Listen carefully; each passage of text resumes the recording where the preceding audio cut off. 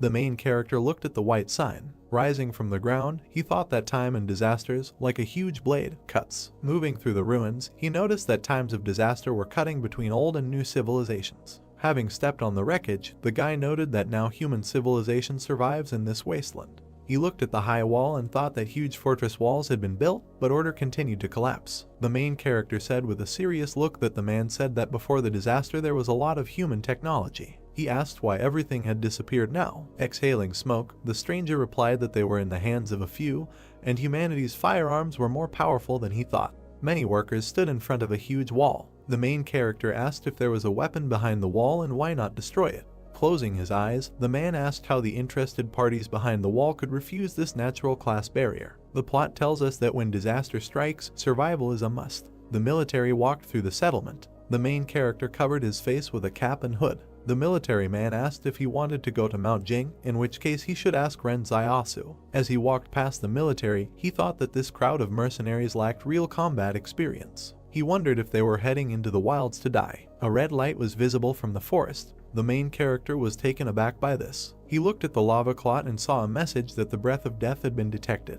The monster began to crawl out of the magma. A crowd of demons ran towards the main character. A huge spider appeared and an inscription said that the breath of death had been discovered. A blue aura emanated from the wolf. There were drops of blood on the ground. Frowning, the protagonist wondered what, for them outside the walls, is their first weapon in the face of danger. A crowd of monsters stood in front of him. A message appeared asking if he wished to unlock his bonds. The main character was furious. There was a powerful energy in the area. He cried out that he wanted to unlock the shackles. It was raining heavily. The rat's corpse lay under the trap. Sitting in the bushes, the main character thought that it was bad luck and acid rain began to fall before the arrival of the prey. He noted in his mind that if he didn't bring the loot today, Yuan and he would die of hunger. As he continued to lie down, he emphasized the fact that even a sparrow would do. He saw the wings of a bird in the sky. Watching her closely, the main character thought that this was great and that this was really a sparrow. He looked at the bird. Her eyes glowed red. He jumped up sharply. He dodged the huge bird. The main character reached for the frying pan. Grabbing it, he prepared for battle. The bird jumped up from the ground. She flew towards the main character. Frowning, he noted in his thoughts that he was fast. He hit the bird with a frying pan. The sparrow fell to the ground.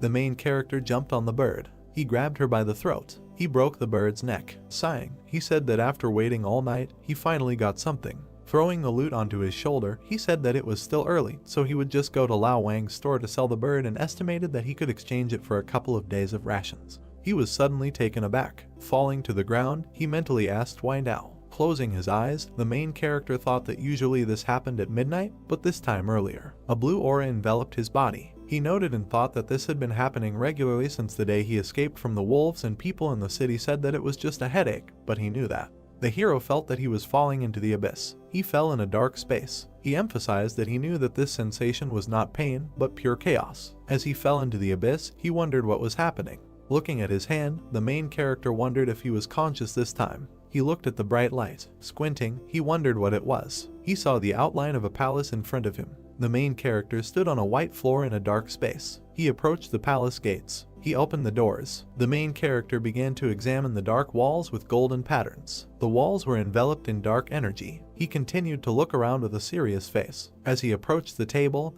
he wondered where he was. Frowning, he looked at the streams of mana. His gaze fell on the table. He asked what was on it. He narrowed his eyes in pain. Red lightning struck in the sky. The bald man was hiding behind a tree. He watched the main character, who was unconscious. Opening his eyes, the main character wondered if he had come to his senses so quickly this time. Taken aback, he noticed in his thoughts that the rain was getting worse and he needed to get away from there. The man took the sword and walked behind him. Swinging his hand, he ordered the prey to be given to him. The main character looked back. He hit him in the face with a frying pan.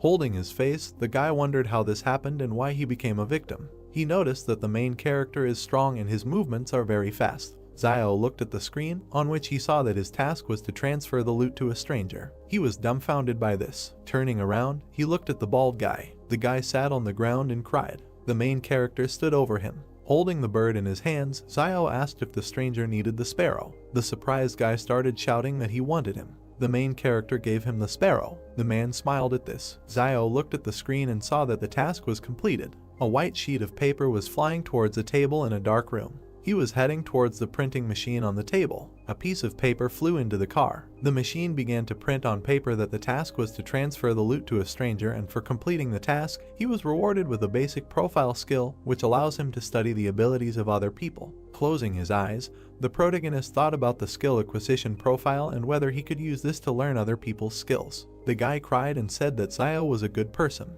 The main character looked at him out of the corner of his eye. He snatched the sparrow and declared that he would never get it even if he wanted it. The guy looked after Zio as he ran away. The enraged stranger screamed that this world was definitely heading into the abyss. Sunlight was breaking through the clouds. Zio walked through the dense forest. The main character covered his head from the sun. Beads of sweat ran down his face. He approached the dark gate. Many birds flew over the fortress. Cloudy skies enveloped the settlement. The main character walked among a crowd of people. Many passers-by looked at him with dissatisfaction. They whispered that Zio was back with his prey. Zio looked at them with a dissatisfied face. He grabbed his sword. A man with an angry face walked towards him. The main character narrowed his eyes. A grin appeared on the man's face. The guy grabbed him by the shoulder. With a serious look, he asked the stranger not to contact the main character. They looked after Zio. The guys looked at him and said that he was completely sick. Steam was coming from the high wall. The main character was heading towards a high wall. He approached a small hut.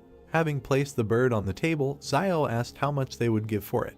The merchant extended his hand. With a dumbfounded look, he asked to be more careful. Taking the sparrow, he said that this glass was very expensive. The main character frowned at his words. He looked at the empty shelves. The merchant began to weigh the sparrow. Smiling, he said that everything was correct and he weighed 3 jin 6 liang. Zio watched intently as the merchant cleared accounts. He said with a serious face that market prices are good now and sparrows cost 200 per jin, so the total is 700. The main character said with an embittered look that this was too little. The salesman adjusted his glasses. Shifting the scores, he stated that the maximum was 800 and there really wasn't enough meat in the fence, but everything had a price and they had to live by the rules. Zio grabbed the abacus and declared that it was almost winter, and there were few sparrows these days and below 900 was out of the question. Crossing his arms, the merchant began to quickly shake his head. The main character grabbed the bird and began to leave. The seller asked where he was going. Zio replied that he would go to Old Lai and ask his price. The merchant stood in front of him with a smile on his face and offered to negotiate, asking how much he wanted to sell it for. The main character said that first he would find out the price, and then they would return to this issue. Smiling, the seller asked if Zio wanted 900, and then agreed, adding that he did not want to delay payment for Yuan's tuition. He noted in his mind that today someone from the fence came to buy game, and he couldn't let Old Lai take advantage of it. Zio, with a straight face, clarified what the merchant said at the end. He began to tremble and asked what the price of the main character was. Smiling, Zio replied that he wanted 1,200 for the sparrow. Veins appeared on the merchant's face. The main character asked whether he agreed or not, noting that if not, then he would go to Old Lee. The seller began counting out the bills. He continued to count them with a puzzled look. Having given the money, he said that this was all there was. Having taken the money, Zio said that there was nothing wrong with it and the merchant would return it tomorrow. The main character looked up. He pointed his finger at the jacket and asked him to take it out, noting that it would be just right for Yuan. The merchant reached for his jacket with his cane. Putting it on the counter, he asked if Zio would like to buy it for himself, noting that he knew the price. For him it would cost 490. He noticed that he doesn't carry jackets very often, so if he takes one jacket now, he might end up dead in the winter. The main character replied that he was not cold. Zio's gaze fell on the medicines and he asked why anti-inflammatory medicines. The seller replied that one capsule is 210. This medicine is taken for 3 days in a row and he will give 3 capsules for him for 620 and will also give a dose of iodine as a gift. Looking at the cut on his hands, the main character asked to forget about it, adding that in winter there is usually no inflammation. After giving the jacket, the merchant asked the next time Zio catches a sparrow not to kill it, noting that there are noble people behind the wall who want to keep it for fun. The main character replied that it is possible to live, but it will be more expensive. Zio headed towards the houses. He entered the hut. His brother was sitting at the table. He said with surprise that Zio had returned. Having sat down at the table, the main character asked how things were going with his homework. The brother replied that everything was fine. He just thinks that listening to a school teacher is not as useful as following the main character on a hunt. Looking at Zio, he asked when he could watch him hunt. Looking up, the main character replied that he could be killed at any moment while hunting. He asked if he would rather go to school and study physics and chemistry than hunt. He emphasized the fact that knowledge is the most important thing, and in this market town, no matter what chaos happens, no one will bother the teaching staff. Having stood up, Zio thought that it was a pity that training was so expensive, otherwise he himself would have gladly gone to listen. Turning around, he said that he had saved some of the giblets before selling the sparrow so that they could be used to make soup. His brother saw the wound on his hand and reported it. After putting the offal into the cauldron, Zio replied that it was just a scratch. His boiler began to steam. He put the giblets on a plate. He handed the plate to his brother and asked him to eat these giblets. Pushing the plate away, he replied that he would not and that the main character should eat, noting that he needed to recover. Zio replied that he was not hungry. Yuen began to cry and said that he would not eat, adding that it was not some kind of scratch at all and he heard that 2 days ago someone died from an infection. Putting the plate on the table, the main character said that tears are useless and his brother understands that he cannot shed tears in this world, and this world has not believed in tears for a long time. He pointed his finger towards the street and asked Yuen to look at the people around them. He asked what would happen if someone came at night and stabbed them to death because Yuen didn't eat enough. Zio stated that he sent him to school because he had the ability for it, and if he studied well, he would not have to go into the wasteland early in the morning to earn a living like him. Yuen sat down at the table. He started eating the offal. The main character patted him on the head and said that usually when they go out, Yuen is damn smart and cunning, but as soon as they get home, he acts like a crybaby. Zio asked him to try on the new jacket when he finished eating. Looking at the main character, Yuen asked where his jacket was. Smiling, Zio said that he wanted to rest. The frying pan was empty. Lying on the bed, the main character thought about the palace that he saw today. He frowned. Zio suddenly opened his eyes. He began to look around. He saw the dark palace again. The main character noted in his thoughts that the palace had appeared again. He entered it. Zio began to examine the palace from the inside. He extended his hand towards the dark stream of mana. His hand began to sink into energy. He wondered if it was all in his head. The main character saw a typewriter on the table. He took a white sheet of paper. He read the sheet on which was written about the task he completed today. Zio looked at the car with interest. Looking at it, he noted in his thoughts that it was written about justice, decency, honesty, trust, friendship, and goodwill. Taken aback, he wondered if they were telling him that he needed to be a good person in a world where morality was a luxury. Looking at the table, he declared that nothing would come of it. A lonely girl walked through the settlement. She pulled back the curtain. The stranger entered the protagonist's hut. Yuen put the blade to her throat. Yuen pointed his blade at the frightened girl. Looking at her, he paused, then asked that she was Zioyu's sister. Zioyu smiled, tilted her head and replied that Yuen was still awake. He looked at her displeasedly and then stepped aside. Then the girl approached him and, smiling, asked where Ziosu was. She heard that he was wounded. Approaching the dim fire, Yuen sheathed his blade and replied that the sparrow had wounded him in the arm. Hearing this, the girl nervously folded her hands and looked ahead. She saw the guy lying on the bed, and then she lowered her head. Yuen walked over to the table, put his hands on it, and then raised his head and said that she was 8 years older than his brother, so she didn't need to get so attached to him. Zioyu, blushing, shouted that he was a little tomboy. She thought of them as brothers. After these words, she stepped aside with her head down. Yuen looked at the walls of the room with displeasure, and then suddenly the girl said that okay, she will go home. Let Yuen tell his brother that she came by when he wakes up. She began to leave the house, and he watched this event. The girl moved away. Gradually her silhouette began to blur, after which Yuen climbed over the bench, and then he left the house and sat on his knees. He took out his knife and looked around, and then suddenly he noticed something. Someone told him not to constantly bully his sister. It's not easy for her anyway. Turning around, Yuen saw the protagonist in front of him. When he saw him, he said that his sister was unclean. He saw her smoking the other day. Cigarettes are only given out in factories outside the walls. Maybe she got them from some savage. He thinks that she became close to him because Zio could always hit his prey when hunting. Hearing this, the protagonist frowned with displeasure and looked at his brother, and then, lowering his head, he asked who was clean. Getting out of bed, he added that if someone wants to survive in this world, he will not be able to remain pure. All this is imposed by life. You just need to keep your distance from it and not bully. Yuen, looking at his older brother, replied that everything was clear to him now. The protagonist sat down next to him, and he continued to say why he couldn't sleep, couldn't he? With his hands on the floor, Zio replied that he had something to think about. Looking around, he added that perhaps he also has some abilities. Hearing this, his brother said what he wanted to tell him. Zio did not listen to Yuen and, interrupting him, replied that he was not quite sure yet. He needs to try it to be sure. After which he carefully examined the sky. He remembered how he was hiding with Yuen in the forest in green capes. He thought that in the city they say that some people have special abilities, but before he did not believe in it, and only after meeting Liu Yuen did he believe a little in this. That day, Yuen closed his eyes and crossed his arms and said that he hoped he could hit the prey. Seeing this, Zio thought that his ability was this. A second later, the bird began to fall from the sky and he thought it was luck. Looking at the dead crow, he continued to think that, however, making a wish would have the opposite effect, and there would always be some minor illnesses and disasters. Suddenly, Ewan extended his hand upward and pointed his finger at the sky, saying that there were falling stars. Many stars were falling from the sky. Zio frighteningly grabbed Ewan's hands and shouted that he should not make a wish because suddenly it would come true again. Zio was sitting with his hands behind his head when suddenly his brother asked what he thought, why shooting stars fly so fast, that if someone is late to make a wish, to which the protagonist replied that what should he think?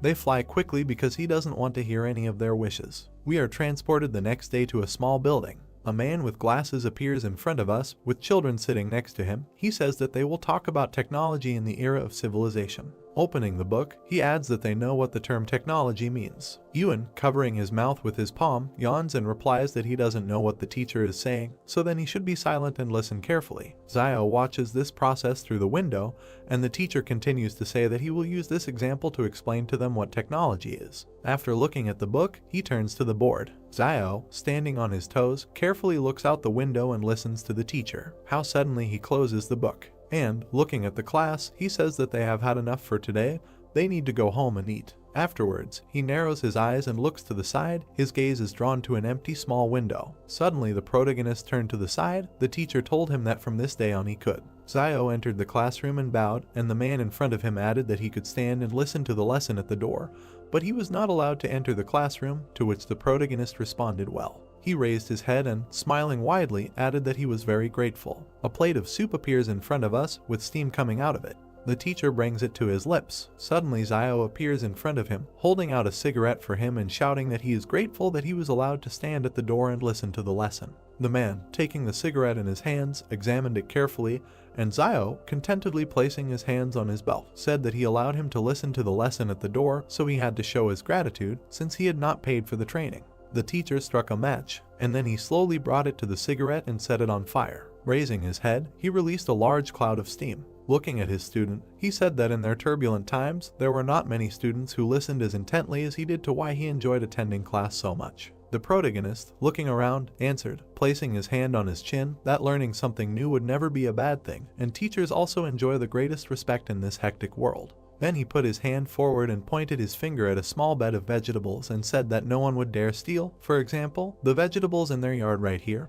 He was right. Hearing this, the teacher began to cough, taking in bad smoke. Looking at this, Zio said that he had been worried about one question for a long time. The teacher looked to the side in surprise and told him to ask. Zio imagined a huge city under a purple dome in his head and said that the teacher said that before the disaster, many technologies were available to humanity. Squinting his eyes, he added that why did it all disappear? His interlocutor, releasing another cloud of smoke, replied that this was due to the lack of offspring. Looking ahead, he added that in the post-disaster period, humanity was lucky to survive. How could it worry about learning? Hearing this, Zio asked that it is always possible to retain some information, to which the teacher narrowed his eyes and answered yes. And then he looked at the high walls and added that only this information is in the hands of a few. Zio turned to the wall, looked at her dissatisfiedly, and then said that the information was behind her. After taking a few steps and clenching his fist, he asked that in that case, why don't they destroy the wall? Spreading his hands to the sides, he added that most animals are afraid to attack people while they live together. Even without this wall, wolves will not dare to take a step. Not to mention the fact that the destruction of the wall would allow a lot of technology to be released so that civilization could be restored. Hearing this, the teacher pressed himself tightly to the cigarette and inhaled the smoke. And then, exhaling, he said that as long as there is danger in the wasteland, the renegades will live near the wall of the shelter. He imagined in his head men working tirelessly, and added that there would be a lot of cheap labor at the wall, and the consortium behind the wall would not allow it to collapse. The bare-chested man looked at the wall and wiped the sweat from his face, at which time the teacher continued to talk about how the interested parties behind the wall could give up this single-class barrier. After a second, he put out the cigarette and thought that he should save half to smoke next time. Then, putting it in his pocket, he said that they should stop talking and go to class, after which he thought that this guy quickly turned away so that he could hide the cigarette. Then, walking forward, he added that he would go to change his clothes smelled of smoke, and it would be bad if the students smelled it. For his sake, he said that everything was fine, that he had just inhaled this smoke, and he didn't even tell him to step aside.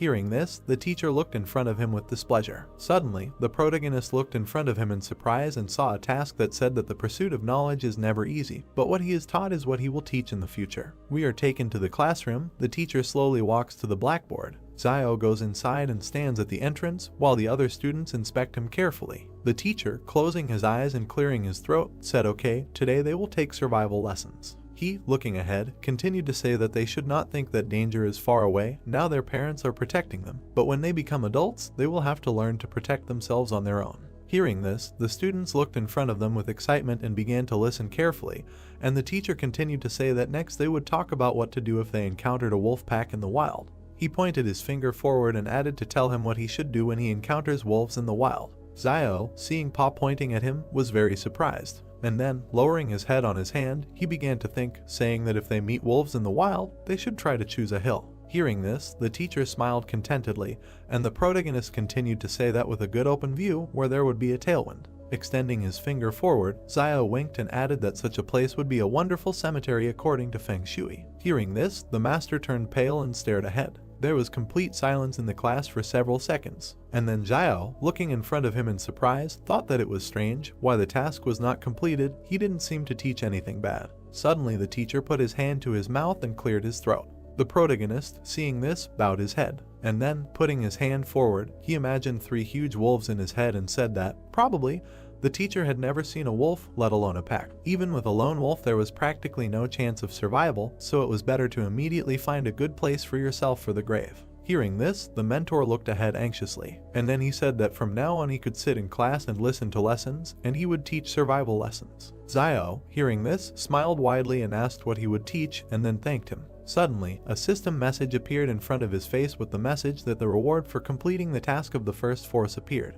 Purple energy appeared around him and his clothes disappeared. Looking at his arms, he thought that he really felt an increase in muscle strength. Clenching his fist and furrowing his eyebrows, he continued to reflect that it seemed to him that the palace was not a figment of his imagination, it had a special power. Putting his hand to his chin, he squinted his eyes and imagined a muscular guy in his head, and then thought that if the strength value of an adult man is 3, before he had 2.5, but if he adds 1. Having looked menacingly in front of him, he continued to think that this is not more than that of an average adult. Smiling maliciously, he thought that in this way his chances of survival in the wild would become even higher. Suddenly, Yuan appeared behind him, and his voice scared the protagonist. Yuan, looking at his brother, said that what he meant was that the teacher allowed him to attend classes at school and invited him to be a teacher. Throwing his hands down, he added that maybe he wanted to make him a successor. Zio, smiling, raised his hand and said that he didn't think so, most likely he just didn't have enough cigarettes. Hearing this, Yuan turned pale and asked if he was serious, to which the protagonist went down to his younger brother and, with a wink, replied that it would be nice to be a teacher. When he gets old, he will transfer this position to him.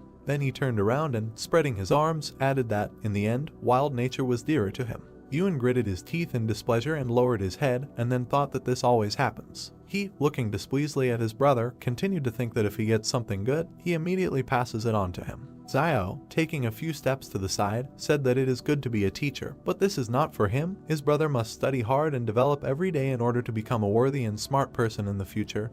He understands this. Having not heard the answer, the protagonist and the task did not turn around, and then, extending his hand to his brother, he asked what he was doing, let him not lag behind, to which Yuan, running up, said that he was coming. Zio looked down and smiled. We are taken to the soldiers. They walk in an even column past the heroes. One of the fighters, with his hands behind his head, said that he just wanted to take a few days off, and now he was asked to go to Mount Sing. Zio, looking at the squad with displeasure, thought that these people were mercenaries. Passing by, another fighter looked at his comrade and said exactly what.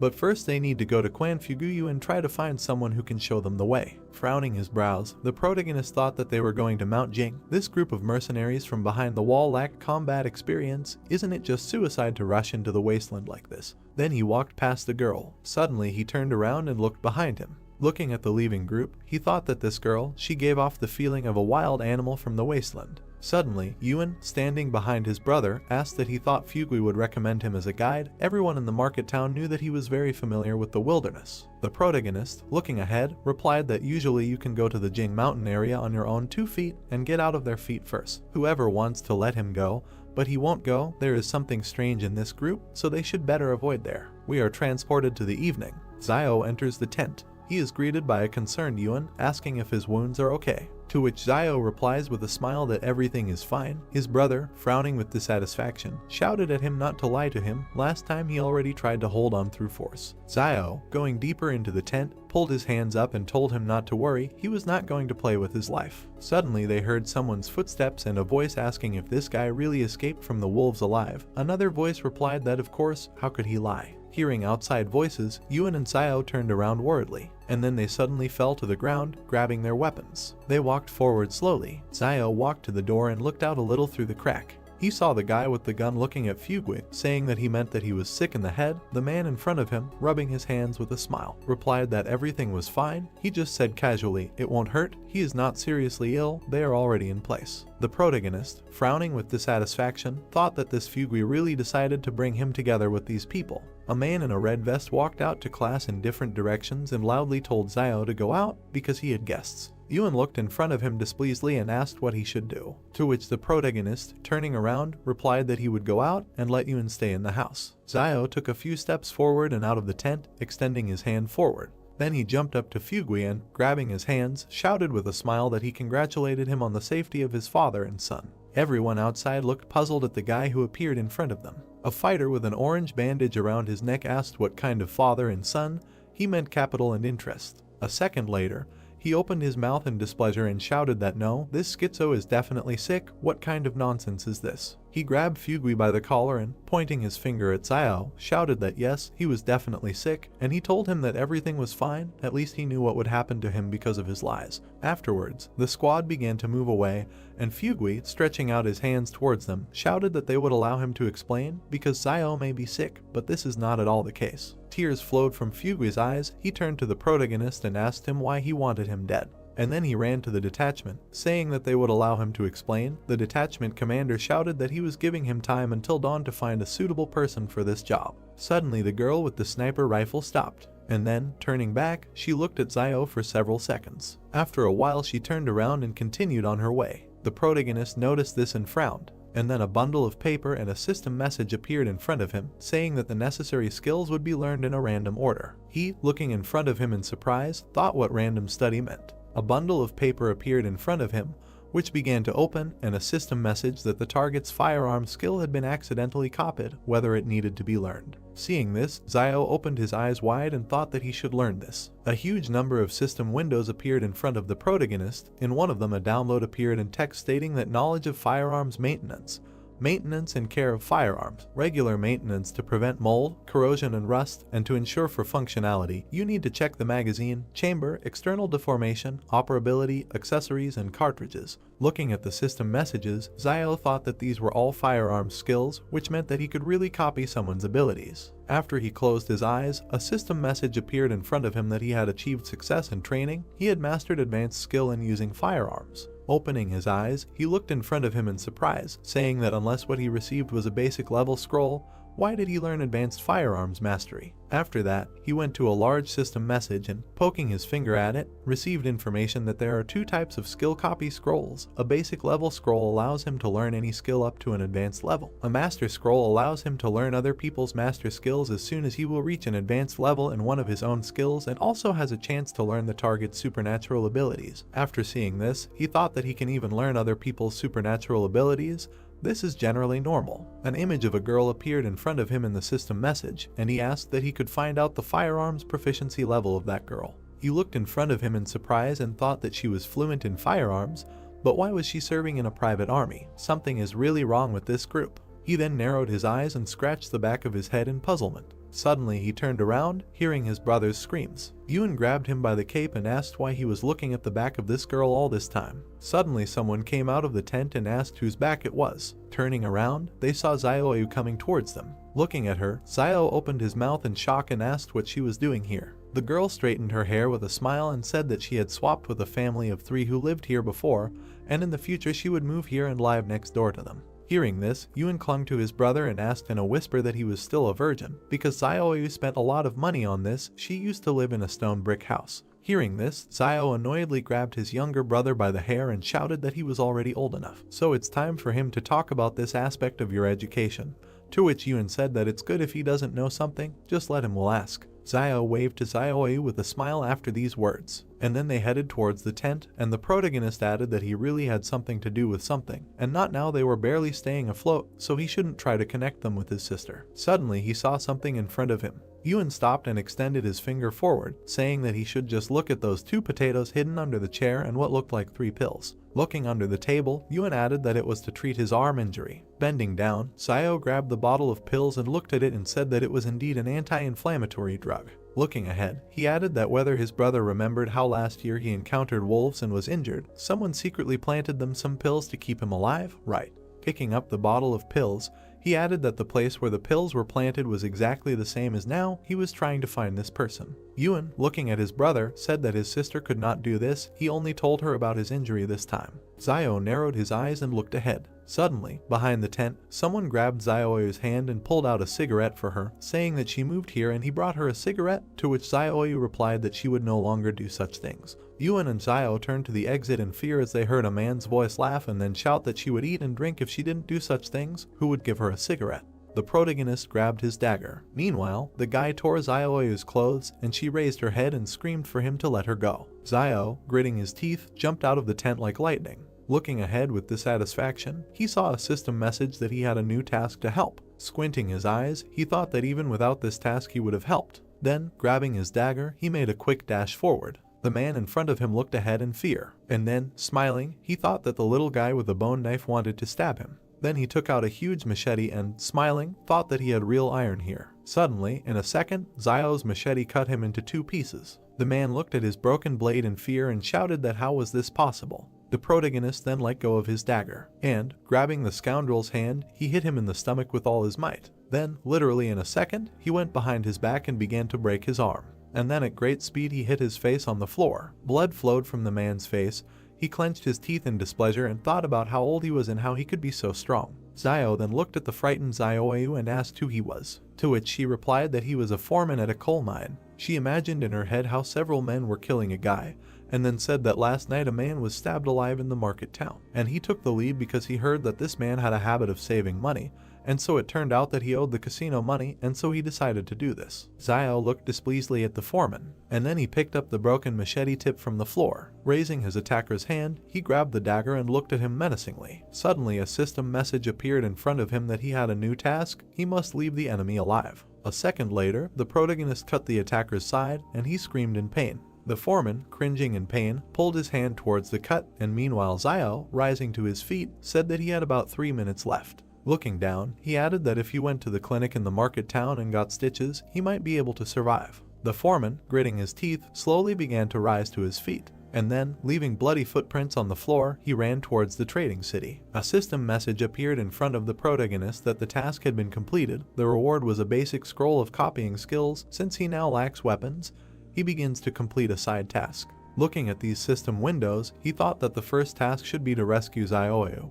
He can't believe that he finished the second one. How did the damn palace make a decision? Afterwards, Ewan approached him and asked that he would simply let him go if he recovered and took revenge on him. He was not a good person. To which the protagonist, smiling, replied that he really still thought that the clinic in their trading city would heal his wounds. Ewan smiled and exhaled, answering that seeing him so ruthless made him feel relieved. Zayo then pulled his hand towards the broken blade. Picking it up from the floor, he looked around. He saw Zayoyu standing nearby with his head down. Then suddenly she raised her eyes when she heard Zayo ask her if she could quit smoking. The girl, looking worriedly ahead, nodded her head several times. Zayo began to walk forward, saying that these cigarettes are not very addictive, but as he knows, they add poppy seeds. Strike the floor with your blade. He added that Van also said that their share was very small. Stopping, he added that she could quit if she wanted. Then he grabbed his head and, closing his eyes, added that he wanted to clarify something. Although he was very handsome, it was impossible between them. Zayoyu looked at him, puzzled, and then she said that she just treats him like a brother. The protagonist scratched the back of his head with a smile and, laughing, said that this was it. It turned out awkward.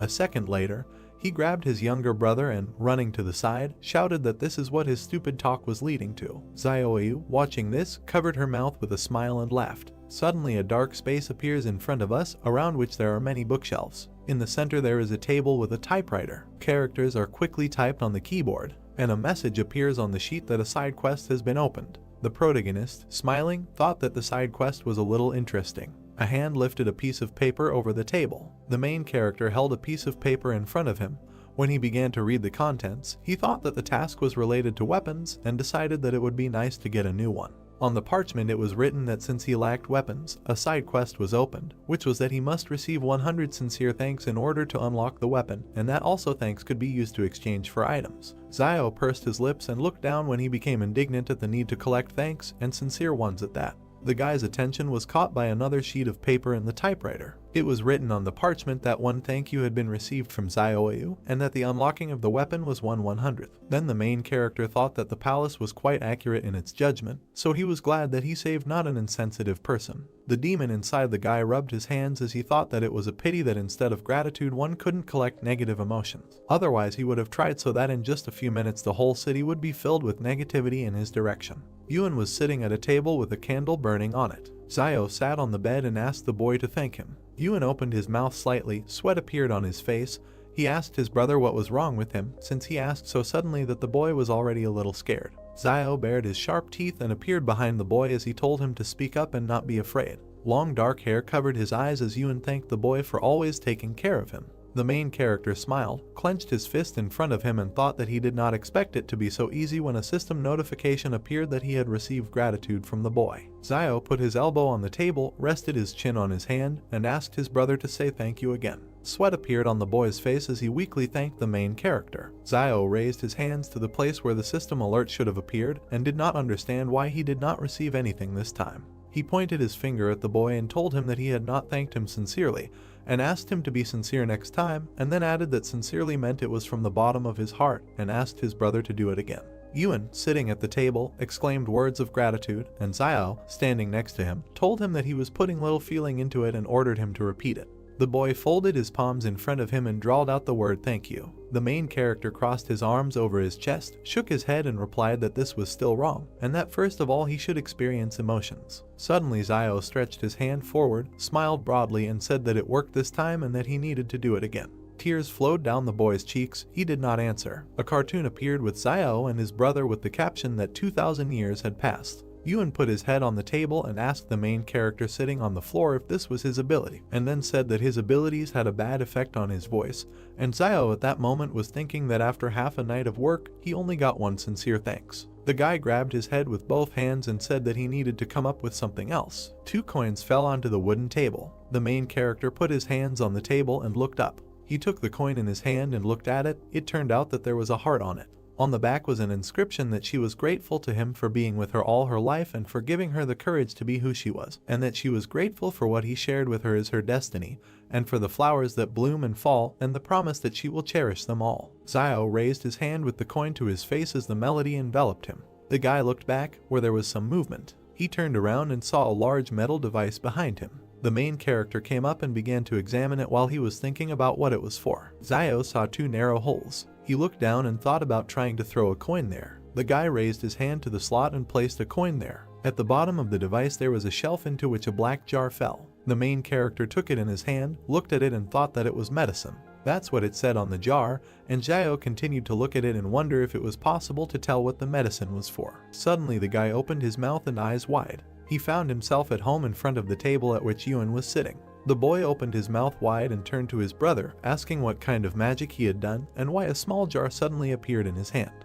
The main character was trying to open the medicine bottle while he was thinking that since there was only one word written on this medicine bottle, could it be a panacea? He used his fingers to remove the black contents from the jar and decided that it was worth a try anyway. Zio sat down, closed his eyes and brought his fingers with the ointment to the wound. He applied medicine to the cut. The guy gritted his teeth and thought that this was reckless because this substance could be poison. Suddenly, the main character's eyes widened when he realized that the wound no longer hurt. Zio grinned as he held the jar in his hand and thought that the anti-inflammatory medicine needs to be taken for 3 days in a row, but this cream works in one go, and that one anti-inflammatory medicine costs 200, which means that the cost of the ointment, if rounded up, is 100 millions. It was then that the guy decided that he had to figure out how to get as many thanks as possible. A crowd of children stopped at the entrance to the building early the next morning. 2 pairs of shoes stopped at a wooden fence. The man with glasses worriedly asked the guys in front of him what happened to them. Zio and Yuan stood with black eyes and their mouths slightly open when the youngest began to talk about what his brother wanted to do. The main character smiled broadly, pinched his brother's cheek, and replied that they were fine, they just didn't sleep well. The man with glasses opened his mouth and asked him if he had thought about what he would say today, because today was his first day as a teacher, to which the guy replied not to worry. The man in the tattered cloak touched his hand to the wooden table while he thought about how they need to find a way to collect a whole bunch of thank you coins, but he doesn't know how to do it. Zio spread his arms out to his sides as the crowd of children sitting in front of him greeted their new teacher. The main character came up with an incredible idea. His hand, wrapped in black tape, reached forward when the guy asked them about how they think it is difficult for teachers to give lessons. The guy closed his eyes and said that everyone can sit in the classroom, but the teacher stands all day. The children began to chatter when they were asked if they should thank the teacher and responded positively. The gray-haired man adjusted his glasses and nodded. In his heart, Zio smiled broadly when in reality he seriously said that from now on, instead of greeting, the children would thank the teacher, but he thought that he had cleverly come up with the idea that the students would thank him. The main character extended his hand in front of him when the children bowed their heads and told the students to try to do it all together because now is the beginning of the lesson. The guy looked up and thought about why nothing was happening, and how none of these little brats sincerely thanked the teacher. He touched the back of his head with his hand, closed his eyes and agreed that 9 times out of 10 life doesn't go according to plan, so he decided to come up with something else. The stone wall near the treetops was shrouded in fog. Zio stood at the board and drew an animal's face on it while he talked about how today they would talk about basic survival skills in the wild. One student began to yawn, and the other opened his mouth and looked forward. Another student gritted his teeth and touched his face with his hand while Zio was talking about how rabbits in the wild do not attack people, and that they are about the height of a person's shin, and have great strength, and the boy was thinking that this guy is too talks a lot and that he still hasn't finished the lesson. The main character smiled while he talked about how the children should be more careful because it is very difficult to survive in the wasteland. One student raised his hand and turned to the teacher, saying that if he did not finish the lesson, it would get dark outside and it would no longer be safe to return home. Zio nodded as his hand with the chalk froze at the blackboard. He closed his eyes and raised his hand as he said that safety comes first, and then ended the lesson. A crowd of people ran out of the building into the street, shouting thanks to the teacher. Coins began to fall onto the wooden table. The main character beamed and smiled when he thought that the effort was paying off. He was touched that due to such a long lesson, the students were grateful to him. Ewan was walking next to Zio when he asked him not to delay his lessons so much in the future. The main character closed his eyes and replied that he was ready to give his life for education,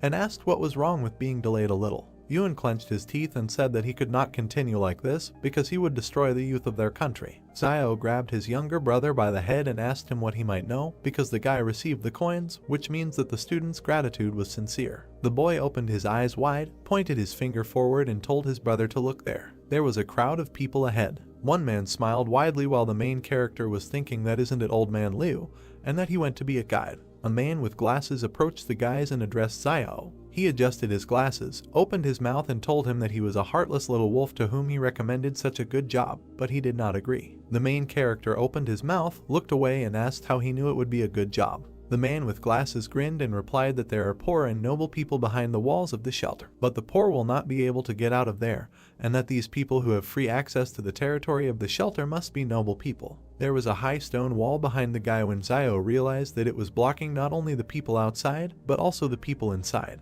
He opened his eyes wide and looked to the side as he thought about how those inside the walls have a hard time getting out, but those outside are desperately trying to get inside by any means necessary. The man with glasses smiled and touched Zio as he said that he had heard from the staff that they were looking for a good guide from the trading city to take him beyond the wall so that they could use his services, and asked the guy about when else would he have it was such a wonderful opportunity. The main character looked to the side and remained silent when Ewan asked him why he didn't talk to those guys from the group again, because he was much better than that old man Liu.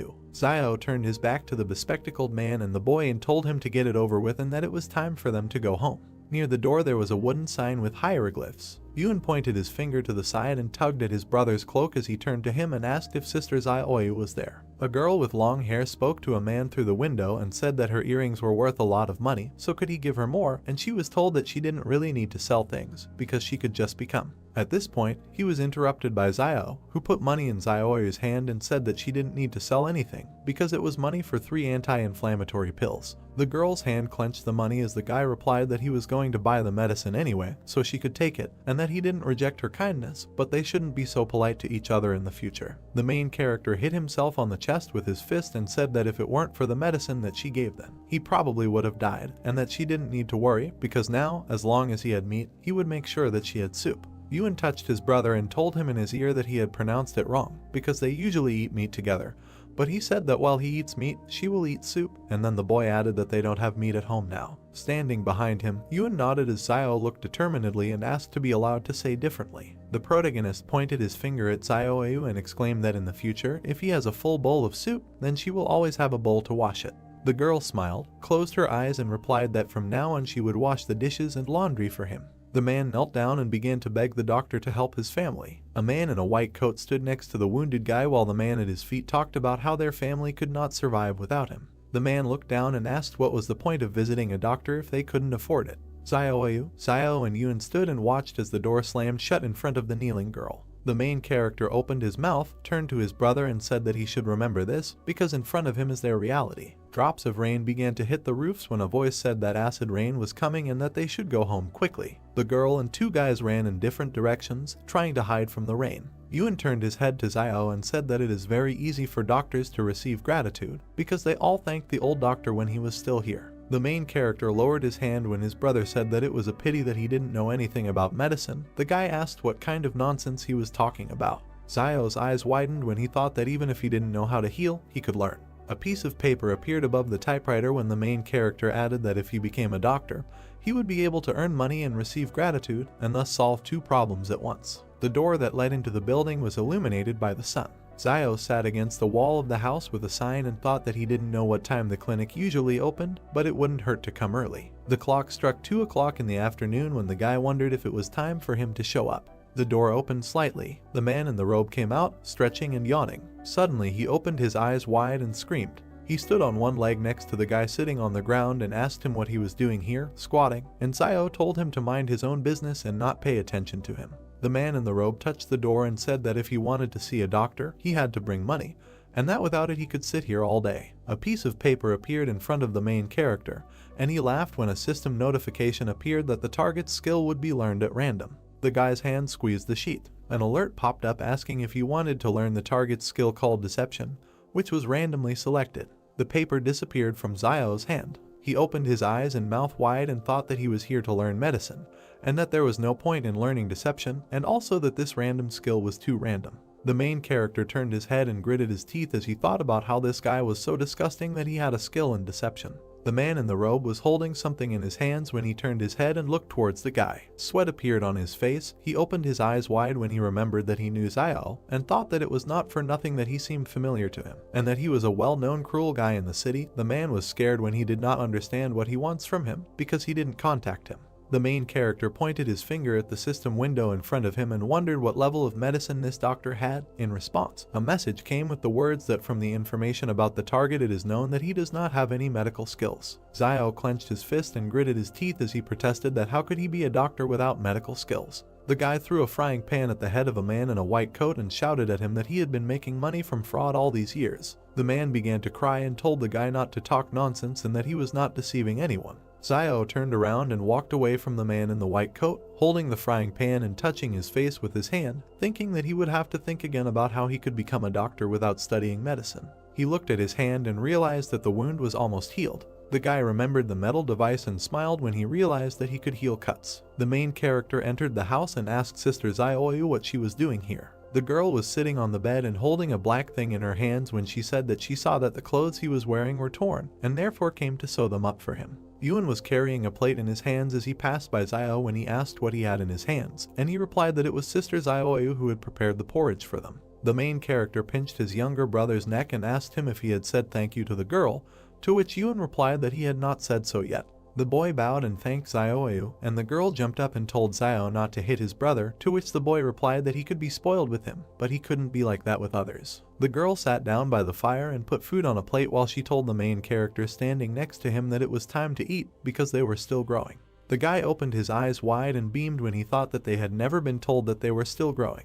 The girl handed Xiao the soup and told him to take the food and sit at the table. The guys bring the plates to their mouths with both hands. The main character looked at the sewn item and said that his sister knew how to sew very well, and then asked why she didn't come and help them when they opened a clinic for treating cuts. Things were lying on the table when a voice asked why he suddenly wanted to open such a clinic. The moon was shining above the house and the stars were shining when he replied that she would know about it when the time came. Xiao lay next to his brother with his hands behind his head. He closed his eyes. The guy opened the door saying that it was time to look at what he had received over the past few days. There were 3 coins in his hand when he said that he had exchanged his gratitude coins for a bottle of black medicine yesterday, and that he now had 3 left. The main character sat down on the table, smiled, and said that 1 gratitude is equal to 1 jar of black medicine, and 1 jar is enough for 3 people, and then added that in this case 1 and 3 is the right decision. He held the bottle in his hand while he thought that the more black bottles he bought, the more gratitude coins he would receive, and that he might be able to unlock his weapon faster. He turned his face to the wall when he decided it was time to sleep. The boy stood next to the girl, waving to his brother and asking him to be careful. Zio smiled and thought that those who take risks will definitely get what they deserve. While the pick was breaking the ground, he thought that tall trees are always the first to be blown by a strong wind. The man who was dripping with sweat turned his head to the side when the main character was thinking about what needs to be done so that people don't think that he wants to deceive them. The man opened his mouth and asked Zio what he was doing here, and then assumed that he was cutting the grass here. The guy crouched down and tried to pull out the plant while he thought that since he already had the medicine, he should cut a few blades of grass. He turned his head and grinned as he explained that it was to give the appearance of being a herbalist and not to come under suspicion. Zio approached the man with the herb and said that it was not a weed, but a medicinal herb, and when he asked again, the guy replied that if you add the herbs in different proportions and boil them, they can be used to heal wounds, and then he asked the man what he thinks about how the main character recovered from his previous injuries. The man opened his eyes wide and assumed that the guy endured everything by willpower. Several people stood at the entrance to the house. Zio sat by the fire and looked at the crowd outside. He opened his mouth and smiled. Men on the street stood and discussed among themselves. Birds were flying over the roof of the house. The main character gritted his teeth and looked away irritably when he thought about why no one was asking anything. The guy went out into the street and pointed his finger at someone from the crowd. The man pointed to himself and asked again, to which he was told to come over. He turned to look at the crowd as Zio stood in front of him. The main character hugged the man and told him to ask him what he was doing. The man opened his mouth and asked him a question. Zio smiled sweetly. He pointed to the dishes on the fire and replied that he was making an herbal medicine that not only had anti-inflammatory and analgesic properties, but also quickly healed wounds, and that he had previously hidden this from everyone. There was grass in the water when the guy exclaimed that today he finally realized his mistake and decided to share it with them. The men began to discuss among themselves that everyone knew that he simply endured everything out of character, and that no one would believe that he could treat anyone. When Zio exclaimed that he was going to open a clinic for treating cuts and called them to his place if someone will get hurt. When people turned away and began to leave, the main character thought that this was not normal, that no one cared about him. A man suddenly approached the guy. Zio saw his bandaged hand. He grabbed it and asked the man if he had injured his hand while working, and if he wanted to get excellent medicine. He was told that he didn't need anything. The main character put the man against the wall, holding a can in his hand, told him to just think of it as an advertisement, and said that this time he would cure him for free. The guy waved to the man running away from him. When he entered the house, Ewan asked him why he was giving out medicine for free. Zio gritted his teeth and replied that he should not ask, and that next time it would be better to die than to repeat this, but thought that the beginning is always difficult, and that he should control himself because those who achieve great things achievements do not pay attention to little things. Birds flew over the stone wall the next morning. When Zio left the house, someone was waiting for him on the street. The main character opened his eyes wide and asked the man what he was doing here so early, because he hasn't been going out to catch sparrows lately. Old man Wang with glasses smiled widely and asked the guy if he had cured Tedu from the eastern part of the city yesterday. The main character closed his eyes when he learned the man's name. The guy crossed his arms and replied that he worked without intermediaries when Wang asked him if he still had the medicine and suggested that Zio give it to him and he would sell it. The man with glasses beamed, smiled widely and replied that he could sell him some then, and the guy said that he didn't seem to be injured. Wang raised his hand in front of him and said that yesterday Tedu felt that something was wrong, and wanted to know what kind of ointment the main character gave him, and decided to taste it. At that moment sweat appeared on Zio's face, and he asked if this black medicine could be taken orally. The man's glasses flashed when he said that Tedu took this black ointment and tumbled with his wife all night, and then asked the main character how much of this medicine he had, and where he got it. Zio closed his eyes and replied that he inherited it. The guy looked at the man with glasses, grinned and asked why he, a bachelor, needed this ointment. Van smiled and replied that the guy should not worry about it, and the main character put his hand in front of him and said that the price of introduction was 600. They put money in his hand and thanked him when a system notification appeared that he had received gratitude from a man with glasses. Zio looked after the smiling man indifferently. There was fog at the gate to the building. Van held a black jar in his hands and smiled. He handed the medicine to the man in the black suit, saying that he had brought this thing. An overhead view of the wooden shacks, Zio standing in front of the sign on his house. On the sign in front of the hero there is an inscription that this is a clinic for the treatment of cuts. The hero looks at it with pleasure and is glad that it is finally opening. 3 pairs of male legs, blood dripping on the ground, someone complaining that he can't do it anymore and that he's in damn pain and can't run anymore. 3 wounded villagers, one is bleeding from his arm, another is holding his shoulder, and the third is holding his leg. The man in the center, in a purple shirt, says that they need to hurry. The hero notices men passing by who are heading towards the charlatan's clinic. A man in a white jacket happily notes that they are already near the clinic. Zio's eyes begin to shine when he realizes that these are his first clients. A task window appears that says that the hero needs to save 3 patients. Zio thinks that he did not expect the first patient so soon. Zio puts his hand on his head, sighing and asking for an apology. He runs up with a sharp jerk towards the men, who have not even had time to notice him yet, grabs them from behind, jumping on them. The hero throws the wounded near his hut, tying them up. A man in a purple shirt, lying on the ground, asks the hero what he wants. MC stands with a serious face against the sky and says that the doctor at the clinic they were going to see is a charlatan, and he is trying to save their lives. Zioyu leaves the house, looking at what is happening. The hero shouts to her that they have patients to treat. The lady approaches the lying men, asking what happened and whether they got involved in a group fight. A man in purple, holding his stomach, explains with pain in his voice that the boiler at the factory exploded and that they were lucky to escape with minor injuries and were able to run to them on their own, but someone died on the spot. An exploded boiler, mountains of corpses lying on the ground, smoke coming from everywhere. The hero thinks that in their times, if someone gets hurt, then no one will run to save someone for free. The gloomy face of the hero is close up. He continues his thought, thinking that most likely people will wait for your death and take away what belonged to you. The hero with a satisfied face holds the purple man and looks at his sister, telling her that she first needs to disinfect the needles and sew up the wounds of the men. The sister asks what it means to sew, to which the hero calmly replies that it is like sewing up clothes and it is not difficult. With worry on her face, Zioyu straightens her hair and says that she is ready to do it. The needle warms up in a woman's hand over a candle. The sister inserts a hot needle into the man's arm. The man screams in a frenzy of pain. His whole face is distorted. He turns to Zioyu and shouts that he can understand that she heated the needle to sterilize it, but couldn't she have waited for the needle to cool down before stitching? MC replies with a happy face that everyone makes mistakes sometime. Their nurse is not entirely familiar with the process on her first day and will get better with time. MC sticks his fingers into the medicine, about to take some from the jar, and says it's time for the medicine. The hero with a predatory face turns to the men, saying that his medicine is very valuable, but he will not charge them much and that it will cost them the same as in the clinic, namely 600. Zio hugs the man, holding his medicated fingers over his shoulder.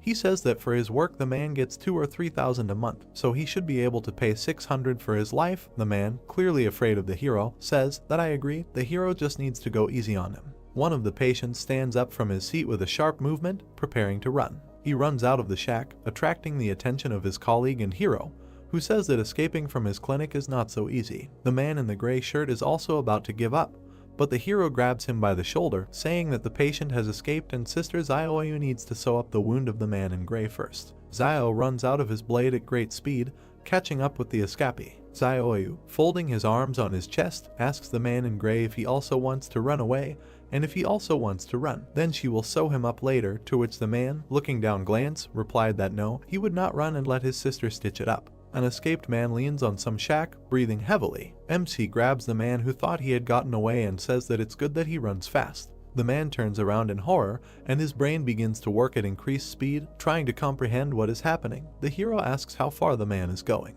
With a dissatisfied face, Zio towers over the man and says that it is time for them to go get treatment. The hero carries a man on his shoulder, where 2 people are already lying calmly, resting on a mattress. He says that they have returned. Zioyu sews up the hand of the man who was just brought in. He sighs, enduring the pain. The 3 of them lie on the mattress. The escapee notices that nothing hurts anymore and it seems that the medicine is really working. The task window reports that the task is completed and the hero's reward is 1 point each of strength and dexterity. A task window pops up in front of the hero, where it is written that his new task is to cure 10 patients. The hero thinks that this turns out to be a chain of tasks. Night falls and the crescent moon glows brightly above the shack. A view of a shack with a light on inside and someone shouting that something terrible has happened and that wolves have broken into the town. Zioyu and Yun wake up and try to understand what happened. The brother asks MC if the wolves will come to the trading city. Close up of the hero's serious face, He says that wolves are smarter than you might think, so they won't risk coming to the city. The wolves surround the plant, and the hero says that they were most likely attracted by the bloody smell in the place where the boiler exploded. MC says with a straight face that after all, they have a wall standing behind them to support them. Ewan looks at his brother blankly. The view moves away and the younger brother asks how Zio survived when he met the wolves and says that he never told him that.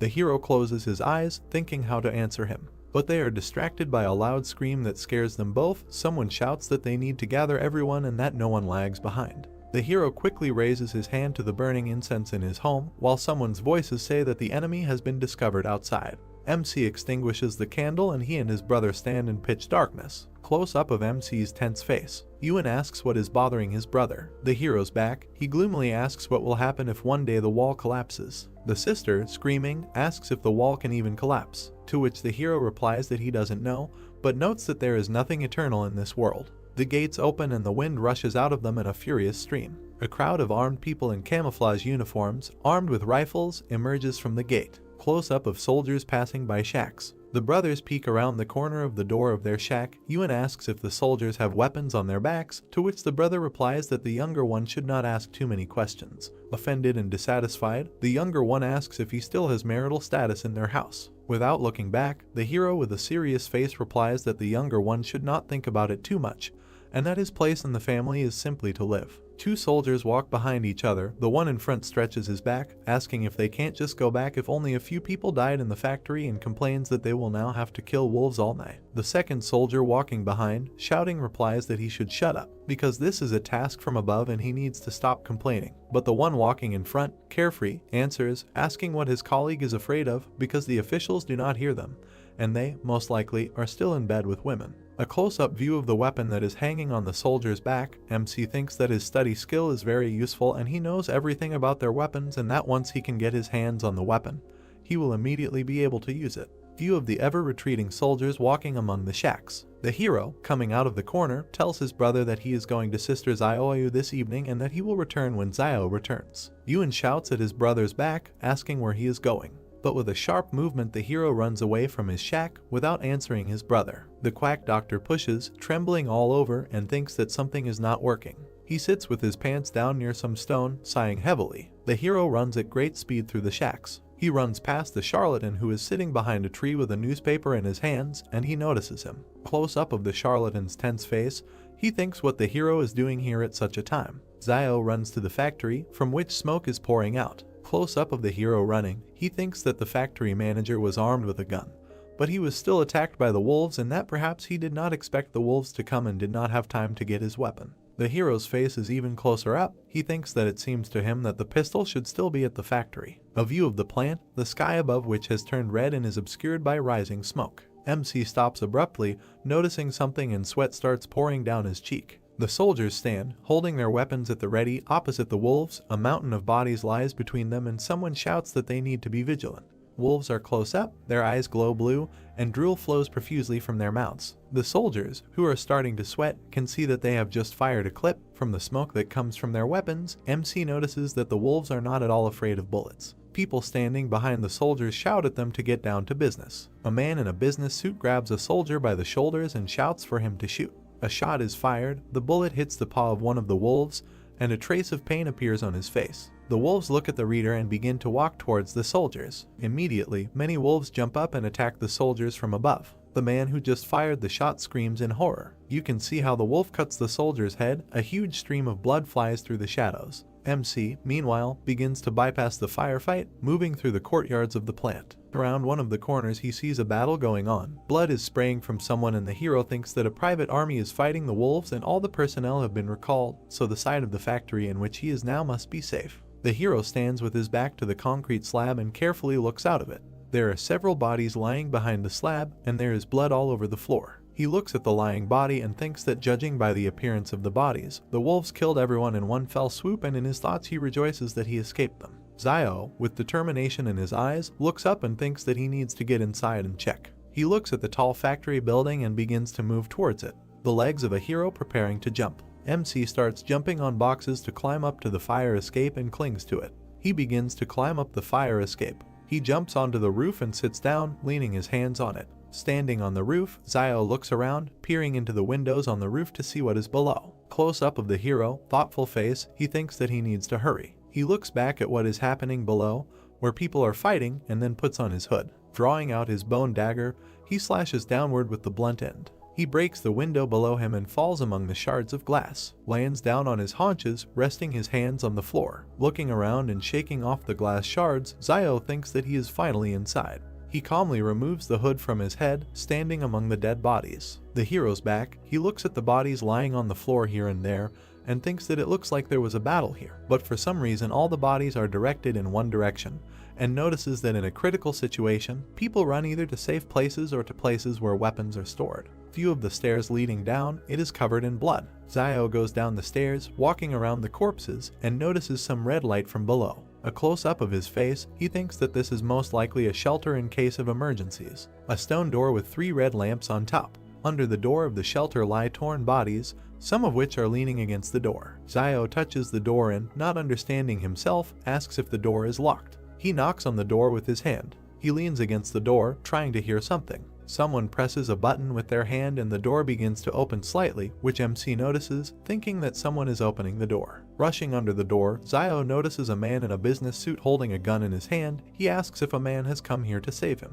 Suddenly, the man in businesslike looks changes when he realizes that the person who came here is not from the army. Zio slides in front of the man, looking at him with anger in his eyes. The man points a gun at MC, bares his teeth and shouts that it means a little thief has come to him, who took advantage of the explosion, and adds that he knows that the one who came is Zio from the trading city. The hero stands up and examines the man and realizes that it is Wang Dingyang, and asks himself if he is not the manager of the factory. Wang, with a sharp movement, keeping Zio in sight, closes the door of the shelter. Zio looks at the door as it closes and realizes that Wang wants to trap him there. He, at this time, takes the pistol in both hands and with an evil grin looks at the hero, who is looking at him with an equally evil face. MC realizes that the manager has a weapon in his hands and tightly grips his blade in his hands. The pistol is on safety. The hero notices this and a smile spreads on his face. He, in a questioning pose, raises his hands and stands at full height opposite Wang, and says that isn't Wang Dingyang in front of him. The hero begins to walk towards the manager and asks why he is here alone, to which he receives a short answer that the hero cannot come closer. The hero's face becomes so angry that the veins on his forehead begin to bulge. He shouts that the manager is crazy, and that he was the first to run into the shelter, after which he closed the door, not letting the rest of the people in. Wang, holding the gun tightly, shouts that a poor man like Zio shouldn't be asked so many questions, and continues, shouting that Zio needs to take him back to the city so he can save his life. The hero, with an evil smile, asks if the manager wants to save his life, and continues, saying that he will be afraid that he will tell the truth about how he abandoned everyone in order to survive himself. The manager begins to have a drop of sweat running down his cheek, and he doesn't stop grinning, asking how the hero knows this. Zio, with a playful face, raises his finger up and declares that no one knows his son better than his father, to which Wang is lost, not understanding what the hero is leading to. Wang, no longer grinning, but just angry, shouting, doesn't the hero think that he doesn't dare to kill him? View from above, of Wang and Zio standing opposite each other. The manager shouts that he will shoot the hero and will continue to wait for the army to arrive, and that he is a man from behind the wall, and that means that the army must come to the rescue. The hero jumps and makes a dash towards the manager, and with a dissatisfied face asks if the manager doesn't know that his weapon is on safety. The manager frantically realizes the MC's words and looks back at his gun. The hero cuts the manager's hand with a sharp blow, and the other snatches the pistol from his hand. He sharply pushes the manager towards the wall with his blow, presents the blade of his blade to the area of the manager's heart. Blood begins to flow from the latter's mouth, and he stands, frantically looking at the blade, which is stained with his blood flowing down the blade. Van, with a look full of pleading, with blood flowing from his mouth, says that he asks the hero to let him go and that he can tell him where his property is hidden. The hero, with a serious face, says that Van must speak first and then he will let him go. Van, with one eye on the blade that is moving away from him, thinks that MC is still young and that he can deceive him by simply stalling for time until the private army comes to his aid. The hero holds the blade in front of Vaughn, asking if he wants to stall for time, and continues by saying that his lungs have long been pierced by the bone knife, and even if he returns, how long does he think he will last, and states that there is no reason for the hero did not make his fate easier. With a sharp blow, MC pierces the manager's chest, causing him to scream. He sharply removes the knife from the manager's chest, shaking it off from the blood.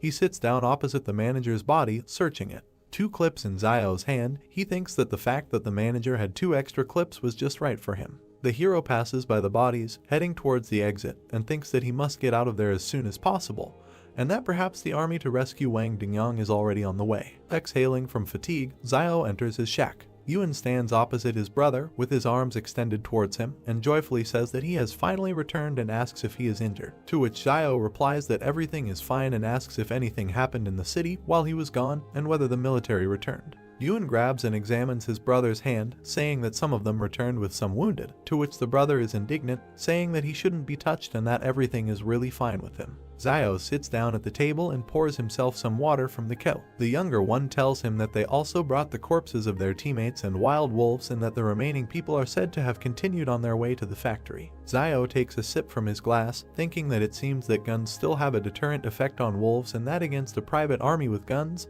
the wolves' chances of winning are still too low. Soldiers enter the settlement in cars. They get out of the car, shouting that everyone needs to get out. People come out and look at the soldiers, wondering what is happening. The soldier shouts, holding a weapon in his hands, that everyone who says who left the city today will be given a big reward. Xiao and his brother look out of the shack, leaning on its door with their hand. Close up of Xiao's face, he thinks why the military came to them and that he disguised the wound before leaving as if the manager was injured by a wolf, and that an ordinary person would not be able to distinguish the wounds, and thinks that maybe the military found out that Wang's gun was missing, which means they suspected something. The hero's memories of how he leaves the factory, holding a pistol in his hand. The soldiers rudely question the people, and Xiao realizes that they are looking for a gun. Someone from the crowd raises his hand and shouts that he knows who came out in the middle of the night. The quack doctor shouts that it was Xiao and that he saw it with his own eyes. He turns and points his finger in the hero's direction, shouting that it is him. The hero's eyes are close up, sweat begins to flow down his cheeks. The soldier points in the hero's direction, instructing his subordinates to search Xiao. Old man Wang rushes out of his seat, waving his arms and shouting that Xiao is the same guy that Boss Luo asked to keep an eye on over the wall, and that they can't treat him like that. The head military man asks what Old Man Wang means, to which he replies that they can ask Boss Luo themselves why he is being looked after, but he has no right to speak. The military man remembers a man with a red shirt and rings on his fingers, realizing who Boss Luo is. He raises his head to look at Old Man Wang and shouts that even if Xiao is one of Boss Luo's men, then this is a serious matter and that the culprit must be found, after which he will personally go in the evening to make amends to Boss Luo and explain everything. The soldiers grab MC, they run their hands around, looking for something under his clothes, which displeases Xiao. The military tries to enter the brothers' shack and Yuan, clutching a knife, shouts that they cannot enter. But the older brother looks around, shouting to him that he needs to let the military through. The younger one has a confused face and is trembling. The charlatan smiles, looking at what is happening and grins. The soldiers enter the shack and begin to search for something in it. The younger one, looking from behind the door, watches as the soldiers throw things around in search of something. He clenches his palms and prays that they won't find anything. One of the soldiers begins to lift MC's frying pan, but the chief military man, clearing his throat, asks if they found anything, to which the soldiers look back at their boss, unanimously saying that no. One of them lifts the frying pan, not noticing a pistol in its shadow, and they say that this house is so empty that even if a pistol was hidden there, they would found it a long time ago. The main military man says that it is time for them to leave and the soldiers head out. The view from under the frying pan, under which the pistol lies, of the departing soldiers. Yuan sighs, the tension and anxiety disappearing. The soldiers stop searching the hero, and he stands with his hands raised, with a dissatisfied face. Xiao looks back at the quack doctor with a displeased face, causing him to jump up. Old Man Wang comes up to Xiao and tugs on his shoulder, saying that it seems to him that he shouldn't have interfered and it looks like everything is fine with them, to which MC responds with gratitude. The old man smiles, laughingly saying that if it weren't for Boss Luo's admiration for Xiao, he would not have dared to stand up for him. MC looks up at the old man, asking what Boss Luo is doing and asking how he knows him. The old man, leaning close to the hero, says that Boss Luo is a representative of the consortium beyond the 113th wall and that he is simply delighted with his medicine. Xiao suddenly realizes that Wang sent his black medicine right beyond the wall. Holding the hero's shoulder, the old man continues, saying that Boss Luo said that from now on, if he delivers the portion on time every month, then he will guarantee that there will be no problems in the future outside the walls. Xiao looks around, asking if Wang could talk to Boss Luo and get them behind the wall. The old man wrinkles his face with displeasure, saying that they are all polluted people and how can they get behind the wall, and asks, saying that who will collect herbs for Boss Luo in the field if MC gets behind the wall. Wang sighs, saying that he also wants to get inside, and Xiao understands that if this Boss Luo still wants to benefit from him, then he would not let him go beyond the wall.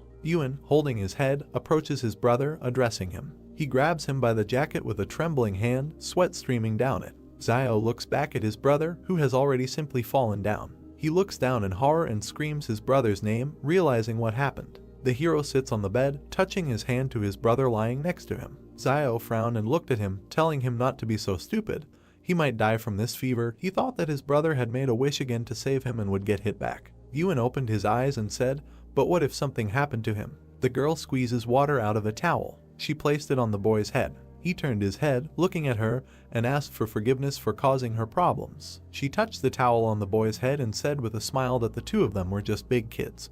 But if they weren't more mature than other kids, they wouldn't be alive now. He added that basically his brother is amazing. The hero looks thoughtfully at his brother, whom the girl is caring for. Xiaoyu and the boy turned around as the boy got out of bed and told them not to worry. He would lead them all to a good life. A doorway, a faint light inside the hut, a basket hanging on the wall. Yuan asked if it was really him. It was so cheesy. The sun illuminates the entrance to the house. The guy bent down, moved the fabric hanging over the doorway with his hand, and held a bucket in his other hand. He raised his head with a question. They called out to him and congratulated him. A man with glasses stands in front of him, holding a box in his hands, smiling, and asked if he hadn't heard that Tong was scared to death last night and ran away with the money, and now he is the only doctor in the city. The man extended his hand to him, said that the manager behind the wall had allocated Xiao Tong house, and he could move there today. He added that he had prepared a small gift for the brothers. The guy was surprised. The man put a box in his hands and said, "They are growing, so let them eat this to support their bodies." Xiao asked what it was. He opened the box. There was a nest on a white cloth. The man explained that this was a swallow's nest, which he had kept for many years. It was an excellent tonic. The guy took it with 2 fingers, looked to the side, said that he heard Teacher Zhang say that swallows' nests are held together by liquid, and that he thought that ordinary water should not be so viscous, so most likely the swallow uses for this your saliva. The man raised an eyebrow, sweat running down his face, looking puzzled. Xiao, with a sly smile, hands the nest to the man. He put his hands forward, loudly said that he should not give it to him and not be so disgusting. He added that there is also a bloodbird's nest, and asked what her nest is made of. Then, as he thinks, the hero suggested that it was from sputum with blood, and admitted that he was just joking. Let him not pay attention. The man put his hand on the guy's shoulder, suggested without further ado that he get straight to the point, said that Xiao had not gone to buy herbs for the last few days, so that black medicine should soon run out. He asked if this was so. The guy looked at him thoughtfully. The man shuddered. Xiao said, "Didn't he buy it recently?" He pushed the hero away with his hand. The hero smiled. He said loudly that the guy knew that he bought it for the big man behind the wall. Xiao turned away. Picking his nose, the man raised his fist, asked him not to pretend to be stupid, because without him sending the medicine, the hero would not have been able to get the clinic for almost nothing. The hero has a small black cylindrical box in his hand. He offered 12 for it. The man snatched the box from his hand, putting money in another, shouted that it was sold, in a notification of gratitude from Wank. Van leaves, waves his hand at the guy. The hero thought that he was quite interesting and sincerely thanks him. The man advised him to pack his things and move. Many have already had their eyes on that brick house. The hero with his younger brother and girl approach a brick house. They stand in front of the door. On the left there is a wooden table with an inscription. They entered and looked at the wall where the red tapestry hung. The boy pointed his finger up and asked his brother to look at the banner hanging in the center. There is an inscription embroidered on the banner with golden threads. Xiao squinted and read, "Skillful hands bring it back to life." He frowned. A screen appeared with a quest chain and a question asking if he wanted to continue rescuing 10 patients. He agreed. He turned around. Behind him a man put his hand on the shoulder of a woman in a pink jacket. "They need a doctor." The guy turned to them, folded his hands, smiling broadly, and asked what injuries they had. He allowed himself to tell them that it was the right decision to come to him. The man put his hand on the woman's stomach, said that this is wonderful. His wife is 4 months pregnant. This morning her stomach suddenly hurt a little. He was afraid that something had happened, so he came for advice. The guy, smiling, hesitantly asked for advice. He was petrified when he realized she was pregnant. He closed his eyes, hand on his chin, frowned, thought this was a little difficult. The couple became nervous when the guy asked who to save, the mother or the child. The man clarified, to save. They closed their eyes, knitting their eyebrows, misunderstanding and fear on their faces. They fell upside down. Xiao scratched the back of his head, apologized with a smile, said that he knew nothing about gynecology, and it would be dishonest for him to continue to deceive them. He put his hands on the shoulders of the couple standing opposite him, said that they could borrow a few books from Mr. Zhang at school, and should not take any pills. He remembered that pregnant women should not take medicine. If they still don't understand something, they can ask Teacher Zhang. They looked at each other in bewilderment. The guy waves his hand, wishing all the best. The man looked around awkwardly. The woman admitted that she felt Zio was a little better than the previous doctor, who was afraid that she would not buy his medicine when she was sick last time, and in the end she did not feel better even after taking it. They bowed, thanking him. The guy looked up in surprise. On the glowing screens both thanks were from the woman. He closed his eyes, lowered his head, did not expect that with a little hint he would earn 2 thanks just like that. He goes back into the house and decided that from today he will treat what he knows, and what he doesn't know, he doesn't know. The boy takes away a basin of water. Zio examines the hand of the man lying on the bed. He told him to be patient, called his sister. 9 out of 10 patients were saved. The girl sews up a wound on her hand. He shouts that it hurts a lot. The guy bowed to the man and the elderly woman, wished them all the best, let them come again. They stuttered and answered, okay. He thought, is it normal to say something like that to a doctor? They bowed. Zio waved his hand, told the man when he returned, let him tell his mother to drink more boiled water. He received thanks from the man and a reward of 1 strength. The task of the next stage to save 20 patients. Zio stands with his back against the dark blue background, thought that the difficulty had increased again, and asked the palace for his current strength and agility scores. A guy in a room with blue walls with gold ornaments, on the screen strength 5.5 and agility 4.1. He thought, not bad. Ewan holds a box of surgical instruments and said to his brother, why don't he treat all these patients? It's also money. The guy raised his hands, put the bottle on the top shelf, asked what he would do if he didn't know how to treat them. Complicating their illness would be even worse. He held his hand on the shelf, looked back, added that the previous doctor also did not know how to treat, but still treated patients. Palm on the cabinet, looking at his brother standing opposite. He said that they cannot follow his example. What happened to him now? No one helped him when he was in trouble, so it is important to have at least a drop of humanity. Ewan looked up, frowned, and objected that if something happened to them, then there would be no one to help them. Now many would only be glad if something happened to them. Zio put his hand on his shoulder. He bowed his head and tried to break free, but his brother held him tightly. Zio leaned towards the boy and said seriously, don't let the sadness of their age become his sadness. Ewan furrowed his eyebrows, a bead of sweat on his face, looking at him. A man looked out from behind the door. The hero turned his head, was surprised, and he turned to the doctor. A man in a blue jacket stands with his shoulders raised, timidly said that he seems to have a big problem, asked to look at it and leave everything a secret. The man began to sweat. Ewan looked displeasedly at his brother, who, barely holding back a smile, asked what was wrong with him and added that he would not treat him if his baby was no longer standing. He asked not to talk nonsense. He entered the room and closed the door behind him. He turned around, narrow eyes, a grin, said that he would demonstrate, just don't let them be scared. Menacing look of the guy, silent. The man raised his head, his cheeks puffed out. Zio covered his mouth with his hand, and the man standing opposite spat out something.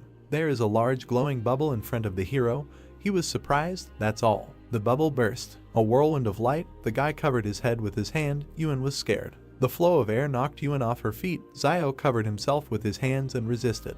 The boy is sitting on the floor and calls out to his brother standing in front. The clouds of smoke dissipate. The man leaned over and put his hands forward to protect himself. Zio thought the power was not very strong, but it is definitely not something that can be done with an ordinary saliva bubble. He looked at him and said that he thought that he was not sick, but simply had some kind of supernatural powers. A drop of sweat on the man's cheek, leaned forward slightly, asked in surprise, is it the same as turning into a train out of thin air or something like that? Has unusual abilities awakened in him? Zio answered in the affirmative. He bowed low, thanked the doctor and said that he would return to his parents and tell them. The guy received thanks from him. Night, home of the hero. The brothers are lying on the bed. Zio is on his back. He puts his hands behind his head. He thinks that people with abilities are starting to appear in small trading cities. Will these times really change dramatically soon? He closed his eyes, smiled, thought, the world is becoming more and more dangerous. It's good that he has a palace. Today he has collected a lot more thanks. He hopes to unlock the weapon as soon as possible. Someone grabbed the stone fence with his hand. There was a rustling sound. The guy sat down on the bed and became wary. A group of men climbs over the fence. They jumped to the ground. A shadow fell on them and they looked up. In front of them, Zio with glowing red eyes crossed his arms over his chest and said hello. They were scared and screamed. The guy kicked the man below the belt. He fell to the ground. Others stand nearby, looking at the hero. The victim raised his head and shouted, why did they get up? Let them attack. They raised their fists and went at the hero. Zio looks at them with a stern look. A month in the sky, a house behind a stone fence. They fell to their knees in front of him, touching their heads to the ground, asking for mercy and to spare their lives. He raised his head, looked down, and asked who sent them here. Soldiers in camouflage with bulletproof vests and weapons. One of them knocks on the door with persistent requests to open it. Zio turned his head, gritted his teeth, and thought about who else was brought here, that everyone couldn't sleep in the middle of the night. The guy opened the door slightly. The man said that there was a search order. The soldiers are perplexed and silent. The guy asked what it was. Zio stands at the door with a banner around his neck, smiling, asking if he can find out why they are all gathered here so late. The soldiers laugh. They say he uses the banner for protection. He is crazy. The hero in profile, eyes closed, smiling. He thought that they would not continue the search after seeing the banner. The man pointed his finger forward and ordered a search. He pushed the hero aside. Soldiers entered the house. Zio asked if they didn't conduct a search last time. He shouted back that the last time was the last time, and this time was this time. The hero looks at his back with irritation. Men are sitting against the wall, trying to get into the house. The soldier unties their hands. The main one shouts, "What a bunch of losers. They were sent here to look for weapons, and not only did they not find it, they were also captured." He looked back at Zio, who turned his head to the side, humming a song. The man said with a serious face that his name was Wang Qinjiang, and if Zio wanted to express his dissatisfaction through Boss Luo, let him say his name. The guy smiled nervously and said, "Oh well, did they do anything?" He wondered if this person might have something to do with Wang Dingyang. The soldiers leave the house. No firearms were found. The guy thought, and if this is so, will he let him go so easily? There were soldiers lined up behind Qinjiang. He looked at Zio and said, "Until they catch the one who stole the firearms, he will continue to check," then warned him to be careful, gave the order to leave. The man put his hand on the hero's shoulder and said that if he had been born behind the wall. The guy looked around. Songyang removed his hand and, leaving, said, "Then he would become an excellent soldier, not like this heap of garbage." The car's headlights are on. The soldiers are leaving. Zio is standing outside the house, thinking that fortunately he hid his gun on the mountain when he was collecting herbs 2 days ago. He closed his eyes and exhaled. This murder had really caused him a lot of trouble. The hero's stone house, early the next morning.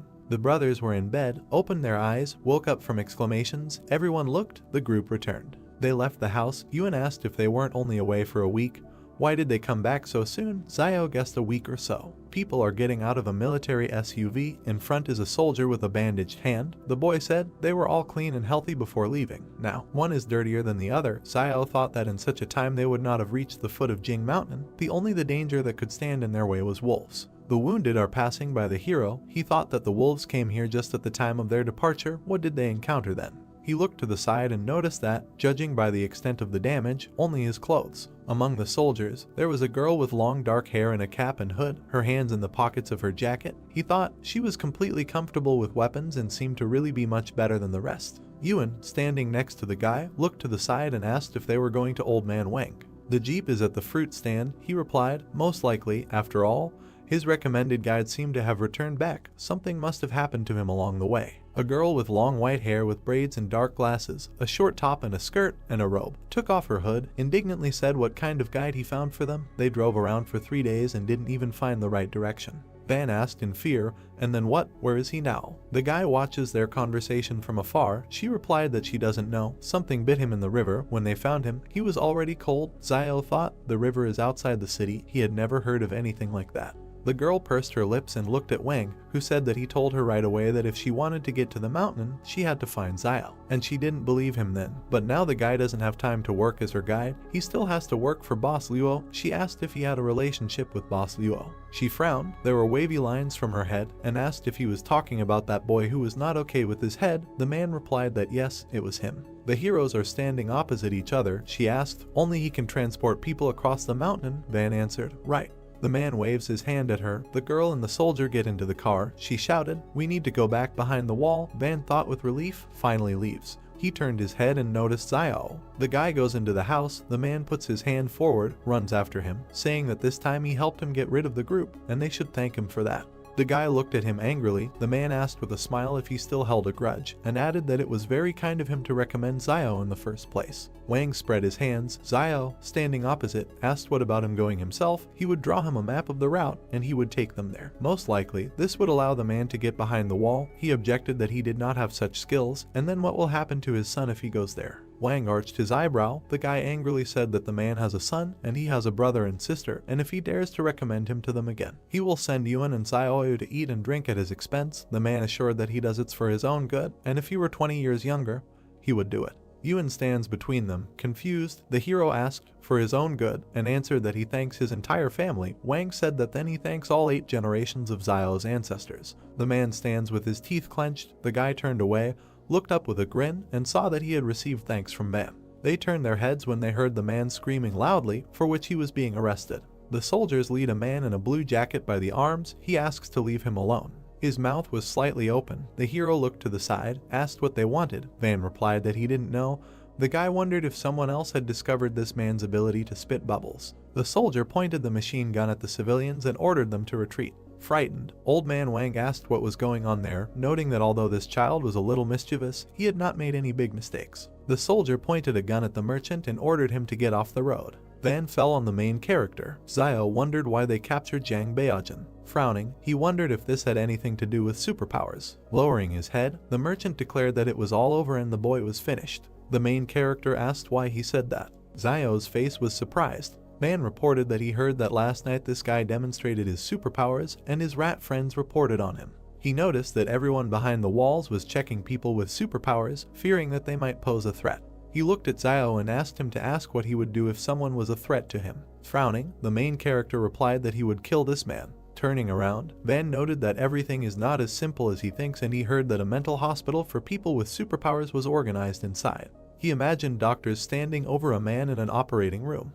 Wang emphasized that they use various tools to study them. He approached the main character and said that if he or Yuan had any superpowers, he should not let outsiders know about them. Looking at the merchant's back, Xiao accepted his words. The main character turned sharply at the cries that someone was being killed. The guy was chopping people with an axe, shouting that they had betrayed Baojin with their cheap tongues. Holding an axe in his hands, the man asked why he should feel sorry for them. The guy stabbed him in the back. The stranger, with the last of his strength, stabbed the axe into the guy's head. The woman watched the bloody battle. She lay down on her husband's corpse and began to cry. She asked how she could continue to live if Baojin and he were not in this world. The stunned protagonist watched as the woman cut her throat. Looking at the many corpses, Wang said that, alas, Baojin was an only child in the family, and if something happened to him, his parents would not be able to survive, and it was no one's fault that he began to boast of strength. A crowd of people started shouting that if his father really had a backbone, he could break through the wall and there was no point in killing the informer. Turning around, the merchant said that they were very tactless. Frowning, Xiao cried out that this is a very vile world. He stood against the wall next to Zhang. Looking down, the main character stated that today he would like to tell his students about how to confront people. Holding a cigarette in his hands, the teacher replied that for many years, he taught them to resist the natural environment because he did not want them to consider their own kind as imaginary enemies. Looking away, he noticed that he already knew what happened today. Frowning, Zhang said that the misfortune of others should not concern them. He suggested we talk about it. Xiao thought about it. He looked into the classroom. Taken aback, the main character wondered what they were doing. A crowd of children stood around Yuan. Xiao asked in his mind whether his superpower had been revealed. The girl stood over Yuan with a dissatisfied look and asked him to talk to Xiao so that he would not delay classes, otherwise she would complain about him to teacher Zhang.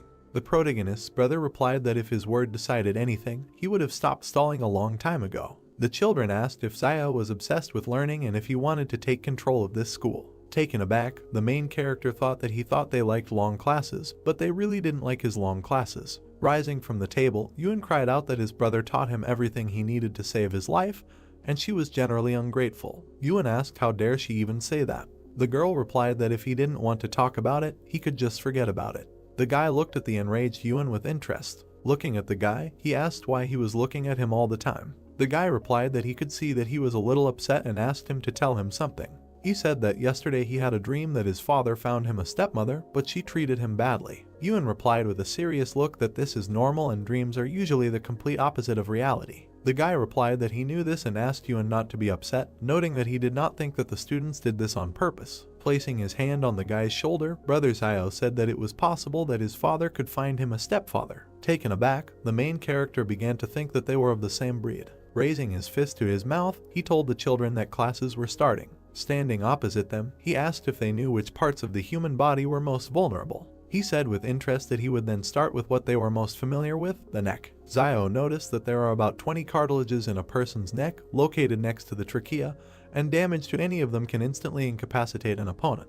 He said that time was up and everyone could go. Children ran out of the school shouting gratitude. Sighing, the main character thought that these little brats really cannot understand his good intentions, and he hopes that they will never have to use this knowledge in their lives. Someone called out to Xiao. He frowned at this. Van looked into the office and ordered him to pack his things. He revealed that someone had just sent him a handwritten message saying that Boss Law had agreed to let him accompany the group. He suggested that this time the main character would have to make a foray into the Jing Mountains. Xiao was taken aback by this, then walked towards him with his arm outstretched and told him to get ready, noting that the group was leaving soon. Looking away, the protagonist asked in his thoughts whether this group was able to defeat Boss Luo. He wondered if Boss Luo received enough benefits in return or if he was originally associated with this Jing Mountain. He suggested that in any case, this group seemed to have very important and hidden plans for this trip. Xiao started to walk away from there. The merchant asked where he was going. He replied that he was going to see Teacher Zhang to discuss something. He reflected that it seemed like he had no choice but to go with them. The main character came up behind the school and said that he needed to go to Mount Jing. Sitting at the table, the teacher asked if he had to leave. Xiao replied that it was so. Frowning, he said that Zhang had seen the end of Beijing, adding that his life and the teacher's life were in the hands of this group of people from behind the walls. The main character emphasized the fact that if he refuses now, he is afraid that in the future it will be difficult for him to live in a trading city. Looking at Xiao, the teacher said that during his absence, Yuan would live at the school. The main character bowed and thanked Teacher Zhang. Looking after Xiao, he asked to take care of himself. The bright sky enveloped his hut. Yuan asked if the protagonist could not go to Mount Jing. While packing his things, he asked him not to worry, noting that he would return.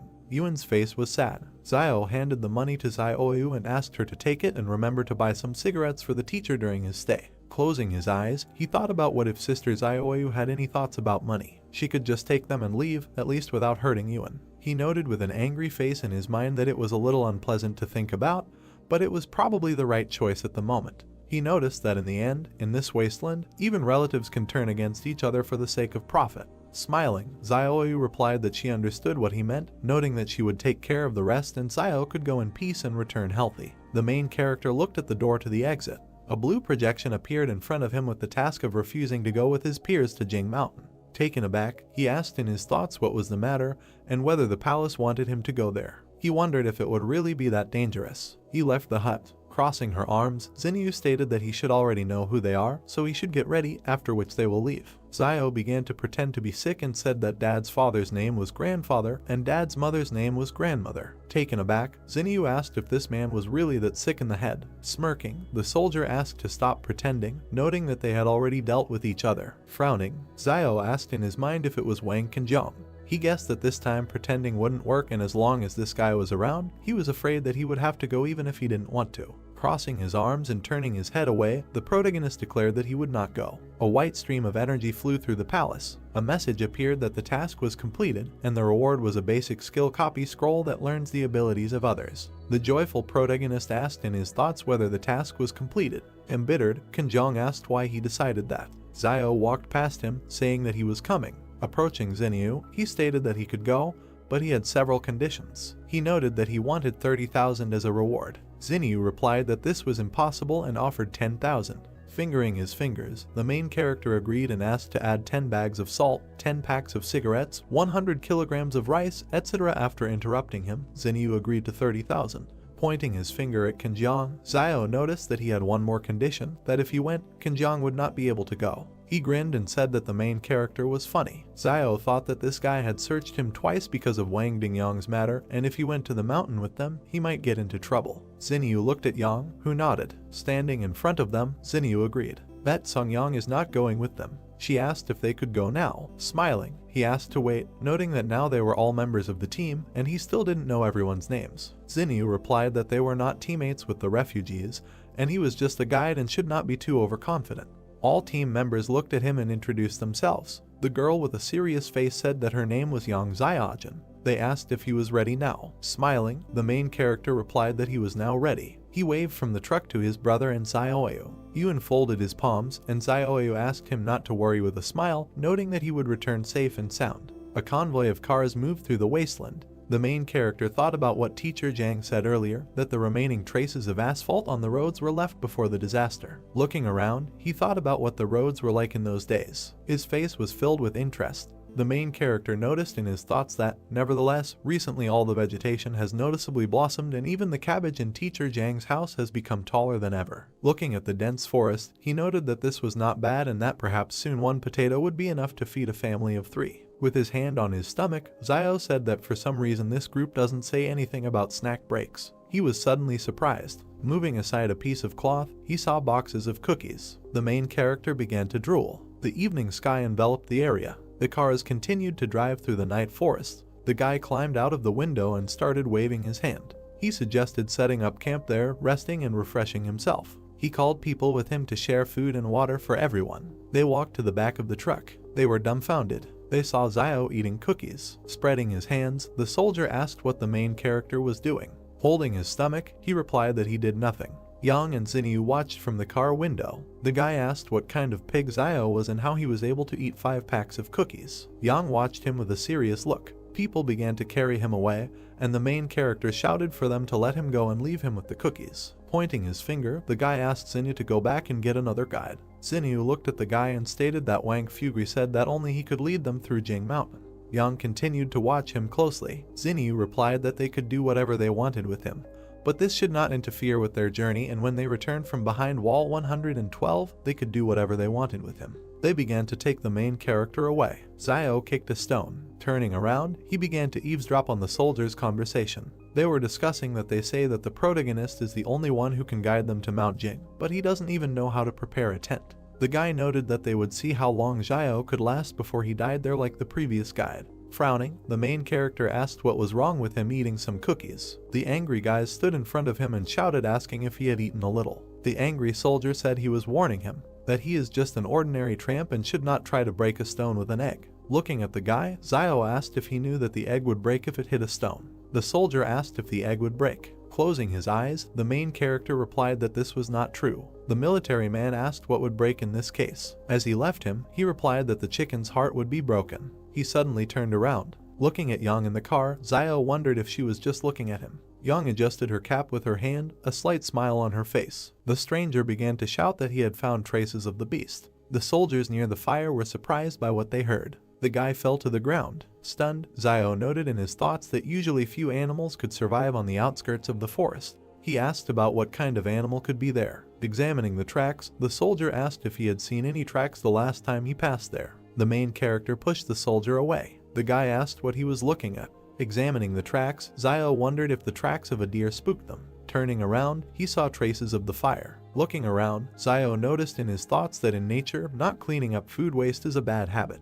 Passing through the crowd, he asked to be allowed to look. Putting his finger to his chin, he said that these were the paw prints of a bear, which was attracted by the food scraps they left last time. The angry stranger asked who Zio was fooling and whether he thought he had never seen what a bear's claws looked like. The main character replied that it could be a wild boar. He began to move forward. The frightened soldiers asked if he was going into the forest. Turning around, he replied that they were not giving him cookies, so he would go and find something to eat himself. The guy said that he could tell that their last guide died somewhere there, so he shouldn't die like him and not waste their time. Walking into the forest, Zio replied that then he would just go and see how he died there. Moving through the forest, the main character noticed in his thoughts that from what he heard, the previous guide simply went down to the river to wash himself. As a result, something in the river bit him on the face and he died instantly. He began sharpening the stick and emphasized the fact that he had to be careful in his actions. He began to examine his spear. Putting his sword behind his back, Zio reasoned that there was usually a source of water near the habitats of large animals, and the tracks of a large deer should lead him to the river where the guide had previously been bitten.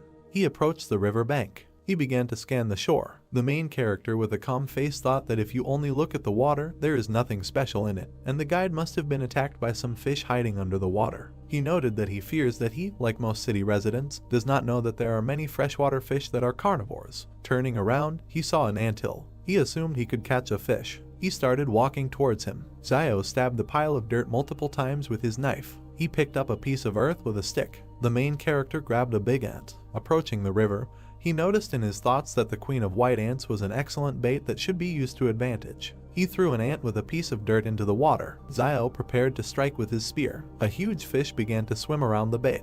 He was taken aback by this. The huge fish began to swallow the queen ant. Zio pierced the fish with a spear. He began to pull her by the rope. He wrapped it around his hand. The main character pulled the catch ashore. He was surprised by this. Standing in front of the fish, he became wary. Running into the forest, Zio thought about getting out of there and the smell of blood brought something creepy. The soldiers smelled a pleasant smell. Frowning, the guy asked them to stop, noting that it was just a fish. The entire camp watched Zio fry the fish. He saw a window about the task that he needed to share his joy with others. Looking up, he was surprised. He looked back with a dissatisfied face. The main character approached the guys with the fish. They said they didn't mind him treating them. Leaving them, Zio asked what he was talking about, noting that he just decided to show her off and share his joy with them. The main character saw a message that the task was completed and he received a unit of agility. The stunned soldier looked at him. Turning around, he said that he could, however, share half the fish with them for 3 bottles of water. A crowd of soldiers rushed at the fish. Yang looked after him. She sat down next to the main character. Looking at him, she began to talk about fish. Zio frowned at this. She pointed the gun at the main character. A notification appeared in front of him with the characteristics of the pistol. Taken aback, he thought that if she wanted to eat, she could just tell him, adding that she had perfect skill with weapons, and because of this, he began to get nervous. He stated that he would only give 2 pieces to eat. Standing up with Xinyu, Yang noted that he should give 2 pieces each. Xinyu handed over a bar of chocolate and said that she was not going to eat his food just like that and he could eat a couple of pieces too. Zio stuffed a whole chocolate bar into his mouth. Stretching out his hand, he declared that she owed him another piece. Stunned, Xinyu asked him to wait, noting that she would bring it to him. Yang began to pepper the fish. Zio looked at her and wondered if all the girls behind the wall were as beautiful as her. Yang started stuffing the fish into her mouth. The stunned main character screamed that this was his fish and she should be restrained because she was a girl. Forest, sun over the mountains. The hero opened his eyes and woke up. Near the tent, he sat down and adjusted his hood. He looked to the side. A man is sleeping in a tent. The soldier sitting on the bench with a weapon yawned. The guy frowned and looked thoughtfully towards the forest. I approached a certain place, there was nothing on the ground. I was very surprised. In the background the hero is standing in front of the fish bones. He crouched down and pulled out a bone from behind his back. The guy thought that last night he had thrown the remains of fish bones here, and now they had all disappeared. He looked up and thought maybe they were dragged away by ants. After all, mutant ants are the size of a finger. If there is a nest nearby, they can easily drag all these bones. The guy returns from the forest. The soldier puts the box down. The rest collect their things. The man with the beard turned around and noticed the guy. He pointed his finger to the side and told Zio that he would go in the first car and show the right road. The guy looks at him and asked him to tell everyone to stay as far away from the river as possible. Zio turned away from the man. He gritted his teeth and asked gloomily, "They are far from this river and there are only a few fish in it. Why should they be afraid?" The man at the truck waves to the hero walking forward. Everyone back to their cars, you can go. Wheels of a military vehicle. The guy looks out of the car window. The driver shouted in fear, ahead. The car convoy stopped. Zio frowned, surprised. There was a deer in front of the jeep. He wondered where this huge deer came from here. Malxian takes aim. Jun jumped out of the car. The soldiers pointed their weapons at the deer standing in front of them. Zhu shouted into the radio not to shoot, no sudden movements, no need to provoke him. Cheng lowered the gun and told the guy in the black glasses not to worry so much. He was a herbivore and not to be scared, there were no large predators here. The deer lowered its antlers. He rushed forward furiously. The driver screamed in fright and turned the steering wheel. I pressed the gas pedal. One of the cars drove off to the side. The soldiers were lying on the ground and a deer hit another car. The guy opened his mouth, looks at the deer striking the jeep. The animal threw the car up. The jeep flies to the ground, the deer runs away, and the soldiers shoot at it. They run to the man by the truck. The hero gets out of the jeep. The guy looks to the side thoughtfully. It's strange to him that Jan didn't shoot. She always looks like she's staying away. The girl looks ahead thoughtfully, her hands in her sweater pockets, behind Jun with a gun by the car. The soldiers help the guy at the overturned car. The man in the robe calls Zio. Isn't he a doctor from the trading city? Let him help. The hero goes to the victim. A man with a bruise on his forehead raised his hand to his ear and clenched his teeth. The guy looks down and thought, it's just a scratch, no big deal. He closed his eyes, put one palm on top of the other, raising one finger, and said that the pain would go away, get better faster, get better sooner. The man with the beard raised his fist and was indignant. Who even treats like that? What kind of doctor is he? Confusion on the faces of the men. The guy folded his palms and answered, a healer. The man in the robe pushed Zio away and shouted at him to leave. He was only in the way. The guy turned his head and heard the man ask if the car could still be repaired. A guy with a black bandage on his head is following Zhu. The junior lieutenant replied that it is broken to such an extent that it can hardly be repaired, but there may still be people sitting in the back of the remaining cars. He added that this guy, Zia and Cheng will sit in the back of the car. They will have to be patient a little. Zia and the guy with the headband nervously replied, okay. Smoke from a damaged jeep. People are walking towards the truck. Everyone is in their car, moving on. Zia jumps into the back of the truck. The guy standing next to him complained why they didn't tell this tramp to ride around in the back of the car, all because he's a conductor. Zia screamed, clutching his throat and rolling his eyes. He fell next to the car. The soldiers ran towards them, asking what was the matter. Zhu inspects the body with a pistol and said loudly that there is nothing unusual there. He sat up and checked the guy's neck for a pulse. He froze in surprise and said that he was no longer breathing. Zio frowned, a drop of sweat on his cheek, looking ahead. A man in a black robe runs towards the truck and asks what happened and how he died. The guy with the black bandage on his head said in fear that he didn't know. He had just climbed into the car when he screamed behind him and fell dead. He didn't see anything. Trees with a green crown. Someone paid attention to the trees, shouted, "It seems that there is someone in the forest." They look around tensely. Zhu looked back. The man with the beard was begging him to come back. It was too strange. Zhu looks to the side, gritted his teeth, said sternly, "No way." This time they took an order that cannot be cancelled, so either they all die or it will be completed. Xinyu approached them and shouted to stop arguing.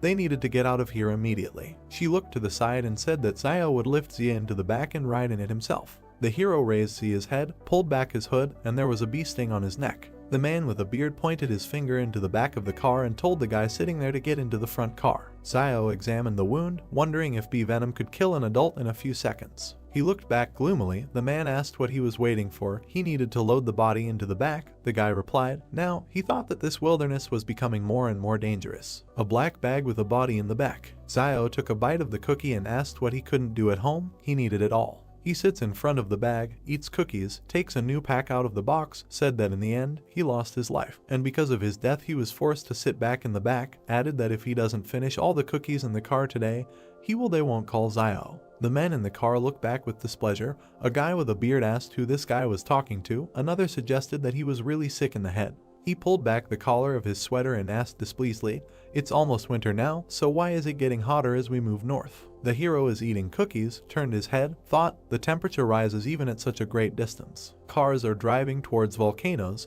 He thought that there are several active volcanoes in the vicinity of Mount Jing, and they are very active. Radiator grill on a jeep.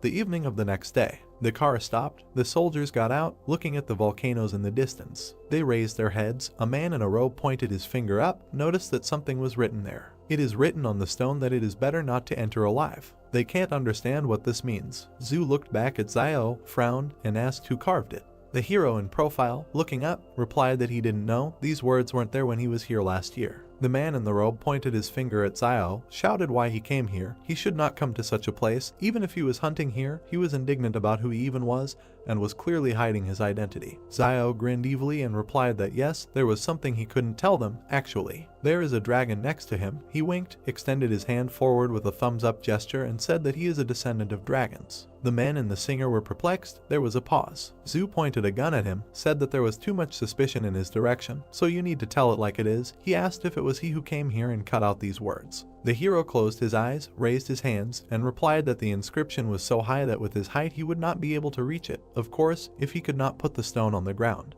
The man with the beard shouted angrily that he never answered what he did here in the past. Zhu scratched his head and said that last year he encountered a pack of wolves, and the wolves drove him here. The man was indignant, shouted what nonsense, how could a child survive an attack by wolves, asked, well, what made the wolves leave him alive? Zio frowned, looked to the side, and replied that at that time he was not the target of the wolves, he just happened to be there. The hero runs away, saying that he was in a hurry to hide in the forest. A pack of white wolves with glowing eyes, he didn't expect them to catch up with him. As for how he survived, the guy looked back at the wolves. They stopped chasing him as soon as he entered the Howling Wind Canyon. Zhu and the group members opened their mouths in surprise. Sunset, a whirlwind of wind among the rocks, the man asked. Even the wolves stopped chasing him when he came to this place. In this place there is something worse than a pack of wolves. The guy raised his hand, eyes closed, replied that he was hiding inside for 2 days, and when they left, he just came out, so he doesn't know what's next. He opened his eyes. One of the soldiers remarked, they know about people with superpowers. The guy in the blue sweater spread his arms and said, maybe this inscription was left by one of them. A swollen vein on his temple. Zhu ordered him to remain silent. This is a military secret. The bald guy in the blue jacket frowned, objected. Who is he pretending to be? How long can he be an officer? He thinks they will be left behind. Even if this mission is not completed, does he really think Ma Xin will let them go when they return? Zio looks to the side, wondering how this private army can be so disorganized that the soldiers dare to contradict their officers of their own accord. Now he is even more sure that they have a different purpose for the trip. Truck with boxes. The heroes looked around and asked what the sound was. Apparently, it seemed like someone in the back of the car. Bending down, they walk along the truck with weapons. Zhu stepped to the side, pointing his gun at the black-furred creature sitting in the back. Zhu and the soldiers shoot at him. They froze in surprise. There was blood, there was a shot mouse among the boxes. He said, "Everything is fine, it's just a mouse that came to steal food." Zhu shouted Xiao's name with rage. The guy approached him and asked what it was. Standing in a stupor, Zhu asked where Zia's body was. "There is nothing in the back except boxes and a mouse." The man with the beard pointed his finger at Xiao and asked if he hadn't been sitting in the back all this time, where was the body? The guy looked at him gloomily and replied that he did not know when the body disappeared. He thought, how could a normal adult man weighing about 90 kilograms disappear without a single sound? A man with a beard turned to the junior lieutenant and said that they should return. "It's too dangerous here." With a stern look, Zhu looks up and remains silent. They are standing by the car. He asked everyone to come here. He said that they need to discuss everything before deciding what to do next. Everyone gathered around Zhu. He said that words were left at the entrance to this gorge. It is better not to enter alive. He suggested that in the depths of the gorge there could be dangers that even a person with superpowers would find difficult to cope with. Looking ahead, serious face, on the other hand, there are also hidden dangers lurking in the forest. Zia's mysterious death, the inexplicable disappearance of his body, and all these incidents remain unanswered. Glasses on her head, Xinyu looked at him and said, "In fact, although the forest is dangerous, it doesn't seem like their entire army will die in it, but it's hard to say what dangers await them in the gorge." Zhu lowered his eyes and thought. The girl pursed her lips and looked at him silently. He was surprised when she asked if he was worried about the situation after returning behind the wall, and told him not to be afraid, she would find a way to help him transfer from the private army when they returned. He looked away, clenched his teeth, and said that this was not what he was thinking, but he agreed with her opinion. Xiao stands behind them, looked back. Zhu noticed that it was too dangerous ahead. The guy jumped on the hood of the car, looking at the animal sitting on the top of the rock. Zhu summed up, "Today they will all rest here, and tomorrow they will return behind the wall." The man in the robe sighed with relief. "This is great." Xiao frowned and opened his mouth in amazement. A white wolf with glowing eyes bared his teeth. The guy turned and shouted, "There are wolves here, quickly into the gorge." Xinyu looks up in surprise. The guy in the robe shouted, "Has he gone crazy? Wants to die?" Xiao jumped into the back of the truck. He looked back and angrily shouted at them to run into the gorge or die right now. He grabbed the dead mouse. A pack of wolves is heading towards the gorge. The wolf attacked one of the soldiers, the others ran away. The predator jumped into the back. The hero with the mouse in his hands looked back. The guy jumped down, the wolf behind him. A man in a robe points his finger forward, pushing away a guy who is trying to get into the car, shouting to let them go quickly. Xiao bent down, his hand on the wheel of the truck. The wolf pounced on the soldier by the jeep. The wolf eats its prey. The hero looked at them and ran past. The car overtook him and turns around. The jeep drove up to the hero. The car stopped next to him. Jan opened the door, extended her hand, and asked her to climb in. The girl's pistol is pointed at the driver's seat. The hero looks at her. He thought, she didn't seem to be around. Maybe she was leaving to reconnoiter the situation, and in order to save him, she actually threatens the driver with a pistol. Frowning, he wondered how a car could outrun a wolf on this terrible road in this wilderness. Yang pulled out another gun and pointed it at him. He was scared. Sweat was running down his face. The girl screamed for him to get into the car. The wheels of the cars hit the gas. They leave the pack in cars. Wolves in blood, glowing eyes. The predators turned and went into the forest. The soldiers got out of the cars, looking back in surprise. They really weren't trying to enter the gorge. They were saved. The man with the beard, embarrassed, looked to the side and said that it seemed that the tramp had not lied to them earlier. The guy was holding a rat by the tail. The man pointed his finger at him and asked what he was doing with it. Xiao took it in his hands, closed his eyes, answered to eat it, or he thinks that he just took it to wear it. The men look at the dead rodent with disgust. The hero said that the food was in the back of the truck, and he stayed there. What else will they eat? This mouse ate his cookies, and he will eat hers. That's fair. The girl stuck a knife into the mouse lying in the guy's hands. Yang raised her index finger and said that she wanted to share, and in exchange she could lend him this knife. Huge spider legs above Xiao's head. He asked with a sly smile, how about giving it to him? Blood splashes. The girl shot at a huge spider next to the hero. He dropped the mouse. The spider fell to the ground. The guy clenched his teeth and looked up. The heroes look up. Many spiders are descending towards them from the mountain.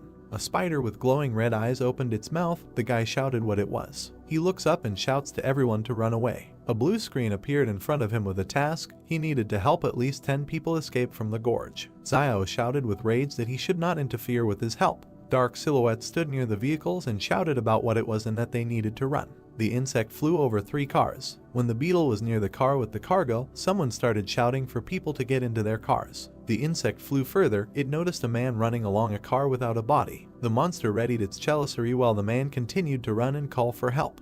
The man turned around, sweat appearing on his face. An insect with glowing eyes knocked the man to the ground. Many monsters with red eyes descended into the gorge and chased the fleeing people. Someone tripped over a stone and fell. The man was trembling, sweat appeared on his face. A monster with red eyes was preparing to attack him when he stuck his hand out in front of him. Red liquid splashed to the side. Zio cut off the monster's head with a knife. The main character opened his mouth and looked away. A man lay on the ground with empty eyes and foam at the mouth. Zio grabbed his clothes. The guy threw the man on his back and ran away from the horde of monsters while he asked him to wake up because he needed him to drive the car. The main character ran to the car. When Zio threw the man into the car, he hit his head on the steering wheel. The man grabbed his head with his hands and clenched his teeth, and the guy asked him if he had woken up and said that if he had woken up, he should get behind the wheel as soon as possible. Zio turned his head to the side, sweat appearing on his face. A girl in a white cap pointed a gun in his direction. She shot at the monster who was trying to attack the main character. Smoke came from the gun as the guy looked disdainfully in Young's direction.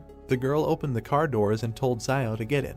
Ian and the main character climbed into the car and closed the doors. They looked into each other's eyes. A man turned in their direction, holding his head with both hands. His eyes widened as the guys in the back seats yelled at him to go and not wait. A monster with red eyes appeared in front of the man. Zio stuck a stick into him, and Young fired a firearm. The man gritted his teeth and changed gear. The monsters were chasing the car, rushing forward. The main character looked out the window and looked back when he thought that they had finally broken away from them. The guy turned his head to Young when she said that she had just seen him running with the driver on his shoulders and that he was strong. The man with the earring in his ear turned his head, opened his mouth wide and asked the guy if he saved him, and then thanked him and said that if it weren't for Zio, he most likely would not have survived. The main character looked up, where a system notification appeared stating that he had received the 74th gratitude coin from the driver. The car was driving along the gorge when the guy replied that he didn't have to thank him, and that he only saved him because he needed a driver. And the man replied that everything was fine, because in any case he was grateful to him, and that he regrets what happened before and promised that he will repay him for everything. A system alert appeared about another gratitude coin received from the driver, and Zio smiled widely and was surprised that he sincerely thanked him twice. The main character looked at the man and asked him to thank him again, and sweat appeared on the driver's face. Yang looked away and exclaimed that there was clearly something wrong with the guy. Zio looked back carefully. He sat down next to the girl, who crossed her arms over her chest, coughed, replied that he was just joking to diffuse the atmosphere, and suggested getting out of the gorge before these insects caught up with them, and also reminded them that they needed to meet the cars that had gone ahead. The guy looked to the side and thought that he still knew her too little, and that his identity as a person with superpowers should not be revealed, and for this it was better to keep a low profile and quietly earn gratitude. A system notification appeared above Zio that the task had been successfully completed and that a unit of power had been received. Then the guy thought that if more than 10 people were saved, then the task was considered completed. Over the narrow gorge, stars sparkled in the night sky while the main character thought that the decisions of this palace were strange. Sweat appeared on the man's face when he saw many bones among the stones and shouted about it, and the main character looked to the side and said that those insects most likely did it. Zio remembered one monster and thought that insects have human faces on their shells because they eat people, and that they seem to eat their souls. The car passed the skull, kicking up dust. The car drove out of a narrow gorge. A crescent moon was shining over the mountains when the car approached two more cars. The main character was looking at the standing people when someone said that there were only 11 people left. Sweat appeared on the man's face as he said that they had lost a lot. The man opened his mouth wide and began to shout that he said that they needed to turn back, but they still went into the gorge, and that it was not for nothing that it was written on that stone that it was better not to enter alive. The man wondered why they didn't listen right away. People stood opposite each other and did not understand what was the point of talking about this now, and that if someone wanted to return, then let them leave, because the wolves were probably already waiting for them. Someone said that they had no choice but to go into the gorge and that they were lucky to survive. The man covered his face with his gloved hand, clenched his teeth and muttered that they were taking a break, and that it was useless to argue, because now the most important thing was to work together and get out alive. The girl with glasses on her head opened her mouth and asked him what kind of mission he came to these mountains with. The main character stood and looked decisively forward. Zhu opened his eyes and sweat appeared on his face. The man clenched his fist in front of him, looked at the lieutenant and asked him what the purpose of his visit to the mountain was. Behind the lieutenant stood Zio as he asked the man who asked the question who they were so that he could tell them his purpose and reminded them not to forget that they were just strangers in the company. The main character sat on the hood of the car and thought that he had heard that the group was just trying to get to the other wall and decided to go along with these privateers, and that it was not unusual that ordinary soldiers did not want to talk about it. The man in the cap looked to the side and asked how to be one. People turned towards the lieutenant and began to tell him to tell them what their mission was, because so many of their brothers had already died along this path. Xiao looked at Xenia and decided that she was also not simple, since one word of hers provoked a conflict between ordinary soldiers. A girl in a black jacket approached the guy. Yang stood in front of Xiao and said that she was hungry, and the main character gritted his teeth and asked her why she was telling him this, because she was not his girlfriend. She extended her hand to the guy and asked that in this case he would return her knife to her. Yang pointed a gun at the guy, and he sat her on a stone and said with a smile that he would bring her something to eat, and then asked if there was something she didn't eat, to which the girl answered in the negative. She remembered opening the car doors, said that she had thrown the previous mouse into the trunk, and told Xiao to use it for cooking. Sweat appeared on the protagonist's face, and he, smiling, thought that the mouse that he threw away to escape the swarm was actually picked up by Yang. That is, she stole food from the swarm of insects, and out loud he agreed with the girl's proposal. Over the fire, a hand held a stick with an animal leg. Cheng opened his mouth wide and told the man opposite that now they were all in the same boat, and that if he did not tell them, then perhaps they would all die because of this, to which Zhu replied that he had told them everything that knows. The man's nose smelled some kind of aroma. People stood in a semicircle near a piece of meat that was being cooked over a fire. Xiao stood holding a rat in his hand, from which a piece had been cut off, and thought that everything else was useless. The main character swung his hand and threw the remains into the sky when a man shouted at him asking why he threw it away. Xiao turned to him and asked if he was going to eat it, and then said that if he wanted, he should go and get it, to which the man bared his sharp teeth and shouted that he was not going to eat something so disgusting. Xiao was shown in profile as he added that it was because he had not eaten anything even more disgusting, and that he had heard it said before that many rich people behind the wall like to eat birds' nests, and also that he did not know where does the swallow have so much saliva. Perhaps it has tuberculosis. Sweat appeared on the man's face because he did not understand anything. Xiao added that it is not surprising that there is an idiom about a sick swallow circling in circles, which describes swallows that spit. The men covered their mouths and opened their eyes wide as they listened intently to Xiao. There were many sticks lying in the burning fire. The main character looked at Yang and thought that he still had a basic skill copy scroll that he did not use when he completed the quest to refuse a trip to the mountains. He closed his eyes and decided that the girl must have other excellent skills besides firearms. The guy found himself in the palace and asked him to give him a list of all Yang's skills when a system notification popped up saying that there was no display permission. Xiao looked up, opened his mouth slightly, and said that he had studied her skill before and that he should have permission to view others. Once again, the notification that there was no display permission appeared, and the guy thought that this palace had become more legible, and that he could not believe that there was no loophole left. The main character, standing with his back, put his hand on his belt and asked about the level of her combat skills, to which he was told that it was advanced. When Xiao asked about his fighting skills and whether they were stronger, a system notification popped up stating that he was at a medium or normal level. This realization knocked the guy face down to the ground. He grabbed his head with his hand, clenched his teeth and cursed that he was not as good as Yang. Xiao turned his head to the side, looked at the girl and decided that it was because his fighting skills were a reflection of his accumulated life experience gained from fighting people, rather than the result of professional training, and that based on his intuition, she should have powerful fighting skills. The protagonist clenched his fist as he thought about the fact that she couldn't defeat him in a real fight, and that advanced fighting skills were useful anyway, so it was worth learning them first. The guy pursed his lips and looked to the side as he decided to use the skill copy scroll. A system notification appeared congratulating the target for randomly selecting the advanced skill of jumping rope and asking if he would like to learn the skill. Xiao raised his hands to the notification window, showed his sharp teeth and shouted about why this particular skill was chosen, and why this skill was even considered an advanced skill, and how it worked. For example, would he be able to do a backflip while he was jump rope? Yang opened her mouth slightly and looked to the side when she asked when the meat would be ready, and then added that if the meat was overcooked, it would not taste good. The main character handed the girl the meat on a stick, laughed and said that it was already ready, and that in the wasteland food needs to be fried longer and water needs to be boiled for more than 10 minutes before drinking. The men's stomachs began to growl. Zhu spread his arms out to his sides and opened his palms, asking the people around him if anyone on their team had any food left, to which he was answered in the negative. The guy took a bite of the piece of meat he was holding in his hand and thought that now they were all silent, and none of them admitted that they were hiding food, and then added that he did not understand how you could share something that saves a person's life with just anyone, and decided that there was nothing wrong with it. Lieutenant Zhu, with Cheng and Jun standing behind him, pointed his finger at the main character and said that no one knew more about survival in the wild than him, so he could help everyone find food and cook it. Xiao looked ahead seriously as a system alert popped up telling him that he had a new task, which was to help his team find food. The guy stood up with a piece of meat in his hand. He pointed his finger at the man in the cap and said that he saw him steal food from the truck before entering the gorge, and that it should be in his bag. At that moment, a system notification appeared saying that the task was completed and that the reward is a basic skill copy scroll. Zio smiled and looked away as he thought about how it was said to find food anyway,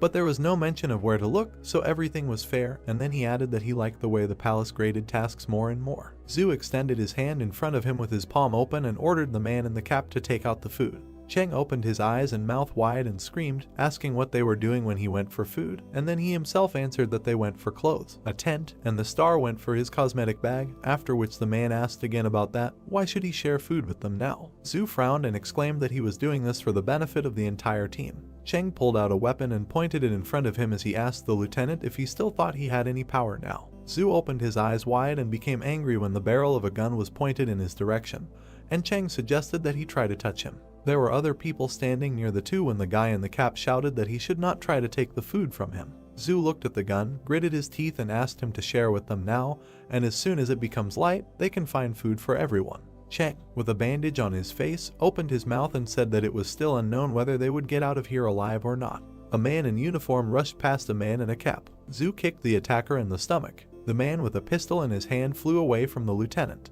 Cheng fell to the ground and pointed the gun forward. Zhu stood not far from the man lying on the ground with a firearm and looked at him. The shadow of his cap fell on his eyes and sweat appeared on his face. A man in a bandana appeared behind the lieutenant and clenched his fist. He had a knife in his other hand when the guy attacked the man, who had his back to him. Zhu looked back with wide eyes. Zio and Yang looked carefully in the same direction. A dark silhouette, similar to a lieutenant, grabbed the hand in which the guy was holding a knife. The main character opened his mouth and was surprised, thinking that this was a superpower. A dark silhouette stuck a knife in the stomach of a guy in a bandana. Cheng put his weapon in front of him and fired. A black shadow with white eyes appeared in front of the lieutenant. Bullets were flying into the dark silhouette. They stopped in front of him and fell. The bullets landed on the ground and bounced off. Xinyu, Jun and the other people gaped in surprise while Zio thought about the fact that he suspected that there were people with superpowers in the group, but before that he only thought about Yang. The main character opened his eyes and mouth wide when he thought that no one would have thought that Zhu would hide it so well, and that it was a pity that there was no skill copy scroll yet, because he had to copy his skill when there will be an opportunity for him. Zio closed his mouth and looked to the side. A girl in a hood with ears was sitting next to him. The guy asked her if she was interested, and Yang continued eating meat and replied that she was interested. The main character looked away and thought that she absolutely didn't care about what was happening. Zhu stood between two black shadows. The silhouettes disappeared, and a guy in a bandana was sitting on the ground next to the lieutenant. Zhu parted his mouth and looked away as he said that he was just trying to find a way out of their situation and that he didn't want to offend anyone. The lieutenant looked towards the fire where Zio and Yang were sitting and said that Wang had previously told him that the main character was a doctor, so he asked him to examine the wound. Zio looked to the side and sighed. A guy was sitting on the ground in front of him and was pulling out a knife when the main character said that his injury was quite serious. The guy in the bandana closed one eye and asked how long he had left to live, to which he was answered 10, and he asked again whether it was in minutes. Zio sat down next to him and continued the countdown. The guy in the bandana felt bad. Zhu looked forward seriously and said that he had avoided vital places and internal organs, so there was no need to scare the person, and then added that he had heard that Zio had medicine for wounds, and also that he would not believe that he took them with him when he went into the wasteland. The main character looked away while the guy lay crying next to him and replied that he was hired as their guide, not their personal doctor, and then asked about who would pay for his medicine, since it was very expensive. Lieutenant Zhu covered his face with his hand and said that he lost money on the way. The wounded guy gritted his teeth and replied that he had money with him. The main character sat down next to him and asked him where his money was, in his right or left pocket, and the guy pointed to his pants and said that they were there. The people behind Zio began to shout that he was a charlatan, because a cut cannot be treated without stitches. When he looked down and warned that he immediately wanted to say that he did not know how to stitch wounds, so it was only up to God whether the wound would heal after the medicine or not. While the main character was licking his lips and counting the money, Xinyu approached him and said that she had a sewing kit, but she felt bad at the sight of blood, and on the other hand, Zhu approached the guy and replied that he would sew it up. There was a voice that exclaimed that he should stop counting the money, because first of all he needed to save the man. The guy in the bandana thanked the main character when he said that he would not take too much money from him, and that 12-0 should be enough. A system notification popped up that he had received a thank you from a guy named Lei as Zio thought that he was one step closer to unlocking the weapon. Gloved hands stitched the wound using a needle and thread. Lieutenant Zhu frowned. He said that now he was not going to hide this from them, and said that in fact, in this mountainous region there were remnants of a civilization that existed before the disaster. While he was stitching up the wound of the guy who was being held by the hands, the man added that they were sent by the higher authorities to map out a route to the ruins in these mountains so that the main group could come and explore later. Then the lieutenant discovered that this mountainous region contained mysterious powers that could develop animals and, possibly, help them, superhumans, so he decided to move on. Lei clenched the rag between his teeth, sweat running down his face as Zhu concluded that he had changed his mind about going back behind the wall because he realized it was too dangerous. The lieutenant opened his mouth and said that he did not know what was waiting for him there, so he did not want to take risks. He stood next to the guy in the bandana, looked at him and said that after his superpowers were revealed, there was no way for him to go back beyond the wall, and then added that he was going to go deeper into this mountainous region to continue his research. Zhu turned his head and looked behind him as he concluded that they now knew the dangers of this place, so they themselves had to decide whether they wanted to leave or stay. Xiao and Yang stood next to each other and looked in the same direction. Xinyu stood next to the man who gritted his teeth. The girl in the hood with red ears told the lieutenant that she would go with him because it was too dangerous here, and Xiao was surprised at how many words she said at once. The guy with the glasses exchanged glances with the other man as the voice said that the best way to get out alive was to follow the Superman. The men in gray t-shirts raised their hands and said they would go too. Xinyu looked at the main character and asked him if he was coming, and then said that he would go if he joined. Xiao raised his hand, pushed the girl away and replied that he was going with the lieutenant. Zhu looked to the side, opened his mouth and said that in that case they should follow him, and that they would leave at dawn. The lieutenant turned to the people behind him and said that they had all agreed in advance that the entire team would obey him, and that if anyone disobeyed him, they should not expect politeness from him, and then added that there was a dense forest ahead and that they would have to abandon the car and walk. Zhu turned and addressed the man in dark glasses named Malxian. He told him that he would go first and carry the wounded guy with him. The protagonist's ear grew larger when he listened to the fact that someone persistently began to thank the lieutenant. Xiao pushed the man with glasses and stopped in front of the guy wearing a bandana lying on the ground. He opened his mouth wide, clenched his fist in front of him and exclaimed that he would carry the wounded man, and that he would kill anyone who tried to steal him today. Zhu and Lei opened their mouths and stared ahead with empty eyes, and the wounded guy asked if Xiao had taken the right medicine and why he suddenly became so kind. The midday sun illuminated the forest and mountains. Two people were dragging a guy on a stretcher when the main character asked him if he still needed medicine, and Lei said that he didn't need it and thanked him. A system notification appeared indicating that he had received a coin for thank you. The lieutenant looked carefully at the smiling guy in front and thought that he was clearly one of those people who didn't care about anyone, but why was he suddenly so worried about others? Sweat appeared on the face of the guy in the bandana when he was asked if he was hungry and thirsty, and Lei replied that he was not hungry yet and thanked the guy when an alert appeared that Xiao received another coin for thanking him. Zhu thought about what he was really after. The main character smiled widely and looked at the wounded guy while he thought that Lei was very useful in collecting gratitude coins. A crowd of people moved through the dense forest. Xiao looked to the side and opened his mouth slightly when he thought that the last time he was here was a year ago, and that since then the trees had become much taller and more luxuriant. He decided that this was strange. The guy's profile didn't change when he heard someone asking why he kept touching her. In front of Xinyu stood a guy who smiled while he talked about what was wrong with touching her, especially since he wanted even more. This guy narrowed his eyes, laughed disgustingly and asked what she thought about tonight. The girl in the top and short skirt opened her mouth and told the guy not to come near her. Steam came out of his nose. They put a gun to the back of the guy's head. He raised his hands while Yang stood behind him and Xiao watched it all. The girl turned to the main character and told him that this guy's gun was his. Xiao pointed his finger at himself and asked if she meant him, and Yang confirmed. The main character threw the stretcher with the wounded guy and walked towards the girl when he said that there was no need to ask him twice. His hand removed the firearm from its holster as he exclaimed that he had found it. The guy opened his mouth wide, looked towards Yang and asked her if she knew how severe the charge was for depriving private troops of their weapons, to which the girl replied that if he threatened her again, he would die. Yang looked away when asked about what if she gave the gun to this tramp if he couldn't use it anyway. Xiao held a firearm in his hand and looked at it carefully. The guy who harassed Xinyu ran into the forest when Yang told him to get out. The girl carefully looked to the side and thought that the main character was quite skilled with weapons. Lieutenant Zhu looked away and remained silent. He approached Xiao and asked him if he could find food for everyone. The guy closed his eyes, raised his hand and replied that he was not God or their father, so he could not say that he would find food for all of them, and then asked if Zhu thought that if he now wanted a wild boar to crash into a tree, then it will take it and crash. At that moment, someone crashed into the tree trunk. Xiao, Zhu and Cheng opened their mouths and stared in one direction when the main character thought that this could not be true. A large boar was lying near a trunk under the treetops when people began to come up to it and say that it was really a wild boar, and that Zio was just a magician, and also that he had a magic mouth because everything he said would appear. Zio turned away from them and thought that the stupid child Yuan made another wish. The main character remembered the little boy who folded his palms in front of him and closed his eyes.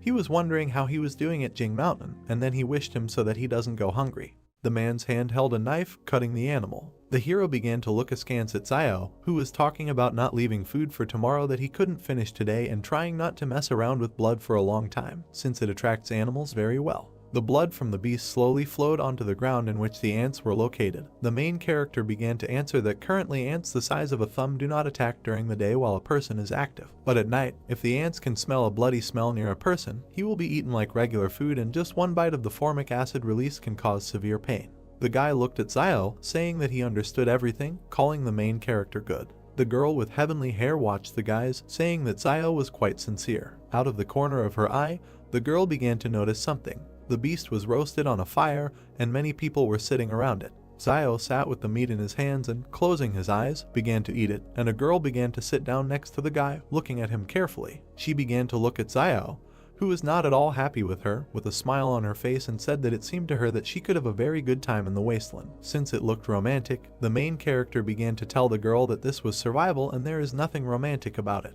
The girl began to make eyes at the main character, saying that he was very handsome and charming. The guy did not understand what the girl wanted from him. Zio began to look carefully at the girl, thinking that she could not get anything from Zhu Xianchu, so she came to him. Zhu waved away the girl who was running after him. Before, Zio had often seen the girl go to Zhu Xianchu to talk to him, but every time she was met with rebuff, since Zhu was an adult with a strong character who knows what he wants. Zio looked at the girl out of the corner of his eye, realizing that for her he was just a brainless teenager. So perhaps she decided that the main character would go through fire and water for her if he showed sympathy. Zio understood that in the end he had a weapon and he could well protect the girl. The main character began to look at his frightened sister with anger and tell her not to come closer. The girl began to look at Zio with a playful smile and say that perhaps they had some kind of misunderstanding earlier, but in reality she is not like that. The girl began to stroke the main character's cheek, who was very surprised by this act. The sister began to tell the guy that she liked him. The guy began to shout angrily at the girl and tell her to shut up. Next to Zio and the girl there was another person who looked at them in surprise. The main character began to look in surprise at the man sitting next to him, and the girl was equally surprised. Xinyu began to leave Zio, saying that he was completely sick and the guy deserved to be alone. Since Zio learned to hunt, he has seen too many women like this, just looking for someone to rely on in this broken world, or someone to use as a tool. The main character looked at Xinyu with disbelief, eating chicken and telling himself that he didn't need such a woman for nothing to waste food on her. One of the guys began to grit his teeth. The hero began to look at Zhu, saying that they had run out of bottled water and food. Since they initially took too little water, the guy began to ask her where they could get more water. Zhu began to approach the sitting Zio, asking him where he could get more water. The system window began to show the hero to tell his teammates how to find water. Zio began to look to the side, lost in thought. The main character stood in the middle of the crowd, confidently telling all the people that to find water in the wild, you can rely on rivers or collect resources from leaves. The main character began to look away, telling people that they were lucky because there were several pine trees nearby that had pine juice that could quench their thirst. The system window began to tell the guy that he had completed the task and received part of the power. Zio clenched his fist, looking at him angrily. The main character's foot began to move on the ground. Zio climbed the tree from different sides with quick and deft movements. The guy's hand began to reach for one leaf that was on the tree. People looked at Zio in surprise, not understanding what he was doing. The guy began to look down on the crowd, holding the grass and telling them all that if they did not want to die, they should do as he did. Zio began to close his eyes and open his mouth to squeeze the grass from which the juice came. People asked the guy if it's really drinkable. Zio looked at everyone, wiping his mouth and talking about drinking this, whether they like it or not. The main character began to look away with dissatisfaction. Yang and Zhu began to approach Zio and began to look at the grass. Yang began to bring the pine needles to her mouth. Zio began to look at the girl with a smile on his face, happy that she was doing this. The main character began to look in surprise at the system window, which showed that the target's advanced skill was randomly selected, which was bomb making. Zio was offered to study all this. The guy began to look at Yang, who was taking the pine needles. The main character could not understand what kind of training the girl had gone through and why her skills were so severe. Zio was wondering if the target had the skills of covert killing. The system window began to show the guy that she had analyzed the target and an advanced stealth killing skill had been found. Zio began to look at the girl with a smile, thinking about whether she had the skill of singing children's songs.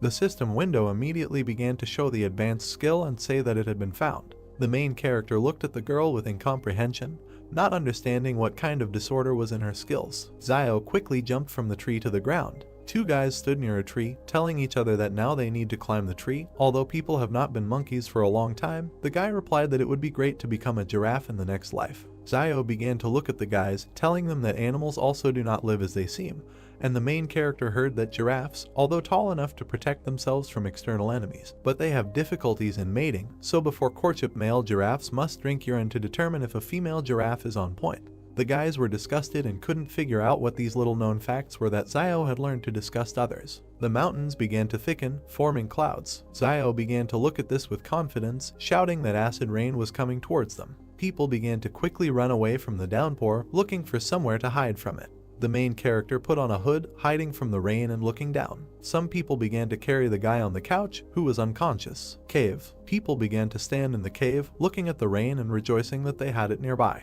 Hands began to set the torch on fire using a lighter. The guy was holding a torch in his hands, next to which there were people. The hero began to point in surprise and fear at the wall, telling him to look at it. There was someone's inscription on the wall, which said that they saw strange dark figures in the forest that disappeared. No one could understand what it meant. Huge red lightning began to appear near the cave, shooting in different directions. People looked at the wall in the cave, asking each other about who carved it. If they lost anyone along the way, everyone began to say that they lost Zuzu's body and nothing more. Sir Zu began to look forward confidently, telling everyone that he had not heard that anyone from their 113th wall had crossed the mountain before, and perhaps someone from the 112th had taken refuge here and left a message. However, everyone understood that if they had a satellite phone with them at that time, they would have transmitted the signal. Zio began to look askance at Yang, telling the guys that he had heard Teacher Jang say that there were telephones behind the walls, but no one knew what satellite telephones were. Yang began to look at the main character, calmly saying that people had captured several satellites created before the disaster, and these satellites make it possible to maintain communication between different walls. One of the guys began to open his mouth wide, waving his arms, saying that this time the senior management did not provide them with satellite phones and they must be trying to explore the area with the help of human lives. And if everyone died, it would mean that in the depths of the mountains there is a danger. Su began to tell the guy not to speculate without the slightest information.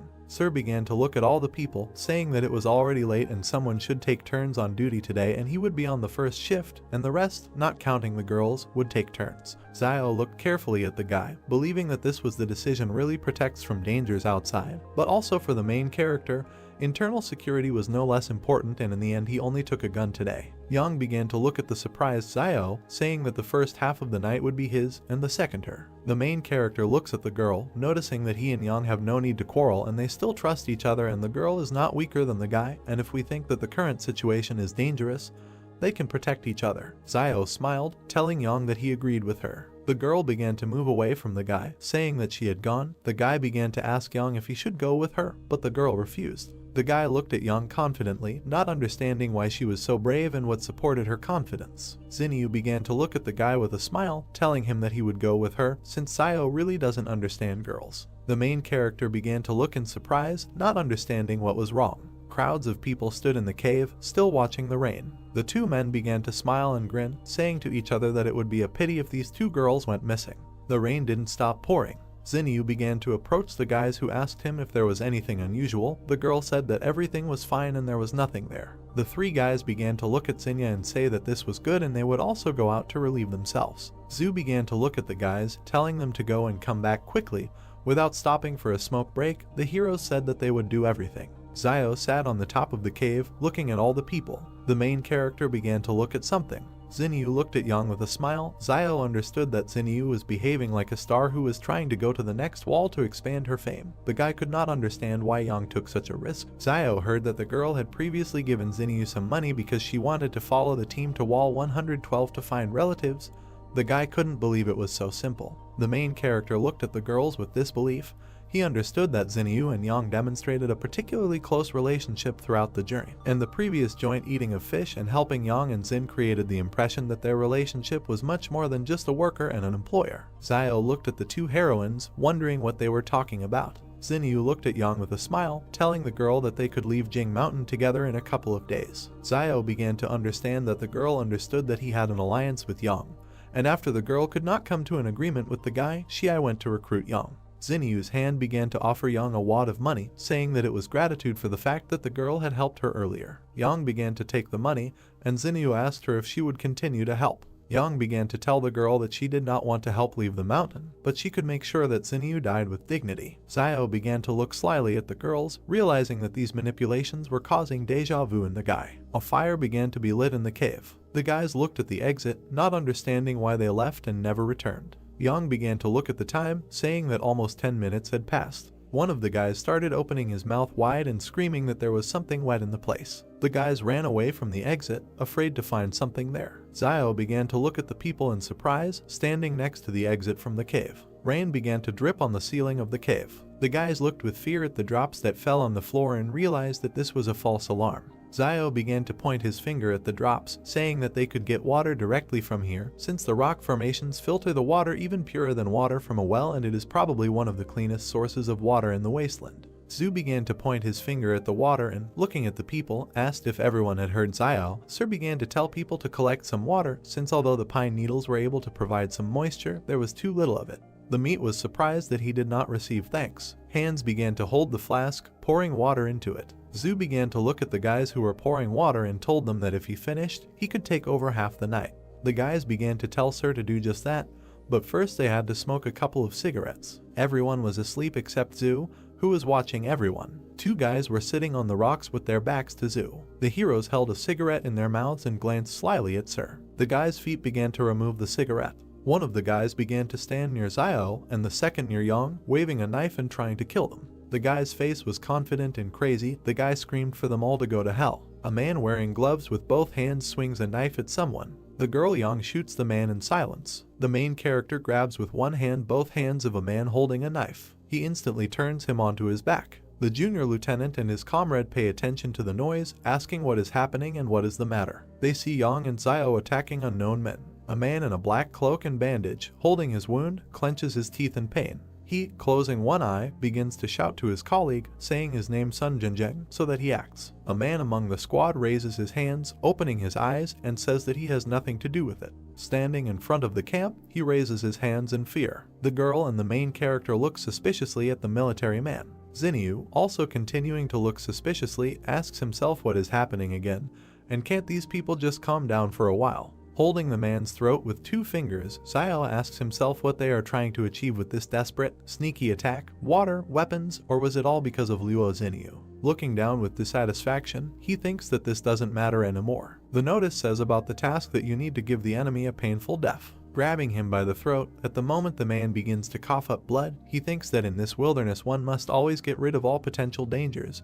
This is the law of survival. Sun, covered in sweat, looks at the characters with fear. He looks at the squad, shouting at them that for the record, he had nothing to do with it, and he was part of their plan for a dastardly attack. Ian, looking from under his cap at the man, asks the guy what it means that this is what is happening, and so he was in collusion with them and knew about the vile attack. She, standing next to everyone from the squad, sharply shoots at Sun Junjin. Looking after him, she says that covering up a crime is tantamount to the crime itself. The main character looks towards the girl with a blank face, thinking that it is better not to mess with this girl again. The notification states that the task has been completed and the reward is a master-level skill copy scroll. Xiao, with an excited look, looks at the fallen scroll in the cave, asking himself again about the master-level skill copy scroll. The main character looks at the sinister lieutenant. The notice again states that the Shadow's supernatural ability has been learned, asking the guy if he wants to learn it. Xiao thinks that he cannot believe it, and this is exactly what he needed, responding to the notification that he wants to study. The main character stands against the background of a purple magical wall. The notification states that the target has been studied. Being in a dark room, releasing burgundy magic from her hands, similar to blood, she asks herself that this haze is a shadow. The hero turns his gaze back. He sees a dark bloody ghost with red eyes in front of him, thinking that this black shadow looks darker and more massive than Zhu Xianchu's, and this is because his appearance is darker and more massive. Seriously looking straight into his eyes, Xiao thinks that he wonders how well this shadow fights. He closes his eyes. The ghost opens from his seat, leaving his remnants of magic on the floor. He begins to circle around the main character. Suddenly, the ghost changes its direction with all speed towards Xiao, who has closed his eyes. He immediately grabs it with his hand, shattering its magic piece by piece. Holding his fist up, smashing the magic, he notes in his head that this is not bad, and this shadow is at least twice as strong and faster than his own body. He looks forward with interest, continuing to think that the density is also very high, so it is not surprising that Zhu Xianchu was able to use his shadow to deflect the shots. Poking his finger at the notification system, he thinks that according to the palace's prompts, the shadow cannot die and the use time is based on spiritual power. Seriously looking at the system and pointing his finger at it, his thoughts suggest that he can continue to use it as long as his spiritual energy is strong. But how can one calculate something as vague as spiritual power? Looking at the notice, he asks the palace what his spiritual power is. The notice states that the guy does not have access to information. He looks at him with an emotionless face, remaining silent. Against the backdrop of a dark room, he says in his head that he will not cooperate with this palace. Looking at his hand, from which burgundy energy is coming out, he asks himself that this is really strange, and why strength and agility are displayed in numbers, but spiritual strength is not, telling himself that he would rather not think about it now, while there is time, and it would be better for him to gain strength, because by training his body, he can improve his strength and agility. Clenching the magic in his fist, making a small smile, Xiao confidently looks forward, telling himself that now with his shadow abilities, he is a real person with superpowers. The lieutenant, looking at the corpses of the men and the guy and girl standing next to them, says that they themselves are to blame for sneaking up on them and being killed in response. Xianchu, tensely, tells them that Sun Zhenjiang was not involved, so he did not deserve to die. Turning away from them, he says with anger against their background that, however, it is too late to talk about anything, adding that in this wilderness there is no right and wrong at all. Yang and Xiao look at the lieutenant with hostility, remaining silent. The girl turns to the hero, asking him that he just pretended to be asleep. The main character, looking thoughtfully at the girl, thinks about it. That life in the trading city has given him the habit of being constantly alert, even when he is sleeping, and not losing his vigilance. And this young Xiaojin was clearly pretending to be asleep herself, but decided to ask him, and he does not understand her. Walking away from Yang, Xiao asks if she figured it out, to which the girl says that she is bored. Two burning volcanoes smoke in the blue sky. The main character looks at the bodies lying in a line in the middle of the cave. He looks emotionlessly at the bloody body on the ground, thinking that he cannot understand how Zuxia's body disappeared earlier. Pursing his lips, he continues to look down, telling himself that these three bodies are lying here and nothing happened, and this is at least strange. The lieutenant and the hero stand at the exit from the cave, looking into the cave, informing them that it is already dawn, and let them prepare to hit the road, although they do not know what dangers lie ahead for them, but they cannot remain in place. Looking ahead, the lieutenant explains that they must find their next campsite before dark. His gaze suddenly shifts to the side, and Xianchu reveals that the two guys who went outside to relieve themselves last night haven't returned, so they're probably going to have something going on. Looking at the military, Xian, Yang, and the protagonist, he says that he hopes that next time they will not go alone, and after all, they have seen what happens to such people. The man in the bandana, looking uncertainly to the side, apologizes to everyone, asking if someone could kindly help him up. Xiao appears in front of the man, to whom he reacted by opening his eyes. He grabs him by the bandages on his stomach. The man begins to scream at the top of his lungs that he is being killed. Hitting him with his hand, the hero asks why he is shouting and let him get up and walk, because the wounds have already healed. Lifting his jacket and exposing his stomach, he touches it, asking again that they have indeed already healed. The man sits, turning to Xiao, who has turned to him, that this black medicine of his works very well, thanking the guy, to which he replies that this is an inheritance from his ancestors. The notice reads thanks from Wang Lei. The lieutenant sternly addresses the nodding protagonist, asking if he still has the medicine. Xiao passes by the military man, saying that he is no more, to which the man says that he will pay for it from his own pocket and offers double the price. The guy turns around with a crazy face, asking what he just said, changing his mind, and now saying that then there is still a little medicine left. The main character looks suspiciously at the lieutenant, holding his hand on his chin, asking him what he didn't say earlier, that he had no money, to which the man replies that the three they killed had it, so he borrowed from them. In a funny way, clutching his heart, the main character thinks that he seems to be too inexperienced and did not search the corpses. How could he make such a stupid mistake, and his heart bleeds? Xiao, spreading his hands to the sides in front of the lieutenant, tells him that this is not his money, but the main character's money, and let him give him at least half, to which the man says that he is not interested in money, and he will give him all 8,000 or about what he has on him if he gives him the medicine. The characters' hands pass medicine and money to each other. Xiao begins to stare at the man while holding the money in his hands. The lieutenant, irritated, puts his hands on his hips, telling the main character not to look, and he really isn't lying, because that's all that happened. The history notice states that it has been discovered that there are 20,000 on the media, and he can purchase them on the initial personal storage. Zio thinks about how he needs to buy it, repeating it several times. Dark magic is creeping towards the door. The notice states that this is a successful initial personal storage purchase. The main character gradually approaches the dark door, thinking that it hurts so much, and he would like to see what storage space he paid 20,000 for. Zio grabbed the door handle. Opening it, he sees a brick wall with a hole in it. Closing the door with all his might, the guy, angry, asks what it is, saying that he paid 20,000 per cubic meter, asking what are the prices for housing in commercial areas. Thinking about the crappy palace that he decided to throw it at money and ruin his youth, adding that when he is refined to the intermediate and advanced level, he thinks that the palace will become a real home.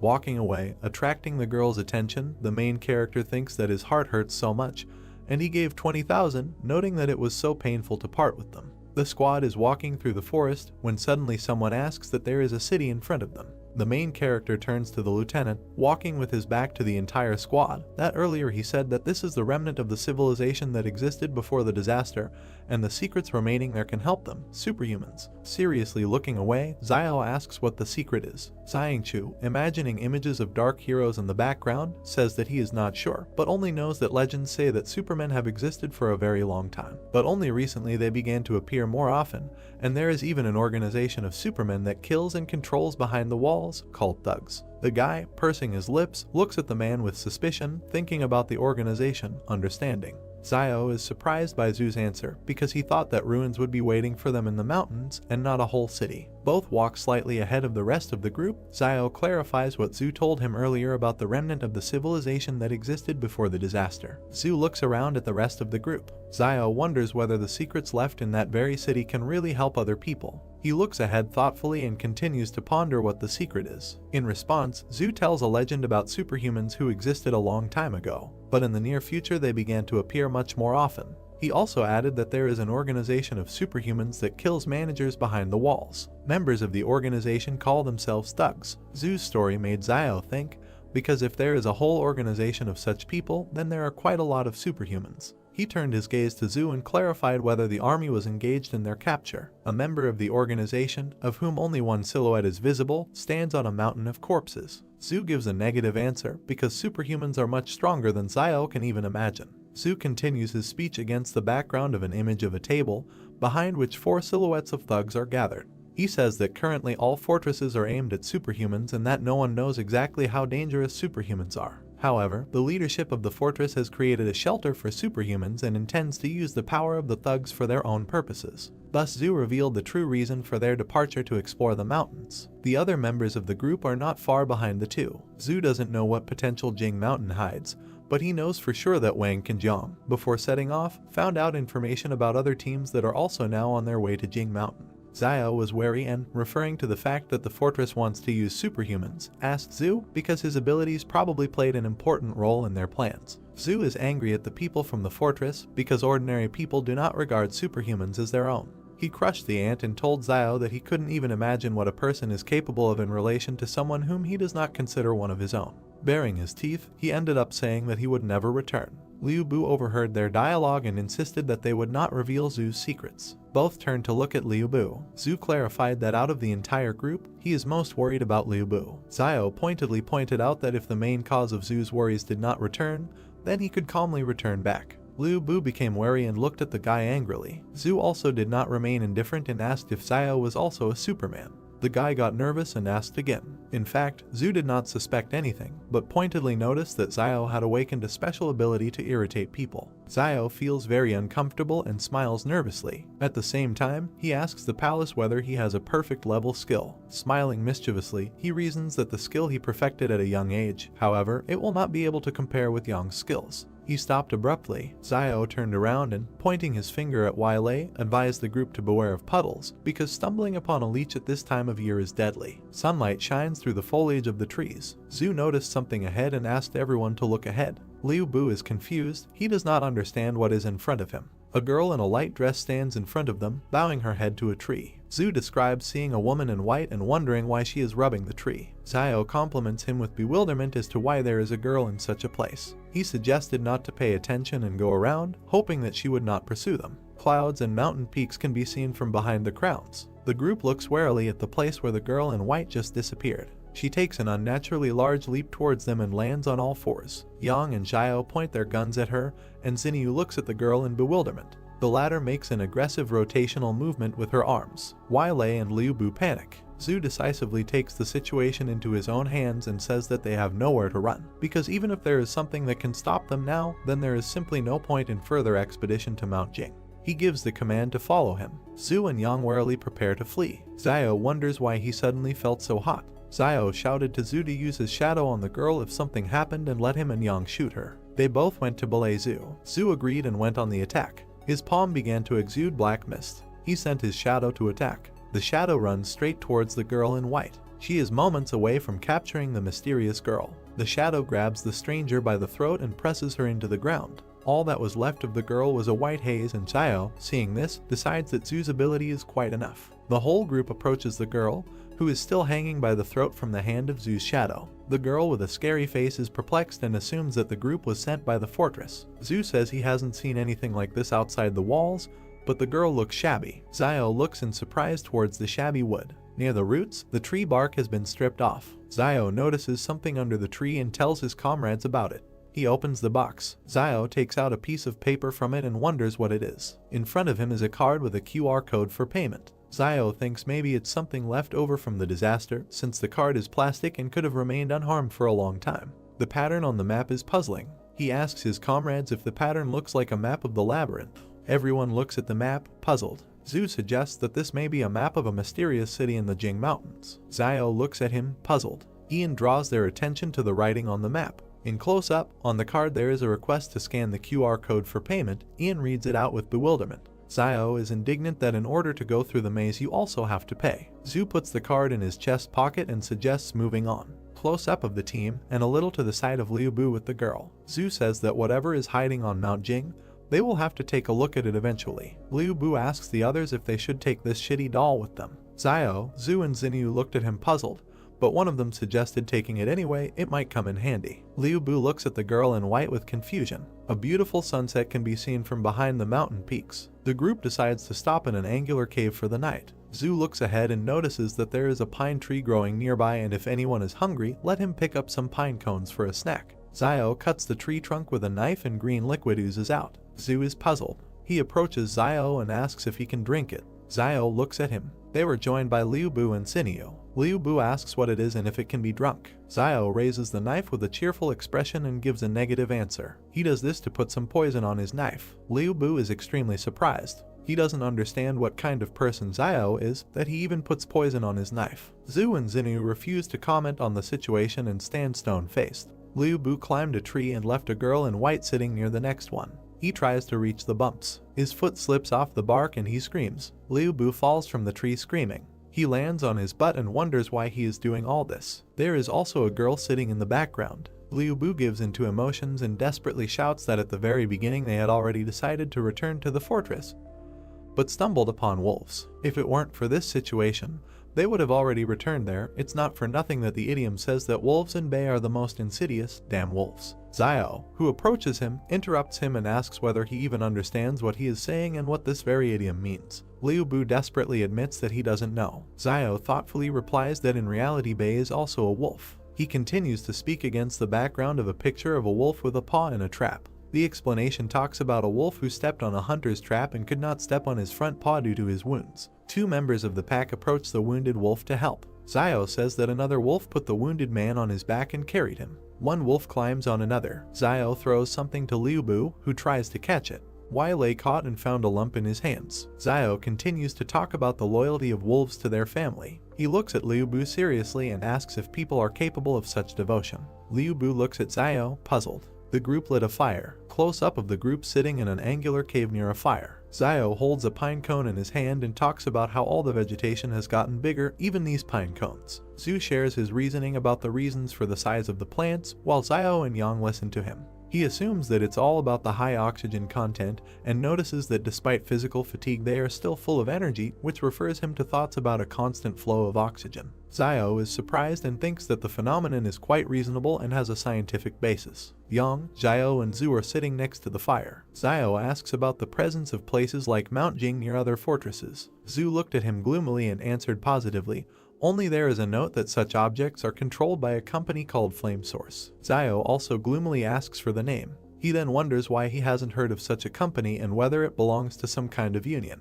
Zhu looks thoughtfully at the fire and, against the background of the emblem of this company, answers Xiao, calling the company an independent consortium that controls up to 20 fortresses. He finds it remarkable that they are relatively far from their 113 fortress. Xiao justifiably does not know about such a company. Xiao responds by asking about knowledge of living conditions in the place controlled by this company. Zhu closes her eyes and waves her naked face negatively. Yang joins the dialogue, commenting on the mystery of the territory controlled by the source of the flame. Xiao turned his head towards Yang in surprise. Ian's close-up against the silhouette of a flying dinosaur talks about the rumors. Someone saw huge prehistoric birds in the sky. Yang looked at the main character and said that the Flame Source Company has such power that it has suppressed this place, and perhaps only the main leadership of the Flame Source Company knows what is happening inside. Surprised, Xiao wondered if she knew more than Zhu. He wondered in his mind if she belonged to any organization. Sitting on a stone, Zhu asked if the main character had read Journey to the West. He imagined the man lifting up the golden column.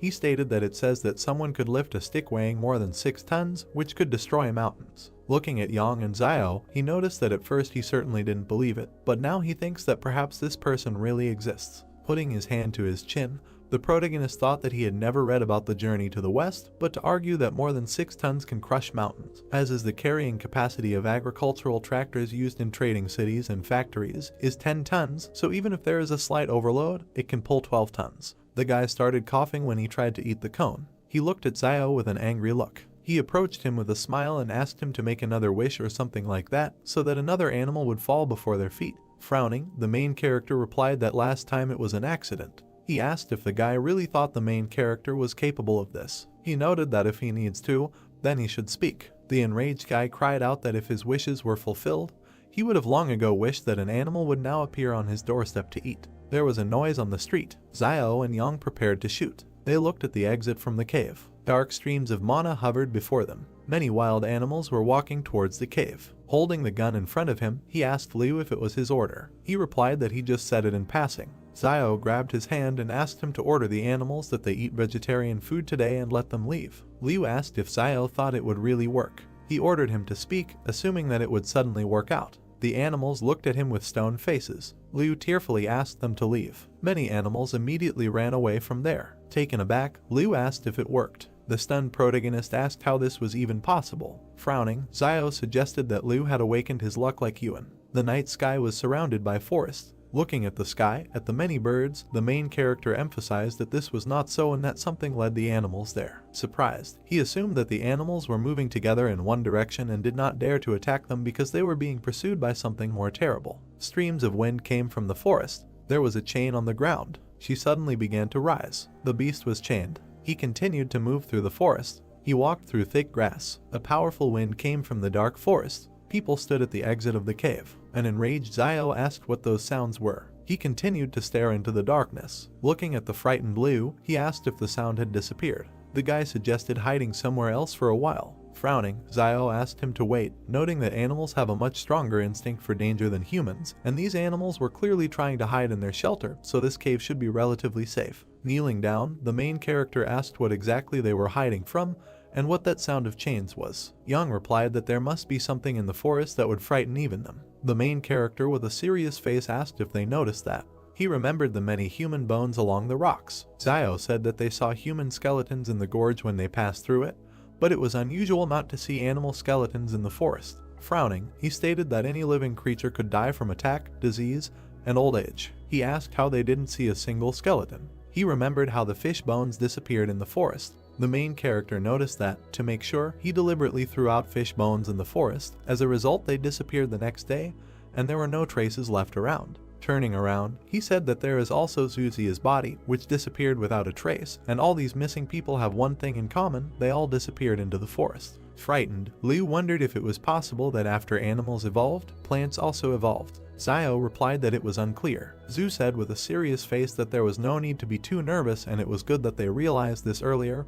at least they could take precautions in advance. The frightened Lei noticed that there was no danger as long as they stayed away from the forest. Zhu presented their route and reported that it lay in relatively sparsely wooded parts of the ridge and hills. The main character, with a puzzled look, wondered if everything would be so simple. He began to hear powerful gusts of wind in the forest. Xiao was dumbfounded by this. A monster with red eyes looked at them. There were chains on his hands. Steam was coming out of his mouth. Yang, with a serious face, began to aim at the beast. Her face was serious. He took the pistol off the safety. They, together with the main character, were preparing to shoot. Zhu screamed loudly so that as soon as he appeared, they would start shooting at him, and he would order his shadow to go around him. The chain flew up above the ground. Frightened, Xiao reported that he was approaching. A powerful aura emanated from the forest. Taken aback, the main character assumed that judging by the sound, he was getting further away from them. Standing in the cave, they wondered what was happening.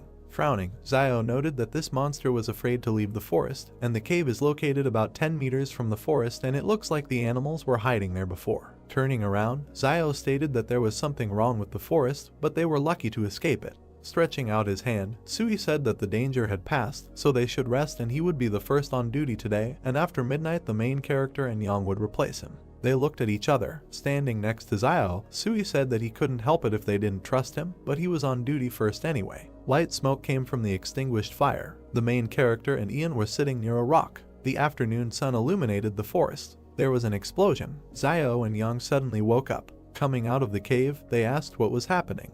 Looking at the smoke in the sky, Xiao guessed that the Jing Mountain volcano was erupting. Stunned, Sui suggested that it seemed that the other teams infiltrating Mount Jing had made their move. With a serious face, he suggested that they speed up, noting that they needed to do it before they learned the secret. The main character looked at Suya and asked if he was tired of living. He emphasized the fact that it is unknown what dangers lie ahead for them, apart from this explosion. Frowning, Sui replied that they were already there and there was no turning back, so the only thing they could do was to find the secret of Jing Mountain as early as possible. Smiling, Xiao noted that this is true and since they have already taken it, they need to bring it to the end. Yang watched him silently. Black smoke rose from the volcano. The group ran across the field. Lei wiped the sweat from his face and said that it was very hot. They saw a huge beetle. Moving further, Xinyu asked why they thought the animals became bigger but the people did not. Looking at Xiao, she noticed that instead, people received superpowers. Turning around, Sui said that from ancient times to the present, human evolution has always been associated with mental abilities. After looking at him, the main character said that Teacher Zhang said that there is a gene in the human body that limits muscle development.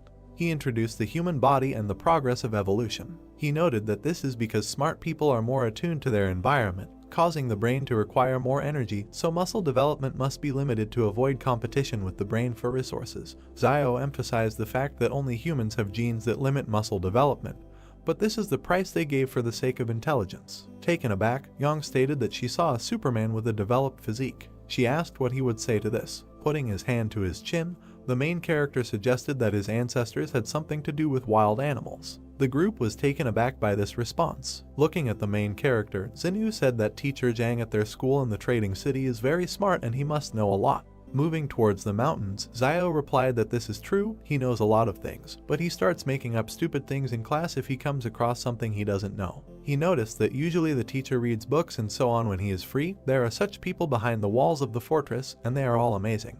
He said that in his free time, Zhang grows vegetables in the garden. Surprised, Xinyu asked why things in the trading city were not exactly as she thought. Teacher Zhang sneezed loudly. Sui asked him to wait with a serious face, noting that there was a human body ahead. They walked towards the human remains. While examining the corpse, they wondered how he could suddenly appear there and perhaps it was someone from the King Consortium. The main character was suddenly taken aback. Holding up the iron pendant, Xiao asked in his thoughts if this was the badge that the soldiers carried with them. He read on it that it was Suzia. The enraged protagonist said that it was Suzia who died from bee venom, and whose body mysteriously disappeared before they entered the gorge. He asked how Zhu could have ended up there. Taken aback, he wondered if something had brought his body there. Raising his hand to the bones, the main character said that judging by the wounds on his body, some animal had eaten his entrails. Examining the remains, Xiao asked what animal could have left such teeth marks, judging by the even bites on the body. The frightened Sui cried out that these were marks of human teeth. Turning around, the main character asked if he was sure. Sui replied that he was almost sure of that. Looking away, he revealed that he was bitten on the hand by his first love when he broke up with her while he was still in school. With a cry, Zio asked how he found the time to talk about such things when they were all scared. Looking at the corpse, Sui asked why there were traces of human teeth on the corpse and whether someone had gone crazy from hunger and eaten their own kind. Frowning, Zio asked what the guys thought, whether it was possible that what was dragging the chain last night was a person. The group was scared by this theory. Grabbing her gun, Young yelled that they were getting out of there and using a 3-man tactical formation in case something sneaked up on them. Turning around, Zio asked what a tactical formation was. Young asked if his teacher taught him this, noting that she thought he knew everything. Pointing her finger at the floor, she asked him to go to her left, adding that everyone controls their own sector of vision and should shoot directly at any strange creature approaching. Smiling, the main character replied that he understood everything. Moving along the gorge, the main character thought that Yang seemed to have taken command. As a matter of course, and no one said anything else. He assumed that everyone understood that Yang is not so simple. She is not only ruthless and not afraid of the changes taking place, but also knows details about the source of Flame Company. The sounds of gunfire were heard from the volcano. Looking up, Sui reported that the firefight was becoming more active, and it seemed that they were getting closer to the secrets of Mount Jing. Looking at the floor, Zio asked what was there. Sui picked up the shell casing from the floor. Examining it, he said that it was from a bullet fired by the King Consortium. The group was surprised by this. Looking at Zio, Sui whispered that it looked like the King Consortium was also there and had already made their move. The wild boar ran towards them. The group was scared. He ran past them. The guys targeted him and shouted that he was limping and they would take advantage of it. Liu said he never thought he would eat meat again. An enraged Sui ordered the boar to be left behind. Taken aback, Liu noted that he himself ran straight into their arms and they did not eat for almost a day. Smirking, the main character said that he envied them that they had brains, but they didn't even really need it. Liu asked what he meant. Raising his hands, Sui asked if it seemed like they would give away their location if they started frying meat there and lighting an open fire. Liu asked if the safest thing to do would be to defect to the king people if they were there. Holding her cap, Yang noted that the king had come for the secret of this place and would not let them go if they found it. Looking at the guys, she said that in this case the safest thing is to kill them as soon as they meet them and never show mercy. She noticed that to be merciful to enemies means to be cruel to yourself. Turning around, Sui asked them to move on, adding that turning back was certain death and moving forward was the only way to survive. Lei and Liu walked past Yang. Sui said that they further avoid meeting the King Consortium fighters based on where the shooting is coming from. Lei stated that he thought they would starve to death before allowing the Kingmen to catch them. Yang looked after them. Smoke rose from the volcano. Looking into the dark forest, Sui said that perhaps in an hour they will know what is hidden in this Jing mountain. He suggested that there was much less shooting. Looking at the main character, he whispered that if they had to fight guerrilla warfare in the future, they would have to abandon the other 3, who would not be able to keep up with the 3 of them. Turning around, Zio looked at the tired group members and agreed with Sui. Turning around sharply, Sui asked where Yang was. Standing in the forest, Liu asked where she was and when she disappeared. Stunned, Zio thought that with Yang's power, it was impossible to disappear without warning unless she herself wanted to leave. They looked at each other and nodded. The sounds of chains were heard in the forest. The frightened members of the group screamed that they heard this sound again. Looking into the forest, Liu screamed that this monster couldn't take Yang away. He saw that the people in front of him had disappeared. Frightened, Liu started screaming loudly and asked where the 2 were. Standing in the forest, he asked why the 2 had disappeared. Lei looked back and said that the sound was getting closer. Liu began to run away from there. He closed his eyes in fear. Lei overtook him. Running after him, he shouted that Lei had just been injured and was already running so fast, and Xinyu was a big star and was running very fast. Liu frowned. He tripped Leia. While escaping from there, Liu asked for forgiveness, noting that someone must be sacrificed in order to survive. The monster rushed at Lei. Stunned, Liu turned around. Blood began to flow from Lei. The monster was sitting on him. Liu and Xinyu continued to run. Closing his eyes, he screamed that he just wanted to come back alive, and there was nothing wrong with that. He looked at Xinyu with an angry look. He extended his hand to her and said that in order to survive, you need to sacrifice something. He couldn't reach her. The soldiers pointed their guns at them and asked who they were. Pointing his finger back, Liu said that a monster was running after them. The military surrounded them and ordered them to sit on their knees and put their hands on their heads. Raising his hand to the headphones, the soldier said that an escaped test subject had been found and he was requesting support. The soldiers began to advance into the forest. The monster rushed at them. The military started shooting at him. The animal avoided being hit by bullets. The soldiers tied their hands with a collar. They picked them up. The soldiers found a girl's doll under Liu's cloak. They began to examine her. The monster continues to advance through the forest. As Zio walked up the mountain, he thought that when Yang was still around, the group held each other back. forming a short stable team, and now that Yang suddenly disappeared, the team instantly collapsed. Frowning, he noted that he and Sui had unspokenly decided to go it alone, and, after all, they couldn't trust each other yet. Looking at the mountainous area, the main character began to think that he was wondering what the secret was for which all the forces were fighting. He mentally noted that he was not going to return empty-handed, so he would go in and look around. The soldiers moved through the forest. As he walked up the mountain, Zayo noted in his mind that people were following him. Looking at their backs, he wondered if they were King Consortium people. They shouted that the experimental object had been found and they were asking for support. Hiding, the main character thought about the experimental object. He wondered if there were still people in these wild places conducting experiments. He wondered if so many people couldn't kill one monster, or if it was too strong. Looking around the treetops, Zayo noted that, however, this monster had attracted their attention, so he could take this opportunity to act stealthily. He was hiding behind a stone. While examining the base, the main character asked why they needed a place where there had recently been an explosion. He saw the scientist collecting the blood of the beast. He closely watched the man in the white coat. He began to sneak up on him. While looking around the ruined settlement and scientists, Zayo wondered if the King Consortium was capturing mutant beasts, noting that he feared that these beasts could not escape the fate of being studied. He was suddenly surprised. He saw a man on the roof of a building. Zayo looked at the guy in the white shirt. A man is depicted in a white suit and blue tie, looking down intensely. The main character looks at him, hiding behind a rock, and thinks that perhaps this is the man in charge of this operation. He notes that if on a normal day he saw someone in a white suit roaming the wild lands in a white suit, he would right off would be like a weak-minded person. Zayo stares at him. We see how the main character looks at the roof of a building, on which a man in a white suit points with his finger and says something. The main character thinks that this man now standing on top of the building, on the contrary, does not feel out of place, perhaps because that he is a leader and does not need to go into battle. We see fighters with weapons, an excavator, and doctors in masks who are preparing syringes. The main character thinks that the surrounding area is heavily guarded and the number of fighters could reach 1,000. He notes that it looks like the King Consortium intends to find the secret of the mountain that he talked about Zoo, and that in the current state of affairs, he is unlikely to be able to compete for what they are looking for, and there is no point in him taking risks for the sake of a secret unknown to him. Zayo looks at the broken street and thinks about leaving everything as it is. We see a destroyed building. The main character walks along a road littered with rubbish and debris. He walks around the ruins from the city and thinks that it is amazing that there is a huge city here, and although all the buildings are in pieces, the main structure is still intact. Zayo takes a step through the rubble. He walks forward through the ruins. We see his back. He thinks that one can only imagine how beautiful this city used to be. Zayo turns around in surprise. He looks at the surviving sign and reads the title. The main character thinks that Zayo you can sounds a little mysterious. Zayo sees another sign and lists what he has already seen: a beauty salon, fast food, and a health center. The main character looks thoughtfully to the side and remembers a strange doll, a QR code, and a sign with an image. He asks the question that he risked his life, went all the way to find all this. Zayo stares ahead and thinks about waiting. He descends sharply down the rubble. The main character looks at a sign with famous tobacco and alcohol products.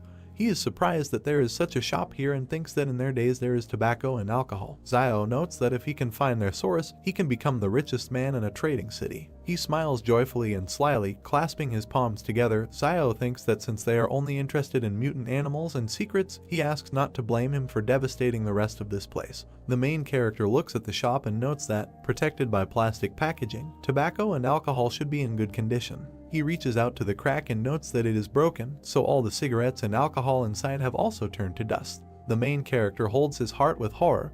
He thinks that his dream of becoming the richest man has been shattered. Zayo clenched his teeth, frowned, and thought with anger that he really had to leave just like that. He couldn't take the main secret with him, so he had to take at least something. We see another sign. The main character thinks he needs to go and look somewhere else. He looks at the doll in a short skirt and top. He is surprised that they are there too and does not understand what they are needed for. Zayo raised his hand to his chin and looks thoughtfully at the doll. The main character begins to strangle the doll. He wonders if there is air inside and does not understand why it looks like Yang. Zayo applies even more force. The doll's head inflates and increases in size. The doll's head suddenly explodes. The main character wipes his forehead with his hand with relief and assumes that he knows what this is for. He walks down the street and carefully looks around. In the store, Zayo stands near the counter with goods and reaches for the top shelf. He picked up a white jar. He reads in surprise that it is old white gold. He does not understand what the hell it is and whether there is gold in it. Zayo, surprised, opens the jar and pours out the contents, and pills fall out of it.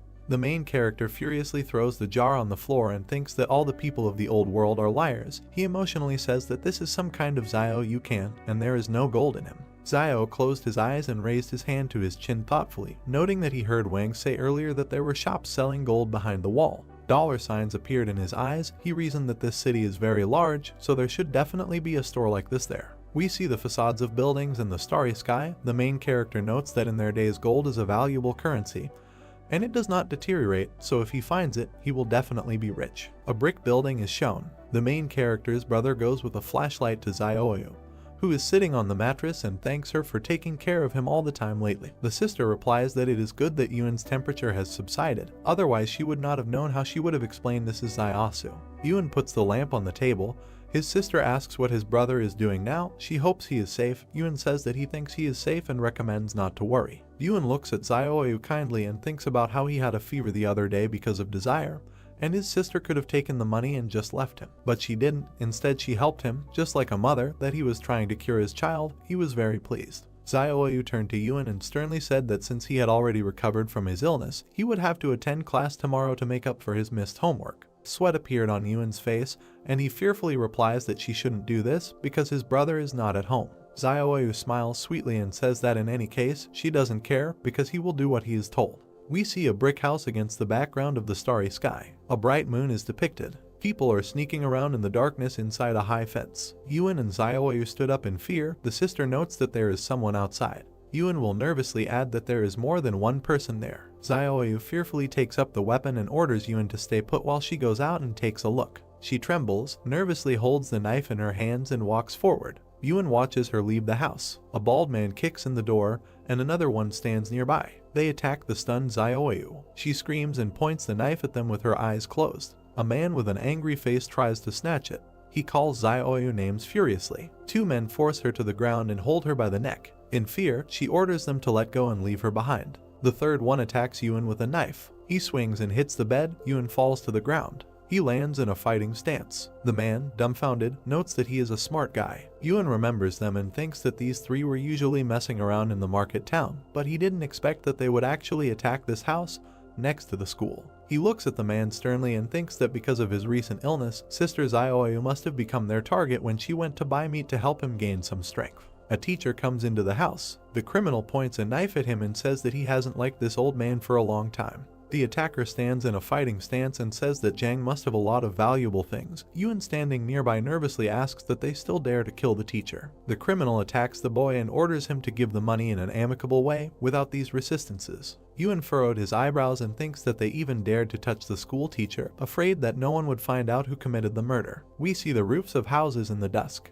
The attacker brandishes a weapon and a wound appears on his body. Yuan sharply fired his pistol at him. The other two men are shocked and don't understand where he got the gun from. Yuan continues to shoot criminals. They start running towards the exit while the boy shoots. Two unknown people watch as a man lies on the ground. Yuan furiously pointed a pistol at the lying man, and the others began to scream in horror and run. Yuan shot at them. All three died. They are lying on the ground. Xiaoyu looks out with the teacher. Yajin says with horror that he knew that Xiao was quite a ruthless person, so he understood that Yuan would be like him.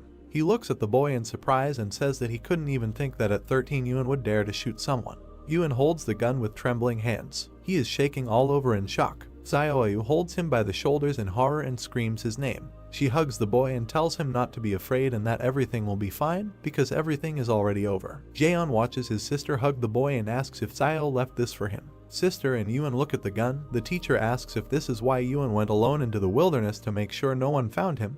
Yuan answers positively and says that he didn't think that something would happen right after he picked up a pistol. Yuan fearfully tells the teacher that he and his sister will leave the shopping mall right away so as not to cause him any inconvenience. The teacher sternly says that now that the wolves have returned, the wild lands are not safe. Zhang looks at them and says that the place that Xiao has prepared for him may be safe enough, but it cannot hide him from the smell of the wolves. He says that they do not need to run away because he will handle everything. Yuan looks at him incredulously and thinks about what the teacher can do to handle something like this. We see the roof of the house, the moon and stars. People go forward and say that the weapon was actually taken by this Ren child. There are many people in uniform walking. One of them angrily says that this child is the only one in this market town who has the opportunity and courage to touch a weapon. Van smiles and tells the commander that it must be some kind of misunderstanding. The commander stands opposite the old man and says that now he is almost sure that Wang Dingyang was killed by Xiao. The first says that the commander and Wang Dingyang were not on good terms either. He suggests discussing whether Wang Dingyang was killed by Xiao. The commander puts a gun to the old man's head and orders him to get out of here. He asks if he thinks that he is as corrupt as the rest of the inhabitants behind the wall. The commander points his finger and orders everyone to be arrested. He wants to see how Xiao will justify himself when he returns. The teacher stood in the aisle and ordered them to stop. He holds out a piece of paper and asks him to take it to the fortress and tell Fat Man Lo to come to him. Zhang stood in front of the two soldiers and said that he had to give this to him and he would understand, and this was no longer something he could handle. One of the soldiers said with a confused look that this school teacher just called Boss Luo fat. Another soldier put a gun directly to the head of the frightened old man Wang and asked what he was waiting for. Zhuo stood still, holding out a piece of paper while the same soldier said that he thought some kind of card would help him get rid of them. Then he snatched the card from the teacher's hands with an arrogant look. The soldier looked forward with a menacing gaze and simply remained silent. Teacher Zhang stared back straight ahead with a serious look. Then the soldier, looking at Zhang Jinglin's card, thought with great surprise that he was from the 178th fortress. The soldier immediately pointed his finger at the teacher and the people behind him, saying that they should watch them, and the other soldiers obeyed the order. Suddenly the soldier got into the car and with a frightened look pulled the gear lever. The car began to move forward at great speed, leaving only dust behind. Several soldiers approached Yuan and Xiaoyu, and one of them ordered that they need to be searched, while the other said that no one should move. One of the soldiers searched the boy and asked where the gun was hidden, while the other pointed his weapon at him, telling him what he should say. Yuan looked forward sharply with an angry gaze. The two soldiers, greatly frightened, trembled and looked forward. Xiaoyu turned to Mr. Zhang, asking if everything would be okay, and he turned back and said that there was no need to worry and everything would be fine and they wouldn't dare to do anything to them yet. Yuan said that he apologized for the trouble they caused him, and Zhang, turning in his direction, said that they were not to blame, this world was wrong, and he should thank him for saving him recently. Yuan asked him what he did before teaching, and Zhang, standing sideways, said that he was a military man, while he asked why he stopped being a military man.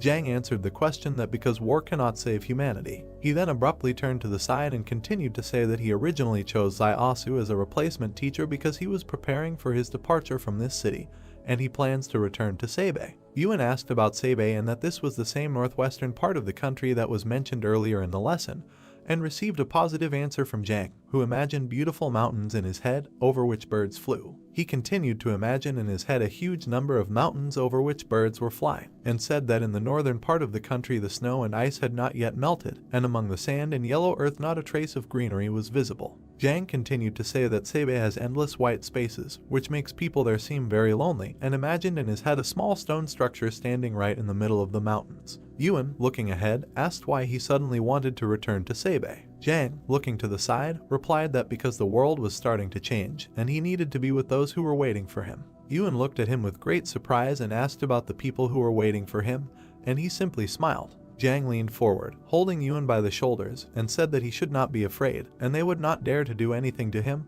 The most they could do was send him back to the 178th fortress. Immediately after this, the narrative of the story moves to a camp with a huge number of tents, in one of which the doe with a cigar in his mouth was looking at the card. Lan sharply asked where this Zhang Jinglin was and said that he should take him there while the soldiers standing next to him obeyed his order. The soldiers, stepping on the ground with their boots, walked forward, and one of them said that they needed to open the door quickly. The car, accompanied by soldiers, approached the huge metal gates, which slowly swung open. Lan was driving in the car, smoking a cigar, and said on the phone that Zhang Jinglin was here, and they asked him if he was sure. The doe, continuing to smoke a cigar, said on the phone that he was not entirely sure yet, but if it was true, should he kill him and why should this old man hide with him? A man in a white coat spoke on the phone and asked about his murders, while he was told that yes, and such an opportunity comes once in a lifetime. The man in the white robe looked to the side, continuing to talk on the phone, asking that if he kills him now, do those fighters from the 178th fortress think to leave him alone? The doe, holding the phone near his ear, said that he could do it, but it would be a little scrit. A man in a white robe, speaking on the phone, asked what he thought. There was an impenetrable wall in this world, and why not just send him back to the 178th fortress, let Sabei continue to guard him. The man in the white robe looked to the side, saying that even if he had to die, he couldn't die at the hands of the King family, let alone them with him. While Lan spoke on the phone that he was the case if he one day, and that he answered him that later it would not be too late to kill him, but for now let someone else have a headache first. Then the man in the white coat asked on the phone what By the way, if there was a tramp named Ren Zaiasu in his area, and Lan, continuing to smoke a cigar, asked about that medicine seller. The man in the white robe nodded his head, holding his hand in his pocket, not saying that Luo Xinyu is a singer, Ren Zaiasu is a medicine seller, and asked what Enhuyang Zaiajin is, while Lan asked about her on the phone and said that he never haven't heard this name. The man in the white robe said on the phone that there were 2 more questions: how many years had Luo Xinyu been a singer in the fortress, and whether this Ren Zaiasu had relatives or friends. And Lan, sitting in the car, said that Luo Xinyu had become famous in almost 2 years, and Ren Zaiasu seems to have a brother. Suddenly, the soldier sitting next to him said that this Yang Jinglin was his friend, and Lan asked with a displeased expression what kind of coincidence this was. A man in a white coat said on the phone that there was no need to touch his brother for now, and let him deal with the rest as best he knew, while Lan and the soldier were sitting in the car. The soldier looked away with a dissatisfied expression, clenched his teeth, and simply remained silent. Immediately after this event, the narrative moves to a huge city standing right next to the mountains. A man in a white robe lowered his hand with a walkie-talkie in it. The man in the white robe turned sharply to the side, looking forward. The man in the white robe, sharply behind the block, said that he forgot to introduce himself, and he is King Zhen from the King Family Consortium, Luo Lan's younger brother. King looked towards Liu and Xinyu kneeling in front of him, saying that he was glad to meet them. Xinyu looked straight ahead with great disdain as King called them Mr. Liu Bu and Miss Luo Xinyu. King walked forward and said that they should tell him more about these 3 people: Zhu Xianchu, Yang Zaiajin, and Ren Zaiasu. King arrogantly looked at Xinyu sitting below and asked if there was something connecting Ren Zaiasu and Yang Zaiajin. They say that the names sound very similar. Liu exclaimed with fear on his face that they were not connected in any way. He then looked at King and said that Zhu Xianchu is a Superman who has the ability to release a shadow from his body that can even stop a bullet. Liu gritted his teeth in fear, saying that he could not say much about Yang Zaiajin, but the one to be most afraid of was Ren Zaiasu. King, looking to the side, asked in surprise why. Xinyu looked to the side with an arrogant look and asked that because he could cultivate anyone. Liu looked forward with great fear on his face, saying that no, and he was just very strong. At that time they were all fleeing in the canyon, and imagined in his head how the soldiers were running from a huge horde of insect monsters. Liu continued to say that he was the only one who ran in the opposite direction, and recalled how he turned back and looked at Xiao running away. Liu recalled turning back with a huge look of fear on his face and saying that he couldn't help but look back at him. Liu stood in the middle of the canyon and looked in the direction in which the streams of black energy were directed. Liu stood still and looked with great surprise at Xiao, who was running with a man on his back along the canyon. Liu recalled saying what the hell and how he could run so fast while carrying someone else, and stretched his hand forward towards the protagonist, who was running at great speed along the canyon, overtaking the car. Liu said that he was able to lift an adult man with one hand and still run fast, and he suspects that he is also a Superman, while Xinyu and King looked in his direction with great contempt. King, lowering his head down, closing his eyes, asked what if there was anything else, and Liu answered that no, and that was all for now. If he remembered something, he would tell him. King, with his hands in his pockets, said what needed to be written down, and Zhu Xianchu was an underdeveloped Superman with risk factor C. Ren Zaiasu was a suspected Superman with increased physical strength and risk factor F, and his subordinate wrote it all down in a notebook. His subordinate then took Liu's hand, who said that they should wait. The subordinate continued to lift Liu, who looked at King and shouted that they had nothing to do with it, and they were all ordinary people who were forced to follow Zhu Xianchu all the way here. King would turn around sharply and say that he knew that this had nothing to do with them. If he had anything to do with it, then he should be nervous now, and Liu would ask what and if he was going to do something with them. King closed his eyes and said that they would go with him and should try not to be too surprised while his subordinates lifted Liu and Xinyu from the ground. At the same moment, a crescent moon shone in the night sky, surrounded by a huge number of stars. Immediately after this, the narrative of the story moves to a huge building, near which people were standing. King walked along with the soldiers and spoke to Zuman, saying that he should lead a group to find Zaiasu, Yang Zaiajin, and Zhu Xianchu, and they should return by 12 o'clock at night, and he would take the order. King stopped near a group of people and said that teams 2, 3, and 4 should follow him, and they immediately followed his order. Liu, looking at King with great fear on his face, asked where they were going. King stood in the middle of the city street and said that now they themselves will soon find out. The narrative of the story then shifts to several soldiers standing near a huge cage. King raised one of his hands up, holding the other in his pocket. Liu stood next to Xinyu and was surrounded by soldiers, saying what the same. In that same cage, with a chain on his arm, lay a gray, scary monster. Liu asked that the teeth marks on Zhu's body were not the same, while everyone else was standing right next to the monster's cage. King would quickly turn around and say that they seemed to know a little about him and had seen the bodies he had bitten. Xinyu looked forward with great fear and asked what this was all about. King, standing right in front of this monster, said that they were a product of the pre-catastrophe period, and they had only recently learned of their existence, and they should be called test subjects. Zinyu looked straight at King and asked about the test subjects, and he said that he must have recently escaped from the walls of some laboratory. King, with his head down, continued to say that they were all surprised how they survived to their days, because this is a living example. Zinyu, looking in his direction, said that this means that they came here for this sample and to find the laboratory that once held these experimental subjects captive. Suddenly, King suddenly turned his serious gaze to the side. King, standing still, says he doesn't know if they know that multicellular organisms like humans use cell division as the basis for growth and reproduction.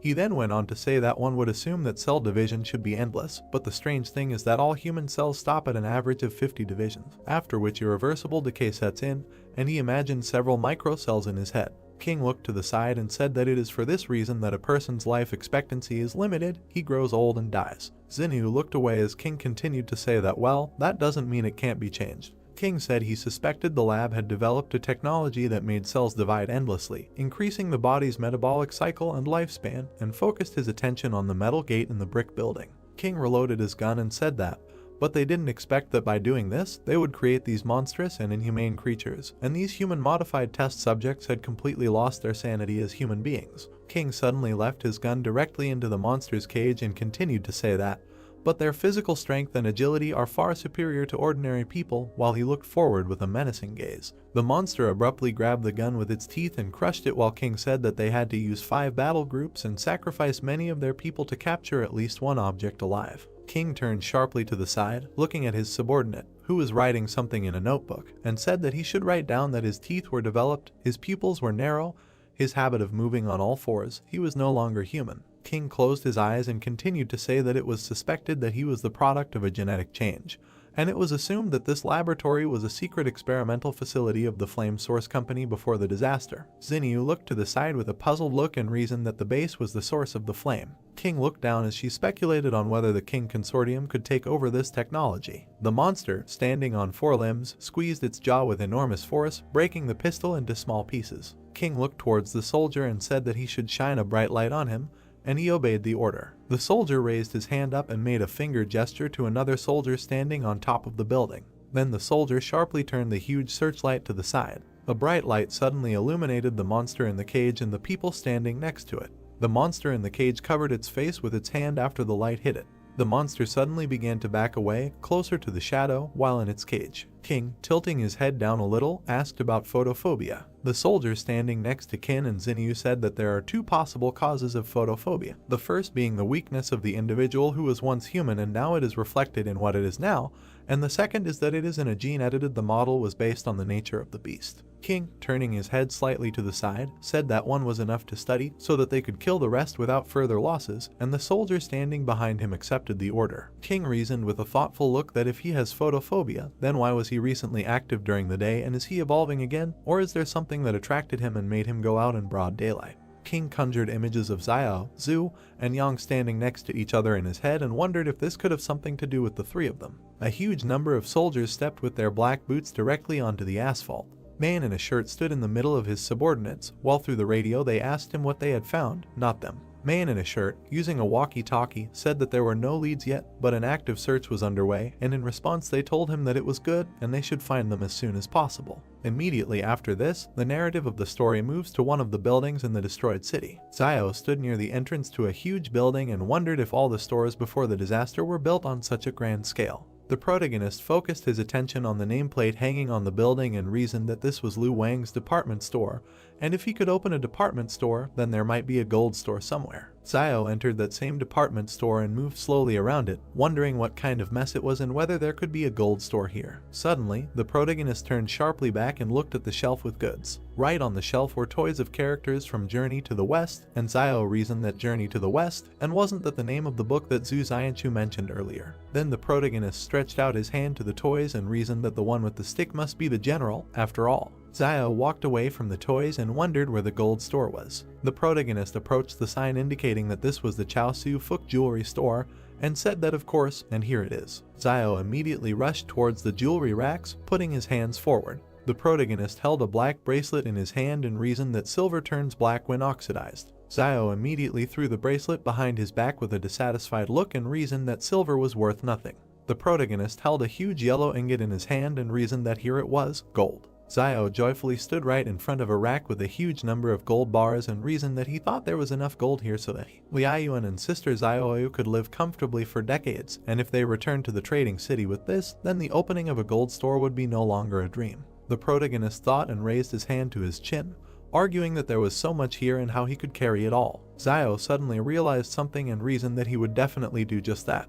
The protagonist was holding in his hands several gold jewelry right above the shelf. Zio was doing something with his hands right above the jewelry rack. The protagonist held a ball of gold in his hands and reasoned that if you look for all the gold jewelry in the ball, you can put it all in the palace vault. Zio reasoned that it was already full and needed to be pushed in, and tried to hold the door with his shoulder, which was barely staying closed. The protagonist, holding a bag made from a cloak on his back, walked forward and reasoned that he would wrap the rest in his cloak and carry it away. Suddenly, several soldiers stepped with their black-booted feet directly on the ground. Zio looked forward with great surprise, his eyes wide open. A squad of soldiers with a man in a black shirt headed forward, passing through the department store building. Zio was hiding behind one of the building's walls, watching a squad of soldiers pass by. The protagonist looked out from around the corner with a tense look, wondering where the king fighters suddenly appeared from here. Zio looked ahead with great dissatisfaction and reasoned that there were so many people, and they were alert enough, and whether there was any danger here. A detachment of soldiers led by Man walked through the department store past a rack with characters from Journey to the West. Man looked sharply to the side and was very surprised by what he saw. Man opened his eyes wide in surprise and simply silently looked to the side. The protagonist, peeking around the corner, nodded his head and wondered if they had left. The entrance to the department store building was surrounded by complete silence. Man looked around the corner, looking at the entrance to the department store building, showing the soldier. The soldier asked Manny in a whisper if something had happened. Man, recalling the figures of characters from Journey to the West, said in a whisper that he had already searched this building and its contents were now in places that were not in the right places, as he remembered, and reasoned that he remembered that it was the monk who was riding on a white horse, and next to it stood a monkey. Man looked out from around the corner, standing next to the soldier, and said in a whisper that it looked like someone had been here, and perhaps even still inside, and reinforcements needed to be called to immediately surround the area. Man suddenly made a gesture with his hand, sending the soldiers forward. At the same moment, soldiers lined up on both sides of the entrance to the department store building. The protagonist looked forward with great surprise, his eyes wide open. A huge number of soldiers stood near the entrance to the department store building. Zio turned around with great surprise and looked to the side, reasoning that why the king fighters decided to turn back. The protagonist turned back and leaned against the pillar, reasoning that it looked like Liu Bu and the others had revealed his existence to the king consortium after they were captured, which meant these guys were coming for him. Zio looked sharply down at the bundle from the cloak that contained the gold, and reasoned that it looked like he couldn't take the gold. One of the soldiers made a gesture with his hand and looked forward with a serious look. At the same moment, a detachment of a large number of soldiers armed with machine guns immediately entered the department store building. The detachment was divided into two and dispersed in two different directions. One of the soldiers turned towards Manya standing next to him and said that he should take a look at this. Then the soldier opened the cloak, which contained a huge amount of gold bars, and said that there was a bag of gold, presumably thrown away by the tracking object. Man looked down, saying that he was interested in gold after coming all this way, and the person who could do this was probably the vagabond Ren Zaiasu. Suddenly the soldier sharply raised his head up and saw a silhouette in a cloak in the flight between the stairs. The soldier immediately radioed that the target had run to the second floor, standing next to the stairs. A huge number of soldiers at the same moment ran up the stairs, while the radio transmitted that the target had run to the third floor. Man stood near the stairs, looking at the soldiers who were climbing it and shouting that they should go ahead and not let him leave. Man stood still, raising his head up, reasoning that something was clearly wrong, and Ren Zaiasu foolishly decided to run upstairs. If he continued to run upstairs, he would simply end up surrounded by them on the roof. Man closed his eyes and thought, reasoning that he was very greedy for money, but abandoned it as soon as he found himself in a dangerous situation, and his decisive refusal of gold gives the impression that he is acting more decisively than recklessly. The protagonist slipped between flights of stairs with great speed. Zio ran very quickly straight up the stairs and reasoned that they had noticed him and would probably send someone to cordon off this entire building.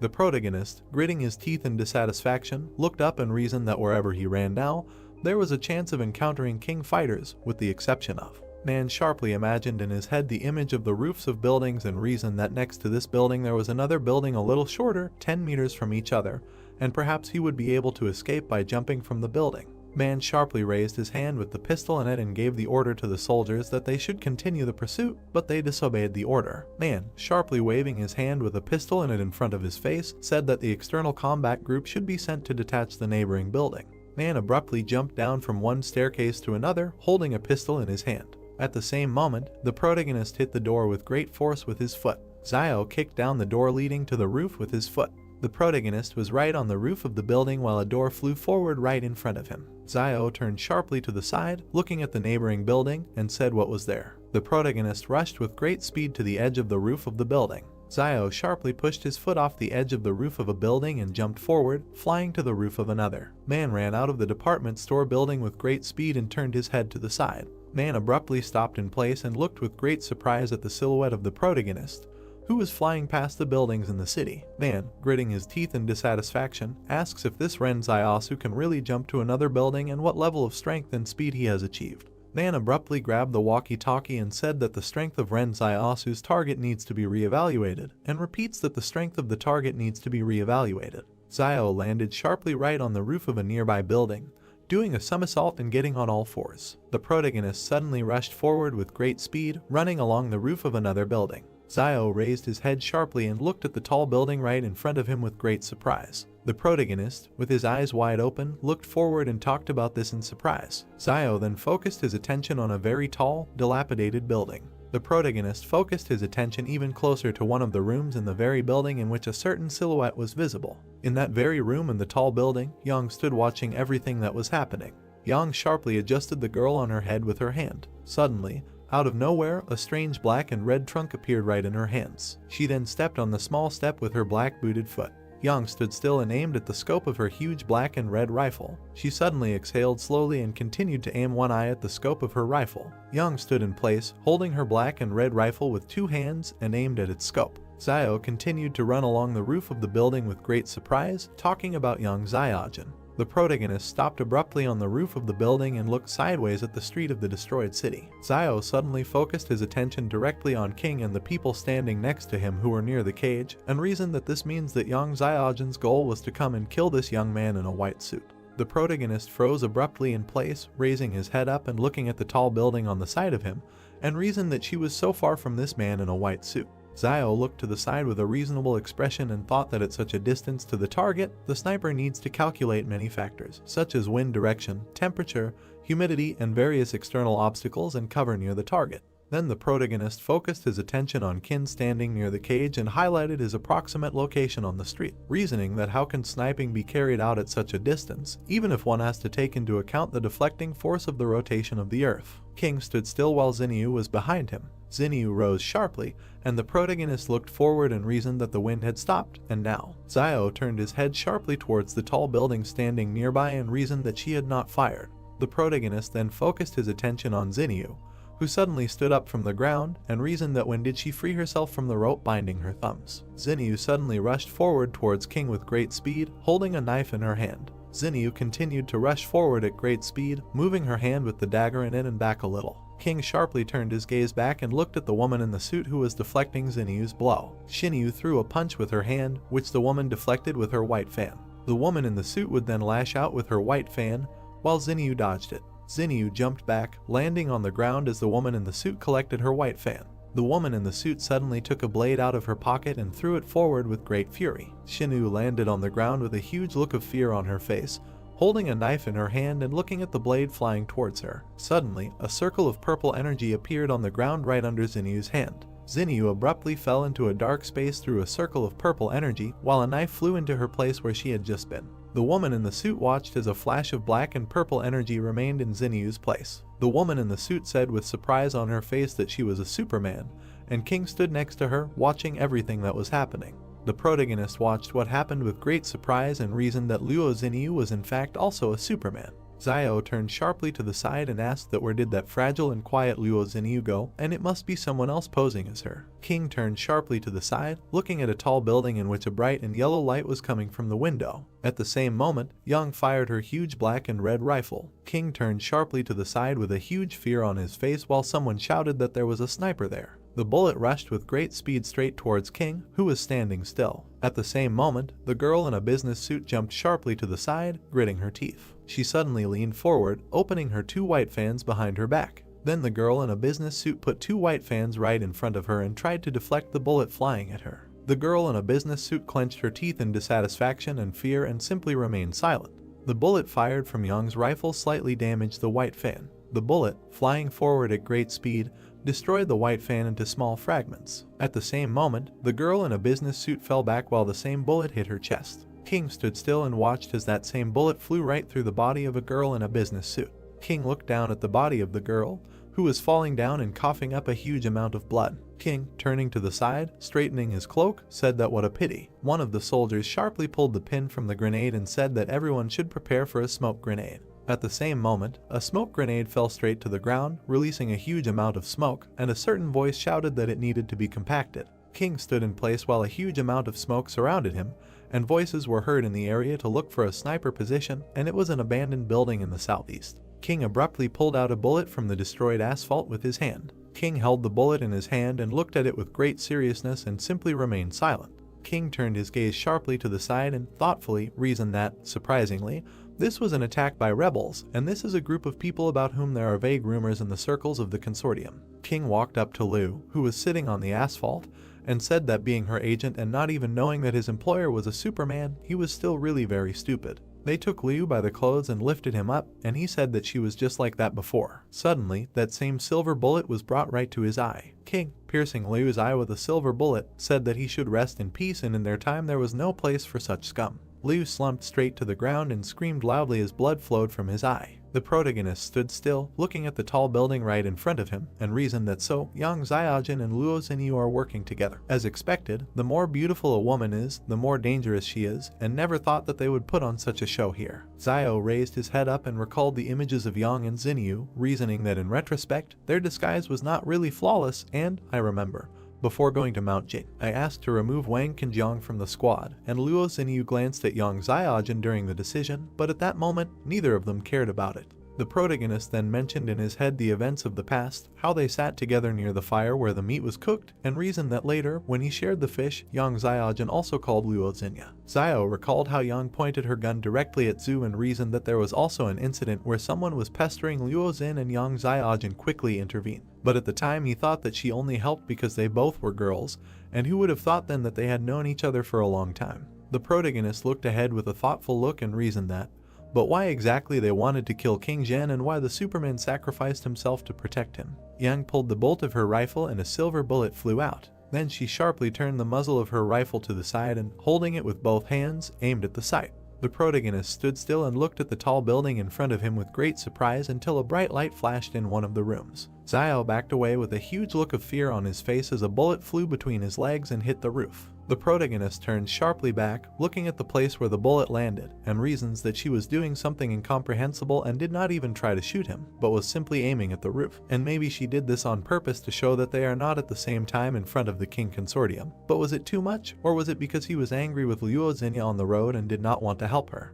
Yang, holding a huge rifle in her hands, stood next to Xinyu approaching her. Yang continued to look forward with a serious gaze while Xinyu tilted her head to the side and waved her hand. At that moment, the two of them suddenly jumped into a portal created from dim blue energy. Xiao watched everything that was happening, reasoned that no, and they just left, and don't they want to take him with them. A huge number of soldiers ran down the street, holding machine guns in their hands. Xiao looked down from the roof of the building at the huge number of soldiers approaching him and reasoned that this was bad, and so they decided to throw everything at him and calmly leave, and maybe it was convenient to leave, but why involve him in this? The protagonist suddenly pulled out a pistol from behind his back and reasoned that he was careful everywhere, but still ended up in the ass. Man sharply broke down the door leading to the roof with his shoulder. Xiao, running sharply forward, fired his pistol and cursed displeasedly. The protagonist continued to run forward straight along the roof of the building while the soldier covered Manhwa from his bullets with his shield. Suddenly, Man jumped out from behind the soldier with the shield and fired straight forward from his pistol. Xiao jumped to the side with great speed, dodging several bullets fired by the enemy. The protagonist suddenly jumped up and rushed forward with great speed, reasoning that there was no more hesitation. He must run before all their troops arrived. Man aimed his pistol, clenched his teeth, and said that it was amazing how fast he could move. Man pointed his pistol towards the nearby building where Xiao was landing, and spoke over the radio that the target was running away for 10 o'clock and the blockade ring needed to be tightened. The protagonist at the same moment landed directly on the roof of a nearby building, squatting, and reasoned that it was previously assumed that they would enter the city blockade together with Yang Xiaojin and Zhu Xianchu. Xiao looked forward with great displeasure after landing on the roof and reasoned that even if he had to run away, he would be the fastest. Then the protagonist suddenly jumped off the roof of the building and headed forward at great speed. Xiao jumped from the roof of the building, landing directly on the road between the houses, and reasoned that it seemed like he had greatly underestimated them. The protagonist ran at great speed along a narrow alley between houses and reasoned that only by entering the forest could he be saved from the persecution of the king. Xiao continued to reason that, after all, he was more familiar with the laws of survival in the forest than they were, while a huge detachment of soldiers was in the middle of the street in a dilapidated city. Suddenly, a huge amount of magma rose into the air right from the mouth of one of the volcanoes, and the sound of an explosion was heard throughout the area. The protagonist continued to run forward at great speed, greatly surprised and reasoning that it was a volcanic eruption. Man ran straight down the city street towards the volcano and was greatly stunned by the eruption he saw. Man continued to run forward along with the soldiers and, greatly frightened, reasoned that if this guy went further and the volcano erupted, there would be no turning back. Xiao turned around abruptly with great displeasure, gritting his teeth as a huge amount of magma erupted from the volcano right in front of him. The protagonist continued to run forward at great speed, debating whether they would continue to pursue him or let him go, while a crowd of people ran after him. The protagonist found himself on the outskirts of the city and turned back to the crowd of people shining flashlights, and reasoned that the path back only leads to death. Xiao rushed forward with great speed straight towards the forest and the volcano, which began its eruption, reasoning that the only way to survive was to move forward. Man, raising his hand clenched into a fist, addressed all the soldiers, saying that they should not stop. One of the soldiers approached Manhwa and said that the object of research had disappeared, and he shouted that they should look for it, and they accepted his order. Man looked at his watch and said that the control time for the 100 meters is 3.92, and the strength is unknown, and as soon as they find him, they need to kill him on the spot. A huge number of soldiers with weapons and flashlights in their hands moved through the forest, while Man reasoned that no matter where he was hiding, even with a pistol in his hand, he would not be able to shoot so many people at the same time, and if only he appeared, they would turn him into a sieve. Xiao, hiding behind one of the trees from the bright light of the soldiers' lanterns, reasoned that with so many people searching at the same time, he did not think that they would start shooting indiscriminately. The protagonist, peeking out from behind a tree, looking at the soldiers who were looking for him, was very puzzled. Xiao, peeking out from behind a tree, reasoned that he would soon be found, and suddenly jumped out from behind it straight towards a huge number of soldiers and Manhwa. The protagonist slashed directly at several soldiers, lifting them into the air and landing directly on the ground while screams echoed throughout the area, and Man watched. Man raised his hand with the gun a little higher and asked what was the matter, while Xiao looked forward with a malicious grin. The protagonist jumped sharply, landing on a tree branch while the soldiers watched him, and said, pointing his finger at himself, that he was Zhu Xianchu and who would dare fight him. The soldiers looked forward with great surprise and, trying to comprehend what they had heard, simply remained silent. The protagonist jumped sharply upward due to the bullets that destroyed the branch he was standing on, and then landed on the ground while the soldiers shouted that Zhu Xianchu and they needed Ren Xiaosu, and fired their machine guns. Xiao abruptly pushed himself off the ground and rushed forward with a smug grin, holding his hand out in front of him, while the soldiers, standing still, fired their weapons and shouted loudly, saying that it was a monster. The protagonist jumped sharply to the side, dodging a huge number of bullets fired by very surprised soldiers. Several soldiers, still firing their machine guns, said that he was incredibly fast. Then Xiao rushed forward with great speed, running away from them straight into the forest, and the soldiers shouted that he was running away and needed to be caught up. Man, holding a walkie-talkie watch to his mouth, said that the previous information was incorrect and the target was not Ren Xiaosu, but Zhu Xianchu. Suddenly, straight towards Manhwa and the soldiers, a certain silhouette of black and red energy rushed at great speed. Man fired his pistol with his hand forward, straight at the silhouette of black and red energy, which dodged the bullet. The silhouette of black and red energy grinned sarcastically while Man, continuing to put his hand with the pistol forward, kissing, said that this was some kind of nonsense. At this moment, Xiao continued to run through the forest at great speed and reasoned that he did not expect that he would suddenly encounter so many superhumans. And Yang Xiaojin could create a peerless sniper rifle out of thin air, and Zhu Xianchu could manifest his own shadow, Luo Xinyu could move through shadows, and King Zhen's bodyguard could summon this strange white fan. The protagonist ran straight through the forest and continued to reason that everyone hides their abilities very well and does not show them until they have to. So it is better for him not to reveal his abilities, which is why he had to go by the name Zhu Xianchu. At this time, the shadow of black and red energy was dodging the bullets that the soldiers were firing, and Xiao reasoned that now the shadow could be brought back and ordered it to return, and it immediately rushed forward with great speed. A shadow quickly passed between the soldiers, throwing them into the air as they screamed loudly in fear. The shadow grinned a little, running away from them, and immediately found itself right next to the protagonist, who was standing in the middle of the forest and looking to the side. Suddenly, the shadow did not seep into Xiao's body, and he suddenly shuddered, greatly surprised by this. The protagonist leaned sharply on a tree and trembled violently in pain, reasoning that it turned out that I had a side effect, and it seems that this shadow cannot be used just like that, and the body also feels all the wounds that it received. Xiao, closing one eye, looked to the side and reasoned that, however, in the end, he got rid of the king people, and first he should rest, and once they regained their strength, they would figure out how to avoid it. The leg, shackled in chains, suddenly became very tense, destroying them. Xiao was very surprised, holding his chest, and reasoned that it seemed that he was not alone here. The protagonist stood still while several strange monsters appeared right in front of him, moving on all fours, and he wondered what it was. Several gray monsters lay on the ground, looking forward with furious gaze while Xiao reasoned that life was indeed unfair. Xiao was very frightened, closing one of his eyes and gritting his teeth, reasoning that it seemed that he could not escape. At the same moment, the protagonist stood in place right in front of the three gray monsters, until a silhouette suddenly appeared right above him, jumping down. Xiao turned sharply to the side, looking straight ahead with great surprise. Subject attacks Xiao with a jump. Xiao dodges at the last moment. He talks about how to get out of the situation, because it is impossible to shoot now, this will attract the King Consortium. He gets up and realizes that it's hard to be squeezed on both sides. The subject also stood up to prepare to attack. Xiao thinks that it's still better to attack with a dagger up close. More experimental subjects arrive from the forest. Now Xiao can only rely on his dagger. He is very nervous and closely watches his opponents. Xiao shakes his head in panic,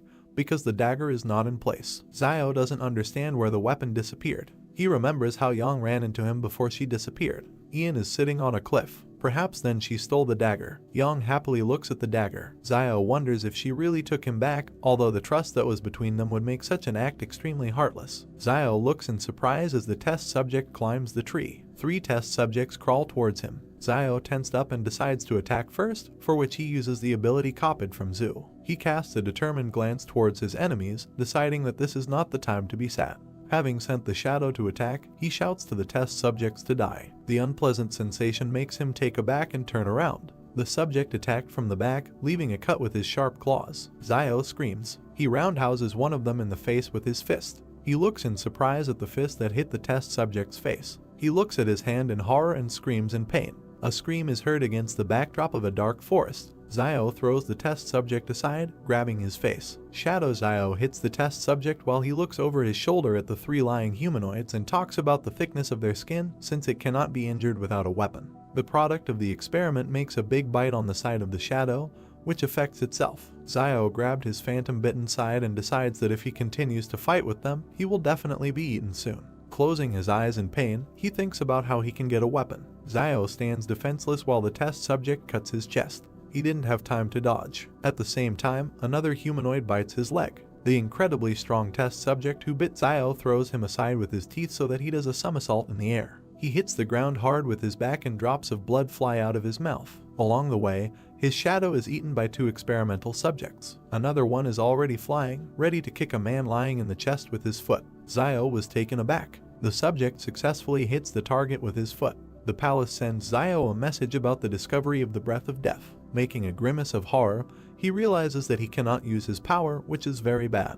He cannot die now. He screams, begging for a weapon. Blood pours out of his mouth. The palace notifies of the discovery of the breath of death and asks if Xiao would be willing to open the seal. He sits on his knees and does not understand what seal we are talking about. Against the background of the starry sky, he asks about the price of opening the seal. The palace responds with the word loss. Xiao doesn't know what loss awaits him. He is wounded and exhausted, sitting on his knees holding his elbow. He indignantly wipes the blood from his mouth, for he shed a lot of blood, ate a huge amount of wild roots while he was alive, and now the palace declares that he must lose everything, and on what basis it is not clear even to him.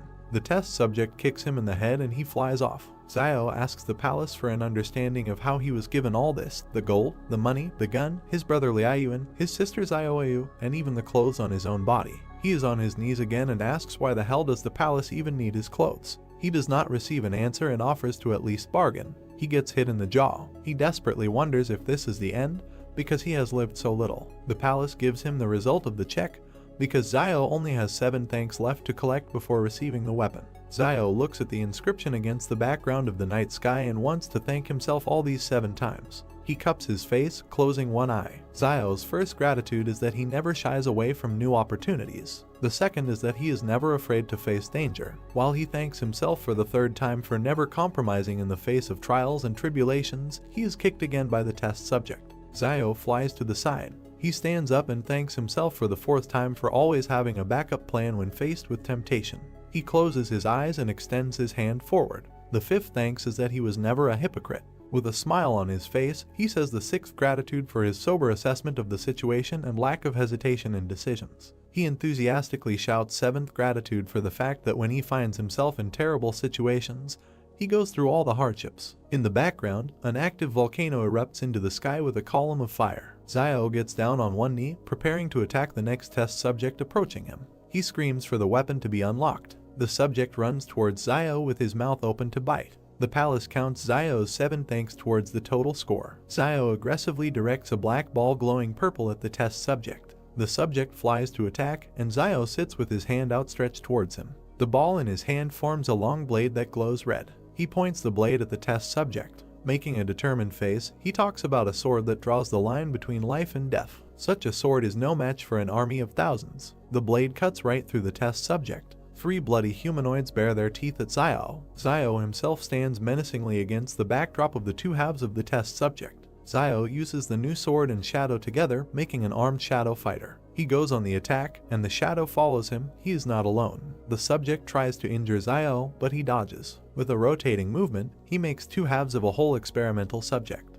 His shadow is not far behind and cuts the other 2 test subjects into pieces. Zio stands epically against the backdrop of chopped up experimental subjects. He looks forward with determination and for the first time truly feels his superhuman power. The shadow dissolves as Zio leaves the battlefield in victory. The palace publishes a new side quest. Zio must receive 1,000 commendation coins to unlock the mid-tier weapon form. Zio is perplexed by such a huge number of thanks. An armed group of people runs out of the forest. The King Consortium discovers several dead test subjects in the forest. They are surprised by what they saw. The Consortium commander concludes from the shoe print that only one person dealt with the group of test subjects. He is warily perplexed as to whether one person is capable of defeating 4 experimental subjects. The power of this person must be greater than the power of their consortium.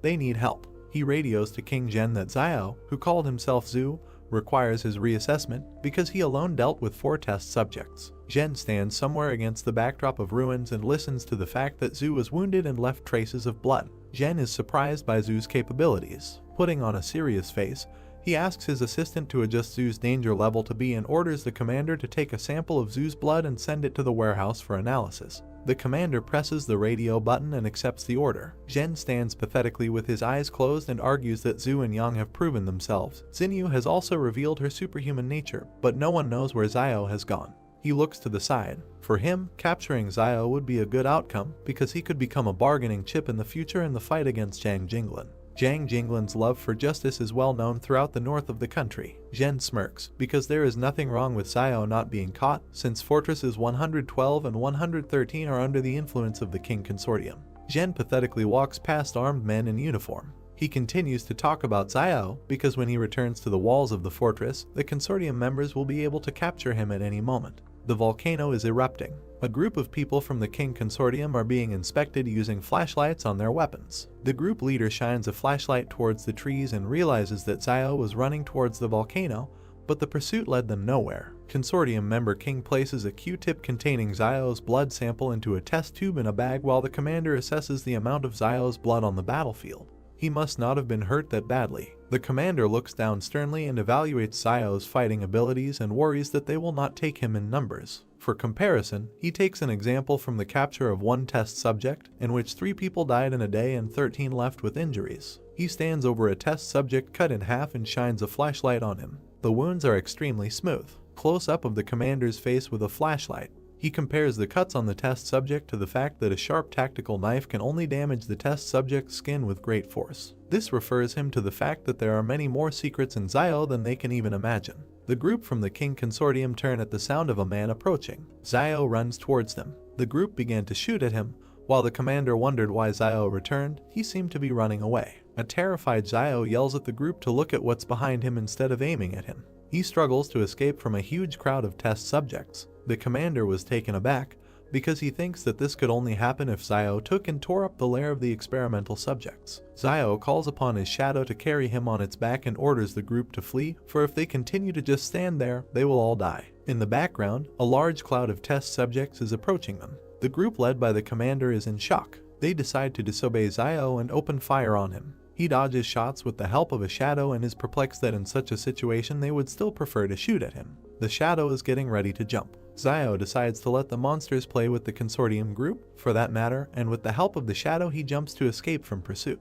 He jumps over the squad, they dodge. The commander turns around and realizes that the crowd cannot be left unattended, because their rear may suffer, and even the city will be behind them. A huge crowd of experimental subjects bare their teeth, preparing to attack the squad. Some members of the group unsuccessfully dodged and were injured because of Zio. The commander sees this picture and curses in horror. He could not imagine that Zio would use such vile tactics to evade pursuit. He realizes that Zio is using the test subjects in order to contain the squad and get rid of persecution from both them and the test subjects. The commander with a menacing face looks at the crowd and does not understand where such a large number of experimental subjects came from, if the information said there were 100 individuals. Close-up of the commander's face. He thinks that the source of the flame may have deliberately spread false information to deceive Jen, and most likely this happened after the source of the flame could not intersect with the King Consortium to resume the work of this laboratory. This is quite possible, because Jen killed many people from the source of the flame campaign over the past couple of years. He worriedly notifies the city via radio that a defensive line should be built. Team members follow orders to fire to support defenses on the ground. We need to gain time so that the city can prepare for the attack. Zio turns to look at the group going to the front line and thinks that maybe this is the difference between the consortium members and the private army. A close-up of the squad in combat readiness is shown. Zio is surprised by the dedication of the consortium soldiers, that they are willing to sacrifice their lives and safety in order to buy time for their comrades in the rear. The shadow drives him away from the carnage while he talks about Jen with his image in the background. He doesn't understand how this young man in white can lead such an army. The squad stands in formation and waits for the moment to attack. The test subjects are approaching. Gunshot does not take test subjects. The commander despairs. Reinforcements arrive and give the order for an immediate retreat to the outskirts of the city. Support was already prepared for this in advance. The commander breathes a sigh of relief. He gives orders to his squad to hold formation and look for a moment to retreat because reinforcements are already on the way. The squad opens fire on the test subjects. Bloodied test subjects try to block bullets with their forelimbs and scream in pain.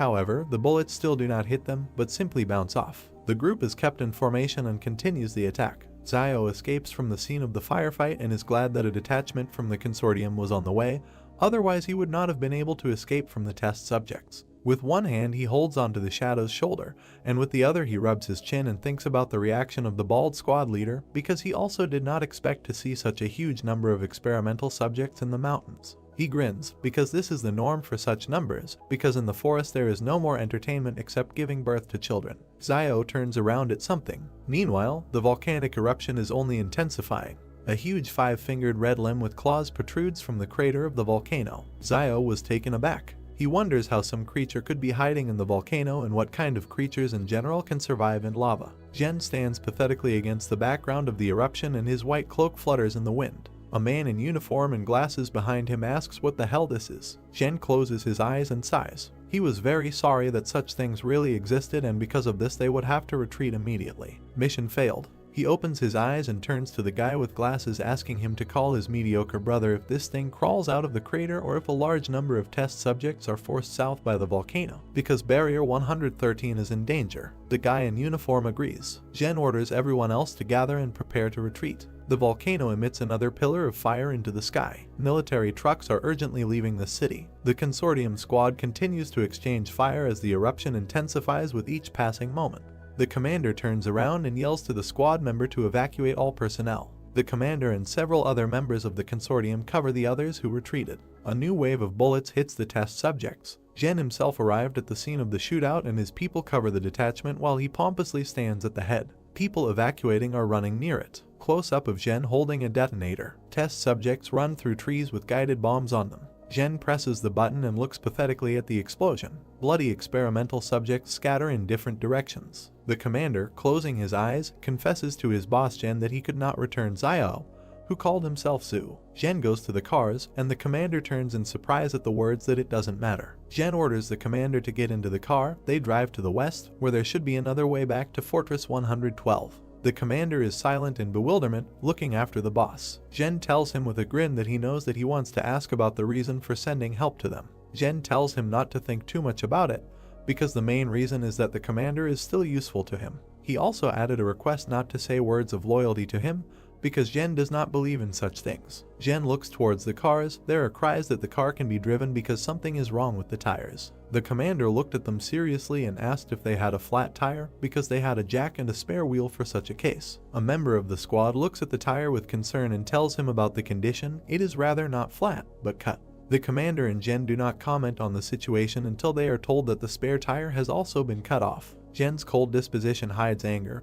He thinks about Zhu and really wants someone to be killed and asks Xuxian to bring him a bulletproof vest. Another column of fire into the sky from the direction of the erupting volcano. Close-up of the feet of running soldiers. The commander worriedly reminds Jen in the bulletproof vest about what will happen for failure to complete this task, namely, he must receive punishment in the consortium.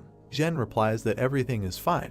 Because the old people in the consortium always need someone to work for them, they will most likely just send him on leave indefinitely. The beaten commander asks the cold Jen what to do with the real Xiao, to which Jen replies that if the real Xiao did not die on the mountain, then he must have found a way to retreat to the 113th wall, so Luolan will take care of him. Against the background of the ruins of the city, the eruption continues. Jen concludes that Xiao is a simple tramp, which means he won't be able to make much noise. Xiao, riding on a shadow, continues to flee, during which he gloats that he thought of cutting off the soldiers' tires. He is already wearing a cloak, which he had to leave at the very beginning of the persecution by the consortium, which he actually did not expect. He holds his face with his hand and regrets that he could not take the gold with him. Nothing can be done.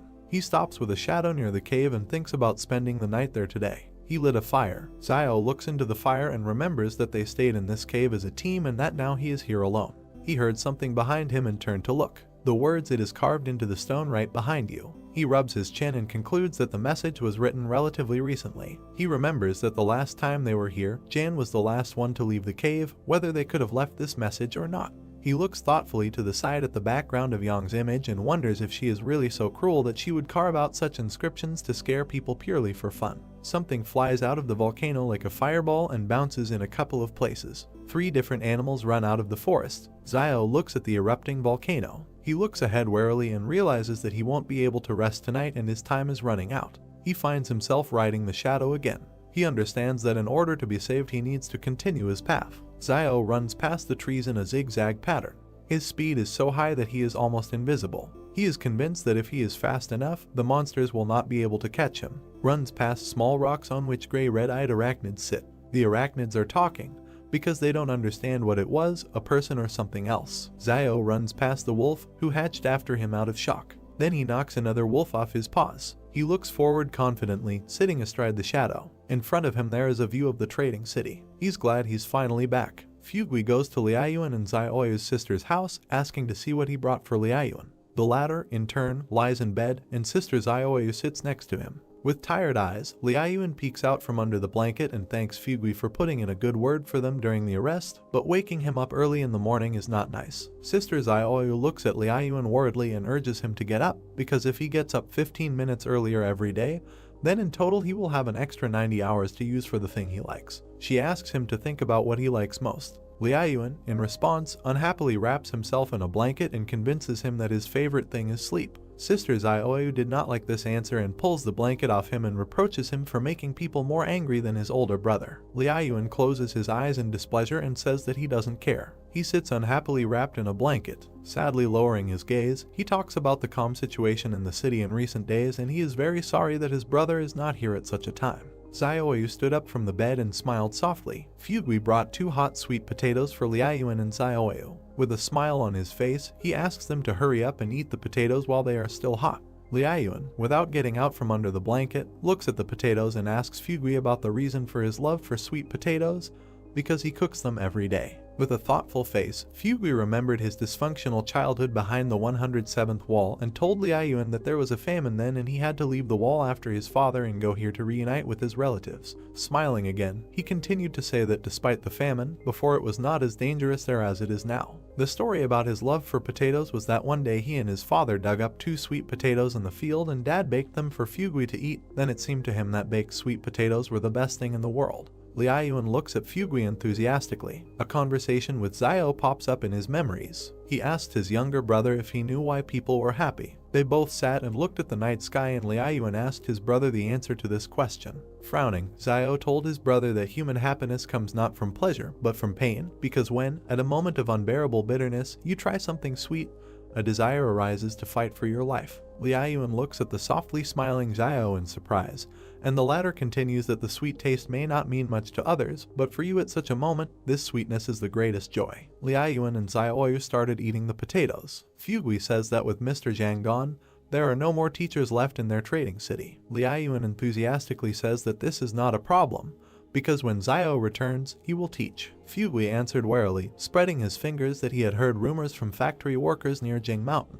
It seems that the Jing Mountain volcano has erupted and it is unknown how Zio is doing. Liayuan closed his eyes and said confidently that his brother should be fine, a hint of concern in his eyes. He remembers that he wished everyone with his life for Zio's safe return to the city, and since Liayuan is alive, then Zio is completely fine. Fugui cheerfully raised his finger up and noted that Zio should be alive, because as they say, a good man does not live long, but an unkind man prospers. Fugui looks around the street warily and states that the street has been very busy lately, which is most likely due to the fact that the fortress is not easy to rule the trading town, for which they bribe strangers to be their ears and eyes. People on the street look unfriendly. Fugui confirms this fact by saying that you should not offend them or pour out your soul to them. He still looks out the window and warns Liayuan and Zioyu to be careful these days if they want to leave the trading city. If anything happens, they should turn to Fugui and he will help them find their way, because in his opinion, all these people are here not because of the 2 of them, but because of Zio. Zioyu asks Fugui in surprise why they need Zio.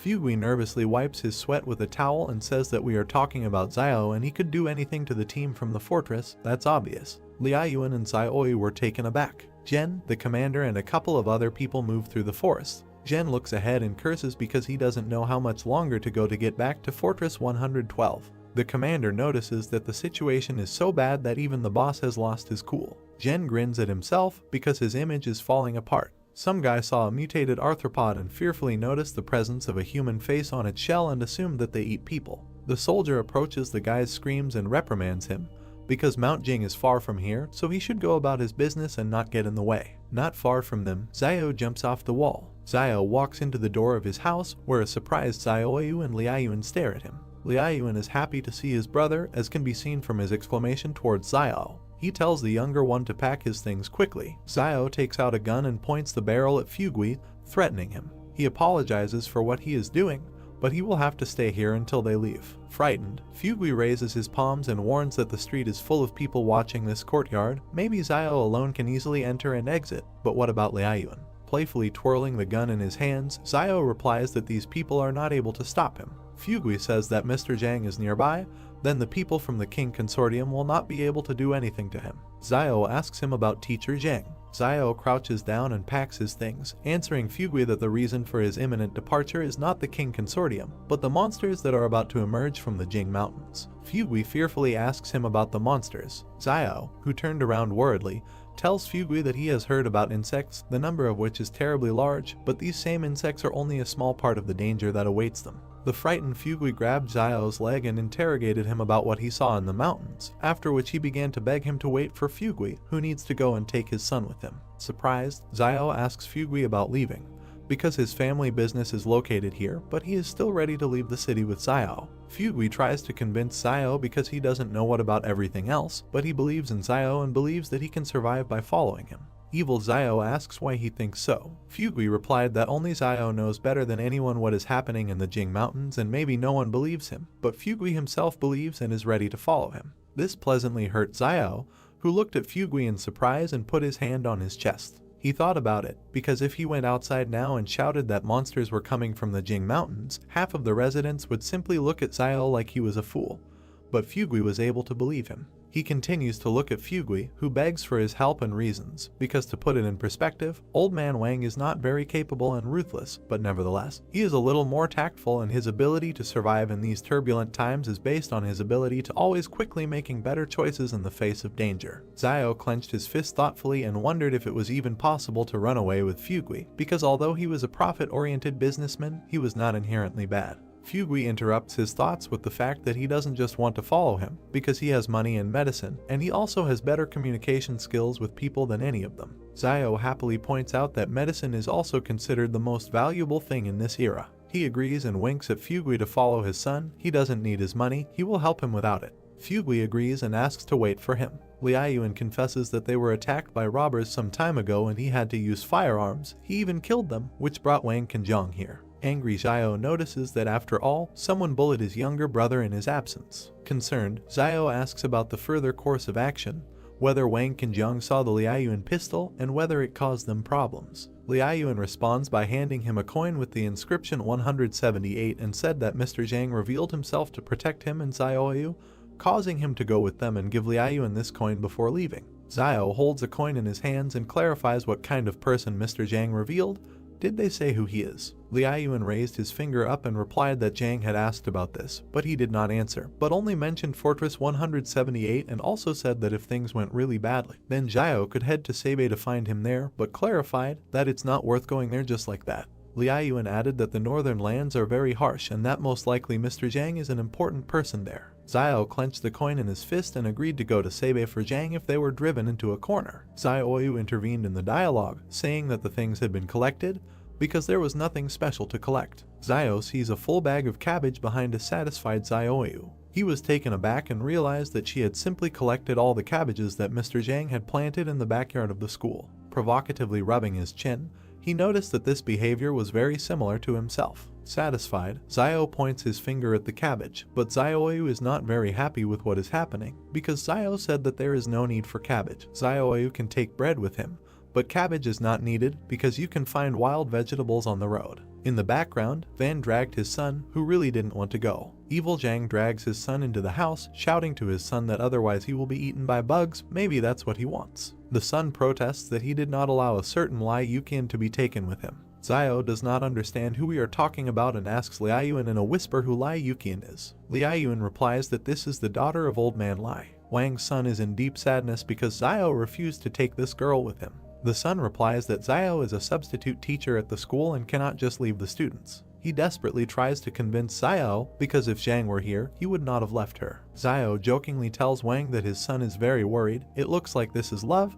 They could make a great couple. Wang, Xiaoyu and Liaoyuan were taken aback because this was not the right time for such jokes. Van's hand grabs the wall. Xiao sits Wang down and simultaneously tells Liaoyuan and Xiaoyu that the best way to avoid being seen is to climb over the wall. Xiao climbed the wall himself, but then someone noticed him and called him by name. He looks at the startled people who are shouting for Xiao's return. Wang turned out to be right. They were waiting for Xiao to appear. Xiao picked up a gun and opened fire while his opponents asked for help to capture him. The guy is knocked down by a bullet in the chest. Xiao jumped back down. Smirking, he asks them to step back. Residents of the city do not listen to him and run into a frontal attack. Xiao hits all three hard, killing them. He rushed after the others, who had retreated. Xiao raises the gun and asks if they really want to call for help. He shoots the fleeing rioters in the back. Xiao stands in front of the corpses, and behind him, Xiaoyu, Liaoyuan and Wang stand in shock, silencing their son. He turns his gaze to those standing behind him and says that it's time to run away.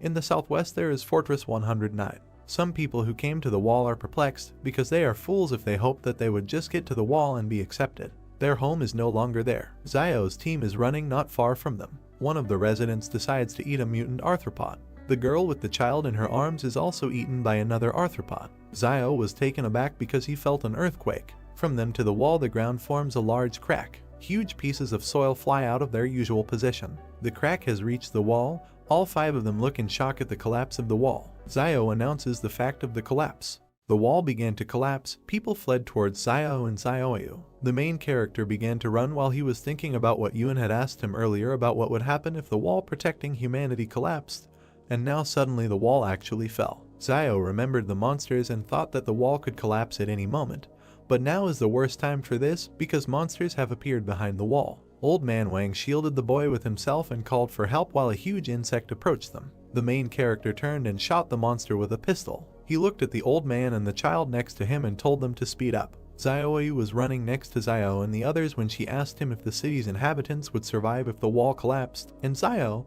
without stopping, replied that it was enough for them to survive. Yun turned to his brother and pointed his finger to the side when he said that some strange light had appeared near the walls. A bubble appeared above the wall, and Xiao and his brother looked at it, while the main character thought that this ball looked familiar, and then remembered that this was the same bubble that Baojin had blown out at one time. The guy wondered if he was alive. The monsters began to flock towards the bubble as someone shouted about a Superman. Suddenly the ball began to burst. The city's residents continued to run until one guy stopped and was glad that this was the work of a Superman. Numerous bubbles began to appear among the monsters hovering above the wall, and people froze on the ground and watched what was happening. Bubbles began to explode around the monsters again. One insect quickly flew away from danger. A bald guy with a bat in his hand turned to an older man and asked him to run before these bugs dared to fly at them, and the man told him to run and find a place where they could survive. Old Man Wang pointed his finger at the wall and turned to Xiao, saying that thousands of people were running towards them. The main character took his brother's hand and said that in this case they will have to speed up even more because these people will most likely bring monsters with them, so they need to keep some distance from them, and then he added that these people may turn out to be a new danger. Xiao opened his eyes wide and looked forward menacingly as he thought that he knew these people from the trading town too well and that they were capable of anything. But he added that if you point a gun at them, then rabble like them will immediately turn into a disorderly crowd. While they were running, the main character handed a firearm to his running brother nearby and asked him to hide the gun. Xiao clenched his fist, turned to Xiaoyu, the man with glasses and two boys standing behind him, and said that they had broken away from the stragglers, and since it was almost dark, they would spend the night here. The boy, holding sticks in his hands, turned to his father, who was also collecting sticks behind him, and asked how he could become a Superman since they were so strong, and Van replied that he did not know. Yun touched his hair with his hand and replied that perhaps this requires some conditions, for example, luck, pedigree, or something similar. The boy turned to him, opened his mouth and said that then his father was also not a Superman. Yun closed his eyes, raised his hand and told the boy with the sticks not to despair, because it might turn out that Wang was not his real father. The bespectacled man rushed towards his screaming son and told Xiao that he and his brother were too sarcastic. The main character and Yun stuck out their tongues and began to tease the man, who clenched his fist when Wang asked that in their opinion, since Baojin was a Superman, then his father must have superpowers. The barefoot man was sitting on the ground when the white-haired man told him that Bond seemed to be quite intelligent and usually had a high status in the trading city, and that as a result, he was now running around behind the backs of several young guys, to which the dark-haired man replied that he had initially followed after him when they saw that he was in such a hurry because he thought that some danger awaited them, but no one was pursuing them.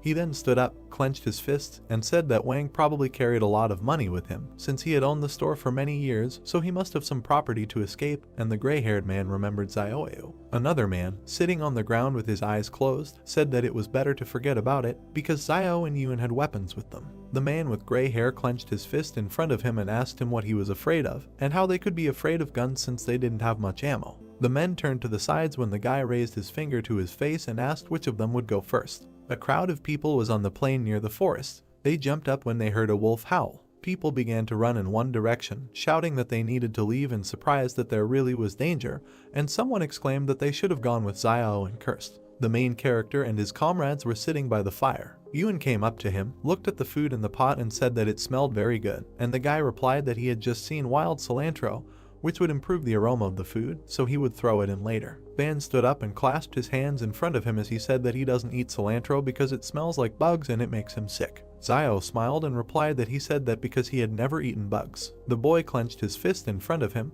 opened his eyes wide and exclaimed that he had never eaten them either. A crowd of people ran from the direction of the hills when Wang asked why they followed them. The main character turned away from the man with glasses and replied that these people are running for their lives, so they better leave here, and then added that they need to stay away from these people, and that, no matter how cruel it may sound, they help them avoid trouble. Xiao turned to the man in the red vest and concluded that they had no choice, so they must use every opportunity to avoid danger. There were many cars driving along the trees along the road. The main character opened his eyes wide when he heard the sound of cars and wondered why they were there. Cars and people walked through the forest. Xiao watched them and thought that these military vehicles must have broken out of the fortress. The main character looked forward resolutely, standing in front of Xiao. While he was thinking about what Zhu had said that the King Consortium battle team in the fortress numbered 4,500 people, but for some reason they advanced with such a small number of people. A fat man in an orange shirt asked how it was that the barracks were built in this crack, and then added that he was fast asleep, but he was lucky. The doe turned to the driver and asked him how much fuel was left, and whether they could get to Fortress 109, to which the man behind the wheel told him that they were a little more than 210 kilometers from the fortress,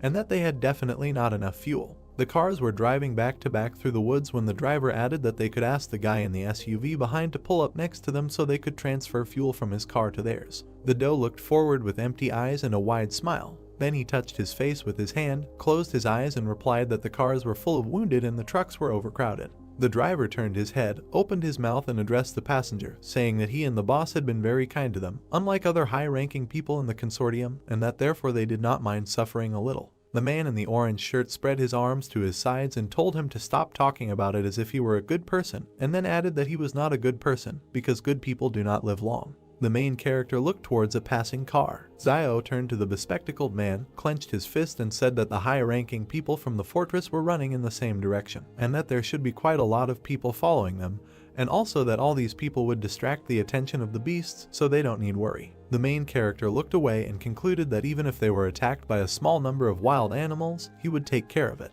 Van opened his mouth slightly, but said nothing. Xiao and his comrades walked behind other city residents through the forest. The main character turned to the man with glasses when he addressed him and said that he did not know whether it was appropriate to ask about this. Wang opened his mouth, sweat appeared on his face, and asked where the rest of the people who went with Xiao to Jing Mountain were. The main character looked to the side and replied that when they left, there were 21 of them, but now most likely there are only 4 alive. Xiao exhaled when Wang reached his hand to his face and thought that if there were only 4 of them left, and the main character was one of the survivors, then perhaps he was one of the superhumans. Xiao opened his eyes and said that he couldn't say anything about what exactly was going on at Mount Jing, since there were a lot of mutated monsters there. Van touched the main character's shoulder, turned to him and said that in any case, this time he was grateful to him, because if the guy had not gotten them out on time, they would not have gotten out, and then the man with glasses added that he didn't even know. How can I thank him for this? Xiao smiled and narrowed his eyes as he replied that for every drop of kindness received, he should return a stream of gratitude, and sweat appeared on the bespectacled man's face when he asked that they could all be polite to each other. The mountains and forest were illuminated by the starry sky. 5 travelers walked along the road along the trees. Xiao covered his younger brother with his hand. Someone pointed a gun at a man with glasses and said that he told him to give him all his food, to which the man replied that he was also hungry. The man held out a firearm in front of him and ordered the people behind to go and look for what they had on them.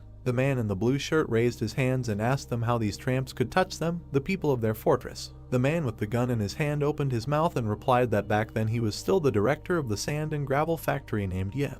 The bespectacled man staggered and screamed when Yan shot him. The man fell to the ground when the plant director said that Fortress 113 had disappeared, and that in Fortress 109 everyone was starting over. Yihan smiled and added that the one with the gun was now in charge, and that he was not the type to kill innocent people indiscriminately, so if they behaved well, he would let them live. The director of the factory pointed in the direction of the 3 men and told them to go and search all the people one by one, and then bring him everything of value that they had. Yihan opened his mouth and asked the 2 men what they were waiting for. A bald man approached a young couple and told them to give everything they had. He tore the ring off the girl's hand, and then he tore the necklace around her neck. The man with a pistol in his hand looked to the side and said that if their head was still on their shoulders, then they should behave well, and that no harm would come to them. Wang opened his mouth and asked Xiao if they would take all their things, and the main character told him not to worry because no one could take anything away from them. The bald man asked the man standing next to him what was the matter, and he answered him that Xiao was standing there. The main character looked at the men, who said that he had a bad reputation as a ruthless man in the trading city, so they decided that they would forget about him and would not take his things. Xiao extended his hand in front of him and asked the 2 men to come to him.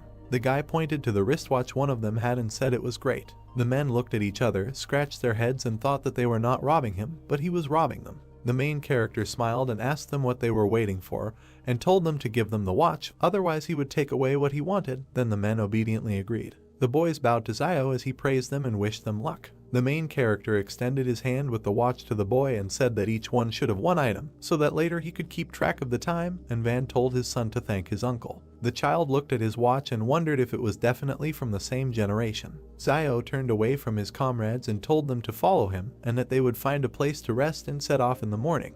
The guys walked around large stones. The main character looked at the girl who was convincing someone not to be afraid, because now the teacher will take care of everything, because the most important thing is that they were able to escape. The girl covered the people behind her with her hand when she noticed Zio. The guy looked down, thinking that these were students. A crescent moon shone above the trees. A crowd of people was near the forest, and several more people were sitting around the fire. The main character looked away. People in identical uniforms were sitting by the stones, while Zio thought that they were all really students of the fortress's second high school. The protagonist continued to look away as he remembered that he had heard teacher Zhang mention earlier that there were dozens of schools in the fortress, and that large fortresses had elementary, middle and high schools, and even universities. The two girls clung to the woman as Zio thought about how he had previously heard the teacher say that the students in the fortress could study in pure classrooms, and that there were many teachers there who could teach them the basics. The fire burned brightly as the guy added that they didn't have to go into the wilderness, didn't have to work, and they were getting some student allowances. The main character looked down and sadly thought that it sounded nice, and that he just had to be born inside the fortress. Zio put a stick in the fire when he thought that even though he said this,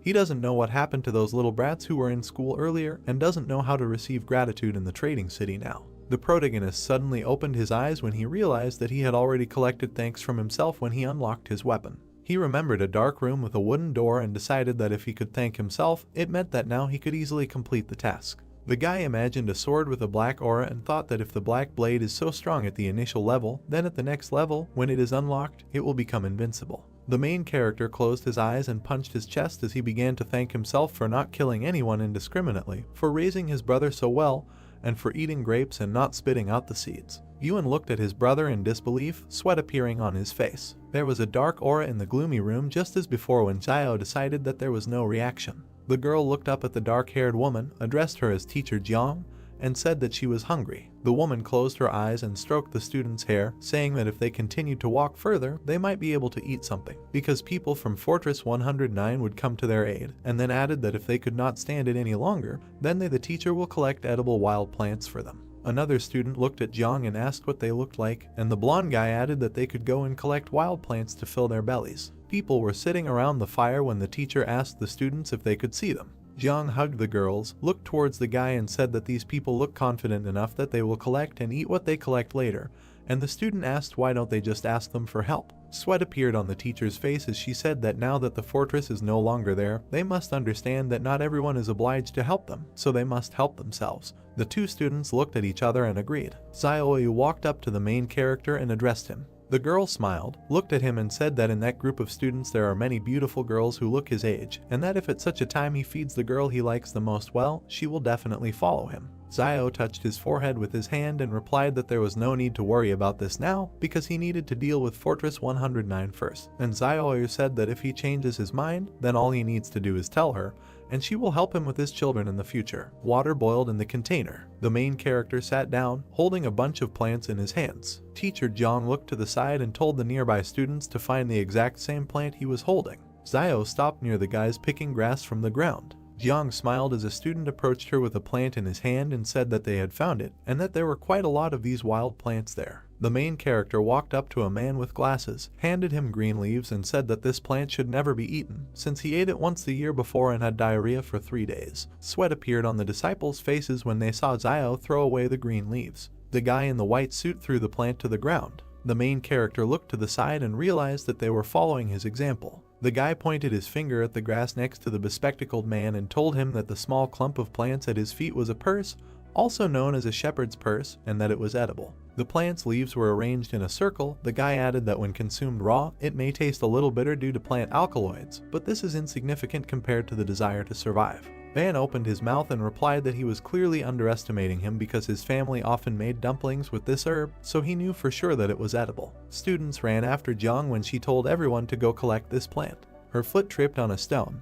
The girl fell to the ground. The guys helped her up while she said everything was fine. The dark-haired student opened his mouth and turned to Jiang with the words that she had helped them find water and food all this way, and that she did not have to do so much for them, because they were not at school now. The girl closed her eyes and replied that she was their teacher, so she must lead them to the fortress in safety. Xiao turned his head and remained silent. The girl with her eyes closed took a bite of grass. Then she stuck out her tongue, spat out the contents, and exclaimed that she was bitter. The girls began to hug the teacher, saying that they missed home and their parents, and that they did not know where they were now. The main character was sitting by the fire when Yuan told him that they were all crying, and Xiao replied that everything was fine and that they didn't need to get involved. Several people were running in the same direction when someone said that there was a fire there, so there must be someone alive there. The guy in the striped shirt exclaimed that, just like he said, he was able to lead them to other people. The man was shaken by hand and thanked. He smiled and touched his head with his other hand as the man in the dark suit talked about how he helped them get away from the crazy bugs and brought them here so they could join the others, and that he was the greatest Superman he had ever saw. The man in the striped suit replied that this is what he had to do, because the great sage, equal to the sky, must pacify demons and protect people. The people sitting around the fire watched them silently. Xiao continued to watch carefully. On the back of the man in the striped uniform it was written that he was from the psychiatric hospital of Fortress 113. The main character looked forward emotionlessly and thought that the guy had a mental illness. The men standing behind their savior were talking about how he was an escapee from a mental hospital and not one of those whom the King Consortium had captured some time ago, and that he was still a superhuman who could summon a stick and become physically very strong. People surrounded the guy in the striped uniform and kept talking about how he claimed to be the reincarnation of a great sage equal to the sky and that they didn't know if it was true or not. The smiling patient was observed by Yuan and Xiao, who thought that if he were not a Superman, then people would really just consider him a patient who escaped from a mental hospital and that he saved everyone, but they are still only half believe what he says. The blonde guy turned around and opened his eyes wide. They reflected the main character and his brother. The guy in the striped suit started pushing people around and telling them to make way for him.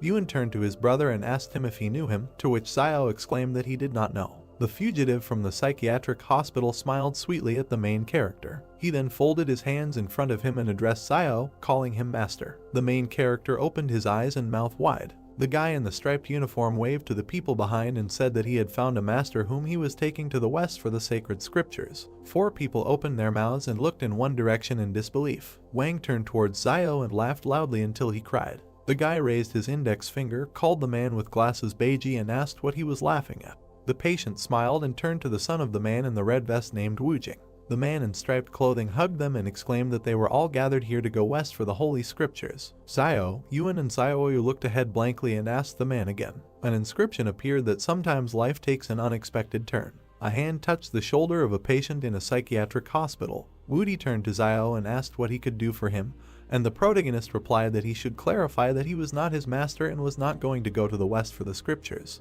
The man crossed his arms over his chest and asked the guy which direction he was going now, and Xiao replied that they were heading towards Fortress 109, which is located in the southwest. The man clenched his fist in front of him and said that the southwest was just in the west, and that perhaps he did not realize it yet, but he was already on the way to receiving the scriptures in the west. Xiao held out an open palm in front of him and repeated that he was indeed not his master, and that Wang was not Beiji, just like his son Dallin was not Wu Jing. Yudi waved his hand and exclaimed that it didn't matter, and the man with glasses grabbed his head and asked about how it didn't matter. A man with a gun appeared behind the blonde man, began to threaten Zhang and told them that he had not seen them before, so they should hand over everything valuable that they had.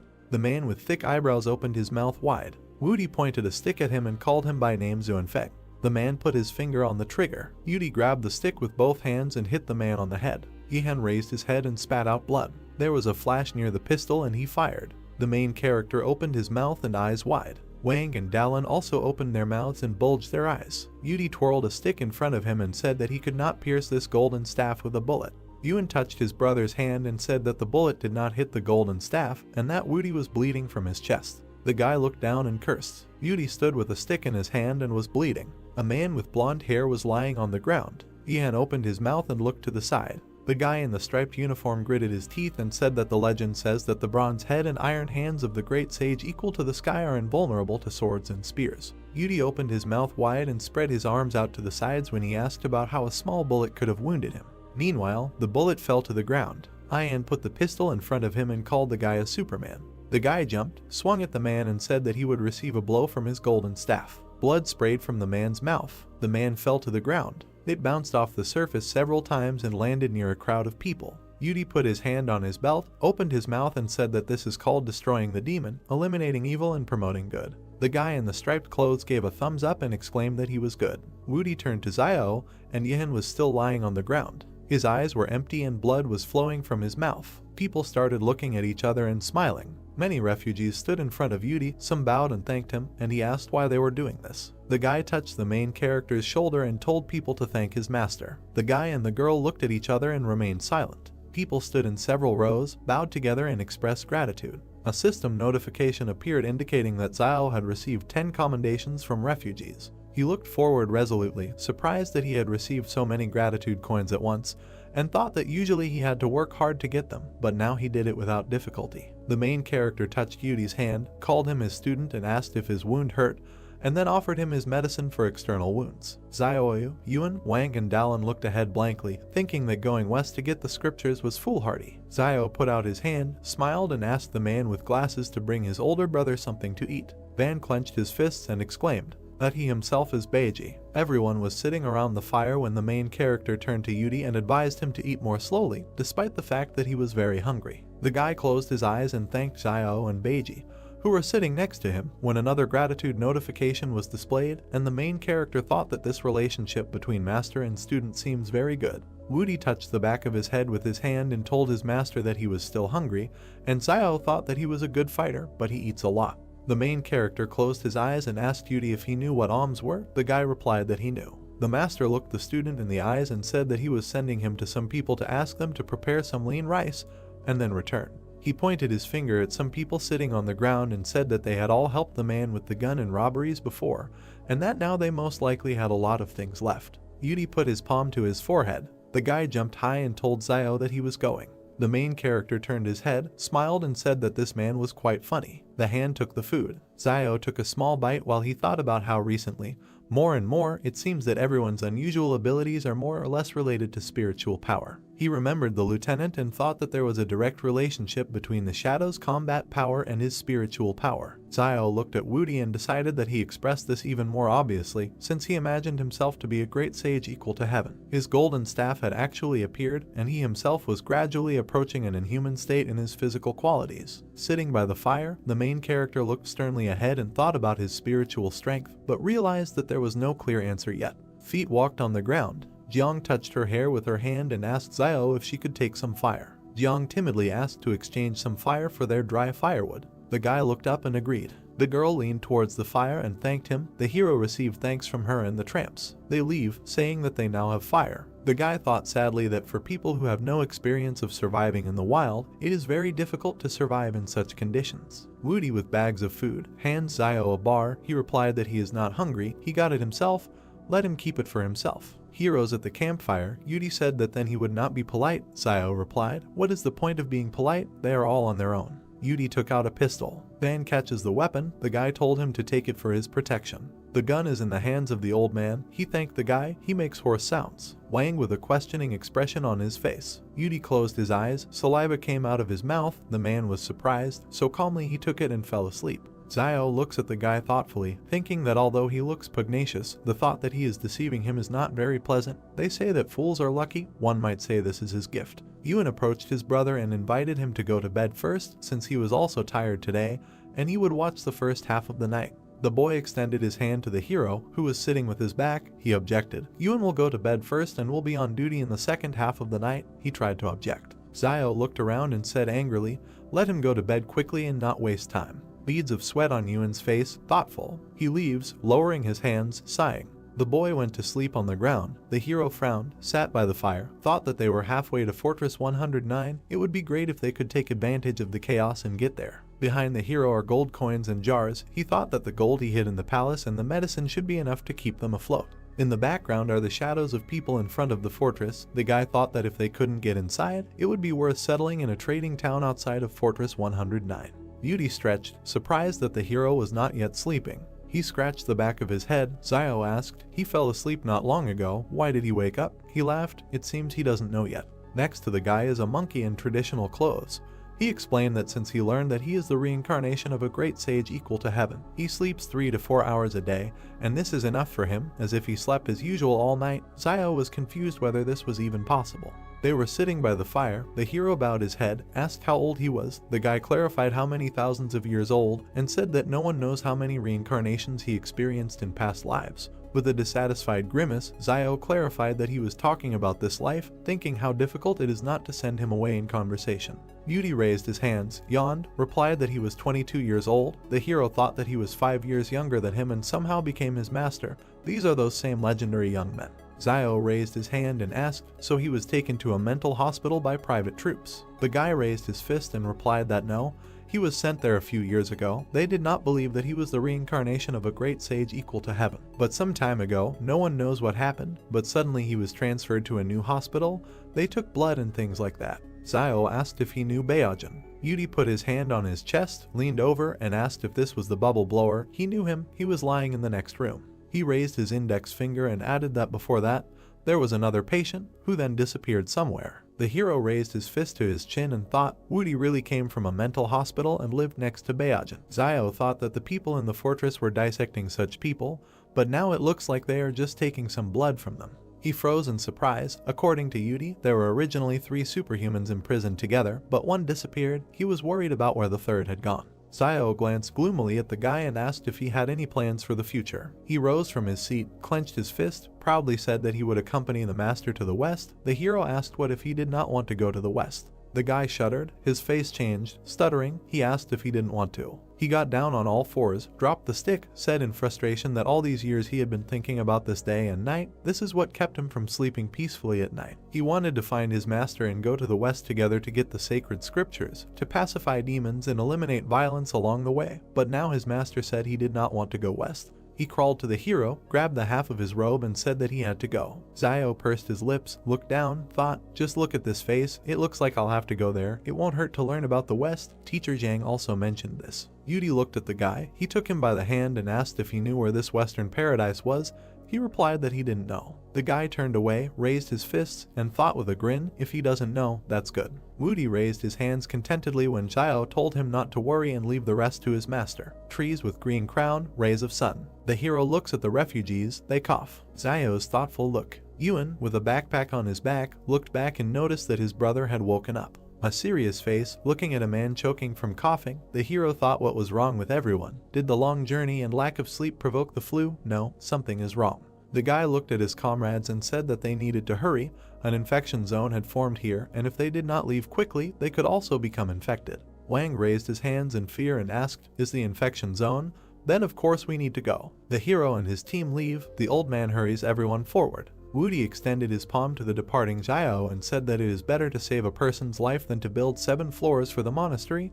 They cannot leave them. The guy looked around and replied that Western Paradise was right ahead. Yudi stands with his hands down. The group leaves. He added that he is going there for the scriptures, but he can stay here if he wants. Yudi raised his head and clenched his fist. Raising an eyebrow, he thought with regret that accompanying the master to the west for the scriptures was the most important thing at the moment. He looked at the refugees. He closed his eyes and exhaled. He ran after the others and shouted for them to wait for him. He caught up with the hero, said with a smile that he had thought about everything. Now the most important thing is to accompany him to the west. Zio said that he was doing well and was glad that he had finally decided. The girl with the bob approached Jiang and asked why don't they stay and help everyone. Zio turned his head. Jiang looked at those leaving. She seriously said that no, first they need to save at least themselves. Perhaps now the teacher is not teaching them quite correctly, but they must follow her. She follows the group and told the guys not to lag behind and to be sure to collect wild greens if they see them along the way. The girl with the bob brought her index fingers together and said, it's so terrible. The teacher replied that even if it's difficult to eat, they should eat it. Jiang and her guys follow the hero's company. The refugees look at them. A crowd of people among the trees. Zio wondered why they came so far and did not encounter a single wolf. It is reasonable to assume that they as a group do not pose any threat to them. Maybe they are scared off by a large crowd of people. He frowned, thinking that he couldn't reveal his superhuman abilities until it was necessary, but who knows what the 109th fortress does to superhumans. Yuan grabbed his brother's robe, pointed with his finger, and noticed a car in front. With a stern look, Zio looks at the cars in the distance. Aren't these the King Consortium cars? Are they really so unreliable? It looks like these cars broke down not long ago, and they might meet King people if they go forward. Sunset, sun over the trees. Someone shouted that they saw the King Consortium. They should ask them for help. The guy with the backpack runs forward. He said with a smile, finally they are reunited with the army. They are saved. Zio clenched his fists. Yuen looked at him questioningly. The guy told them to wait and not go there. At the car's land and his soldiers, Zio wondered why this fat man was moving so slowly. The soldiers were sitting on the ground, talking, but he was surprised that he did not leave the wounded soldier to go on his own. The doe, with a cigar in his teeth, raised an eyebrow. The man stood up. The hero thought that this fat man was funny and put the seat cover on himself when he got out of the car. Refugees stand in front of the army with clenched fists. The doe shuddered and shouted that they should quickly take away all the weapons, if they had them, so that these refugees would not make a noise in their camp. The soldiers load their weapons. The doe turns away. The guys stopped, scared, walked next to the hero, looking forward. Two soldiers approached the hero. The military men were near the fire. The refugees were sitting to the side. Yuen is sitting on the ground. Zio approached his brother and said that it was already late. He needed to find a place to stay somewhere nearby. Wang approached the hero and whispered whether it was dangerous for them to be so close to the people from the King Consortium because they killed several pursuers when they fled. The guy looked back. He looks towards the camp and replied that everything should be in order. They can stay here with peace of mind. If something bad happens, they will simply run away into the wasteland again. The heroes are sitting by the fire. Zio said that in the current state of affairs it is better for them to follow the main group for now.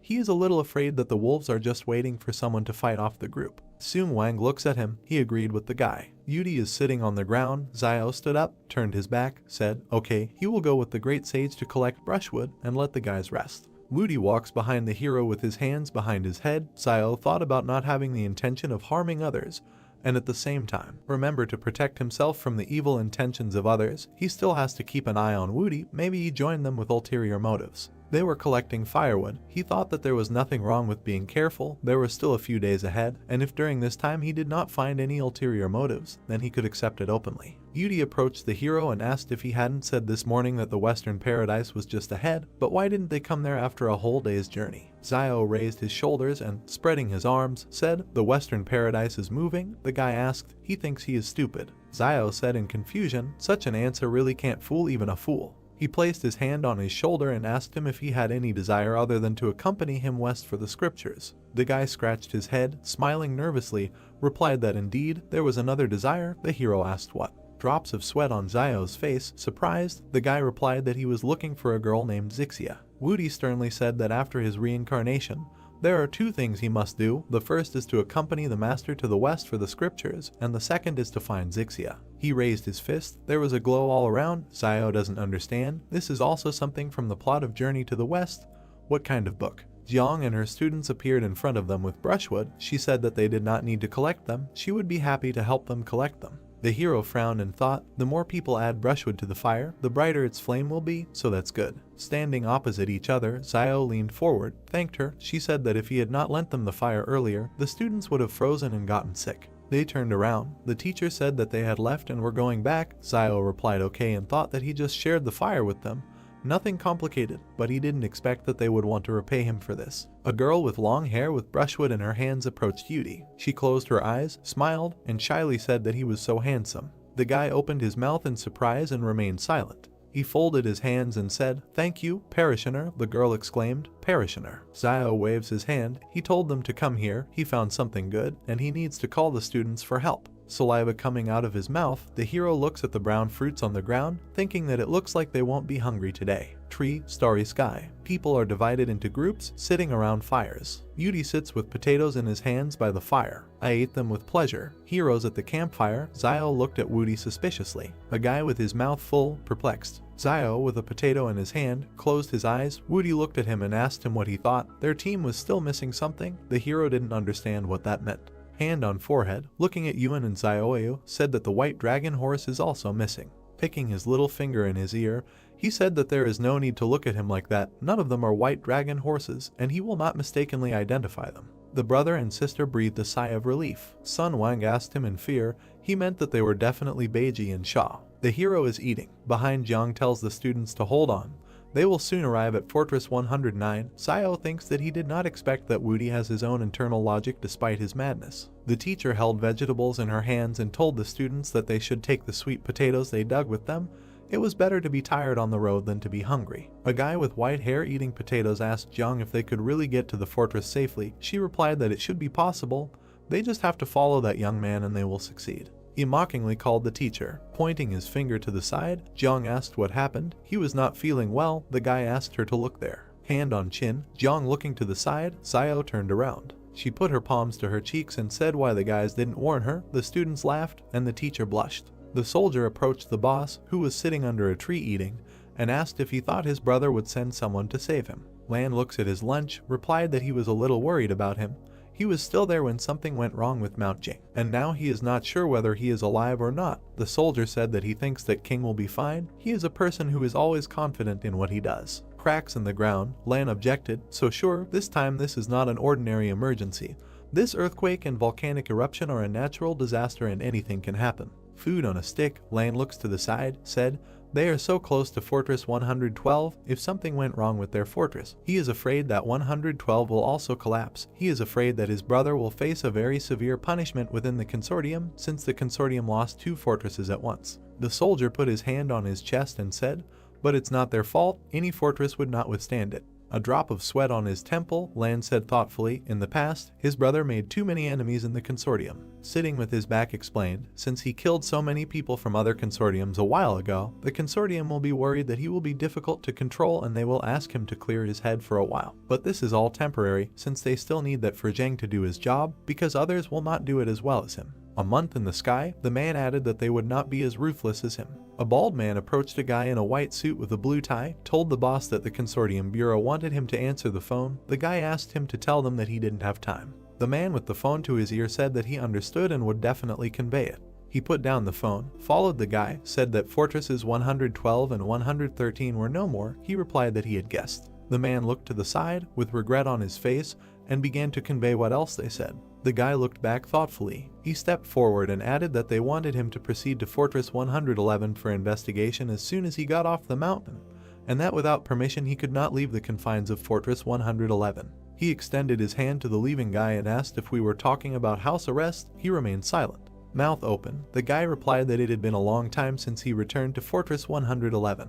He put his hands in his trouser pockets, said to call Lu from Fortress 109 and asked him to send someone to look for Lan. The man replied that this fortress is controlled by the Lai Consortium, and Lu, as its manager, may not have much say in the matter. The guy looks ahead and noticed that there is always the opportunity to send several private troops. He pointed his finger forward and sternly told him to tell him that if he did not find the dough, he would die. A doe opposite the refugees sitting around the fires, chewing his food, smelling the potatoes, thought that these poor people know how to be practical in everyday life. A stick with a piece of food in his hand, closed his eyes, called Tang and said that he would go there and buy fried sweet potatoes and come back. Beads of sweat on his face, Tan raised his palms and asked if they couldn't just take some from them. The doe jumped up, hit him on the head and shouted that he wouldn't bat an eyelid if he had to kill someone from the flame source, but rob a bunch of refugees out of their sweet potatoes. Would he still be human if word got out about it? Trees, moon in the sky, Lan pointed his finger forward and shouted for him to run and buy it at 50 times the normal price and not disgrace the king. They don't take advantage of others. The boss is at the fire. Tang leaves. Lan called out to him and told him to take a few people so that they couldn't sneak up.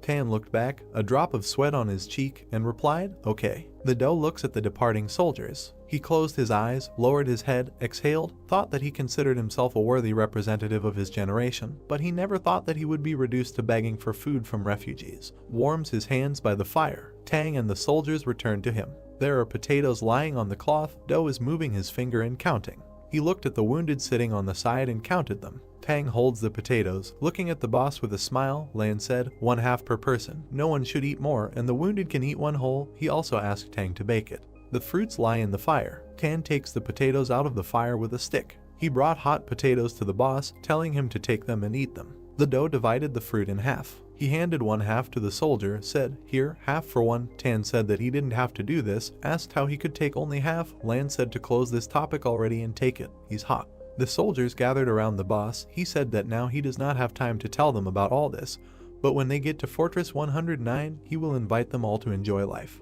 He pounded his chest with his fist and said with a smile, all of them who escaped this disaster will be blessed after it. The soldiers raised their fists up, smiling. Tang said, that's right, even in a great disaster, blessings can be found. Birds flew up from the trees and a cry was heard. The man hit the woman on the cheek and she fell. He said irritably, what's the point of pretending to be innocent after she ate the sweet potato he dug up? Her man had long since died in the fort. If he hadn't pulled her out, would she be alive now? The girl was crying, covered her face with her hand, and said that she would give him money for the sweet potatoes when they got to 109 strength. He grabbed her face with his hand and said angrily, what can she give him? They will all have nothing when they reach Fortress 109. He pulled her by the hair, shouting to the men standing nearby to come with him. The refugees silently look away. Xiao was frightened. Behind him, with his hands on his hips, stood Yudi. He shouted, stop. He ran forward and shouted menacingly, so it is he, the king of leopards, who is muddying the waters here. He grabbed the smoldering stick. The man looked around in fear. Yudi swung his stick and the man ran away. I hit him and he fell. The girl ran up to the beaten man, shouted what he had done,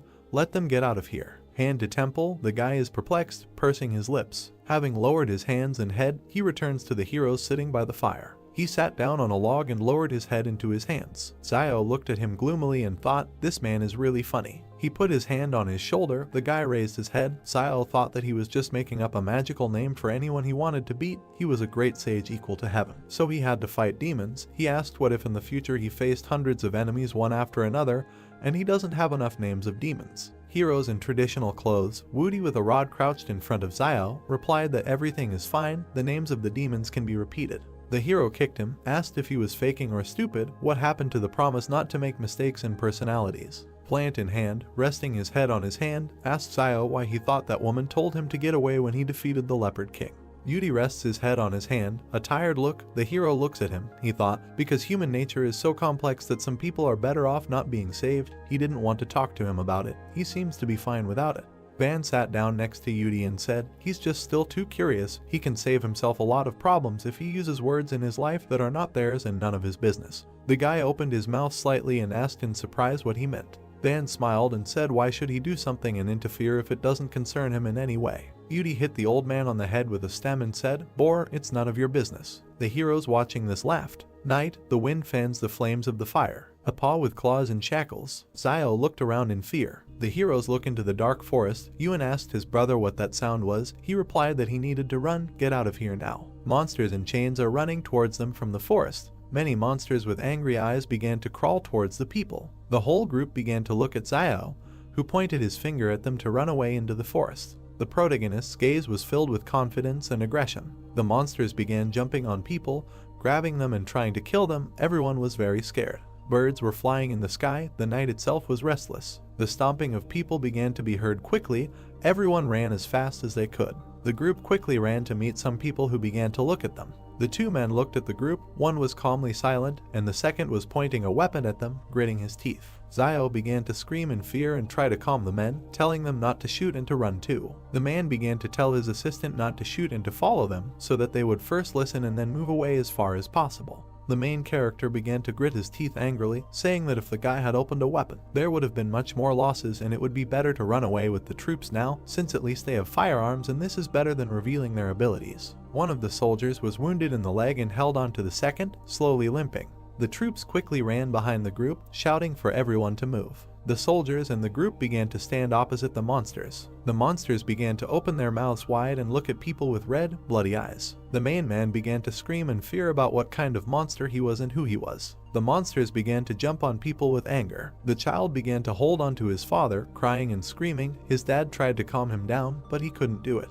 Meanwhile, Xiao confidently watched the monsters. The main character began to look at everyone who stood behind him and say that the screams behind them were getting closer and the test subjects could now catch up with them. Xiao began to look askance at all the people, telling them that they could no longer retreat and that first they needed to look at King's reaction. The main man began to look at Xiao in fear, telling his assistant to take a team of people and go with the wounded, and when they get to Fortress 109, they might ask him to come and help. The assistant began to grit his teeth, telling his boss that he would not leave him. The man grabbed the weapon from the assistant and pointed it at everyone and began telling them to behave without arbitrariness and just get out of this situation alive. The boss began to raise his gun with a smile on his face, telling everyone else to follow him and finish them all off as he would fight them. The assistant began to look at the soldiers with anger, asking what they were waiting for and that they needed to protect the boss and then leave. The army began to confidently tell the assistant that they would do it. The soldiers began to grab the boss by the arms and carry him away. The man began to shout to be let go and that Shiluolan had never been a deserter. One of their soldiers began to hold the box, telling him to carry the thing into the box. The soldiers' hands began to open the box. Two guys held weapons in their hands, who took their box and with a smile on their faces began to be glad that they took it with them.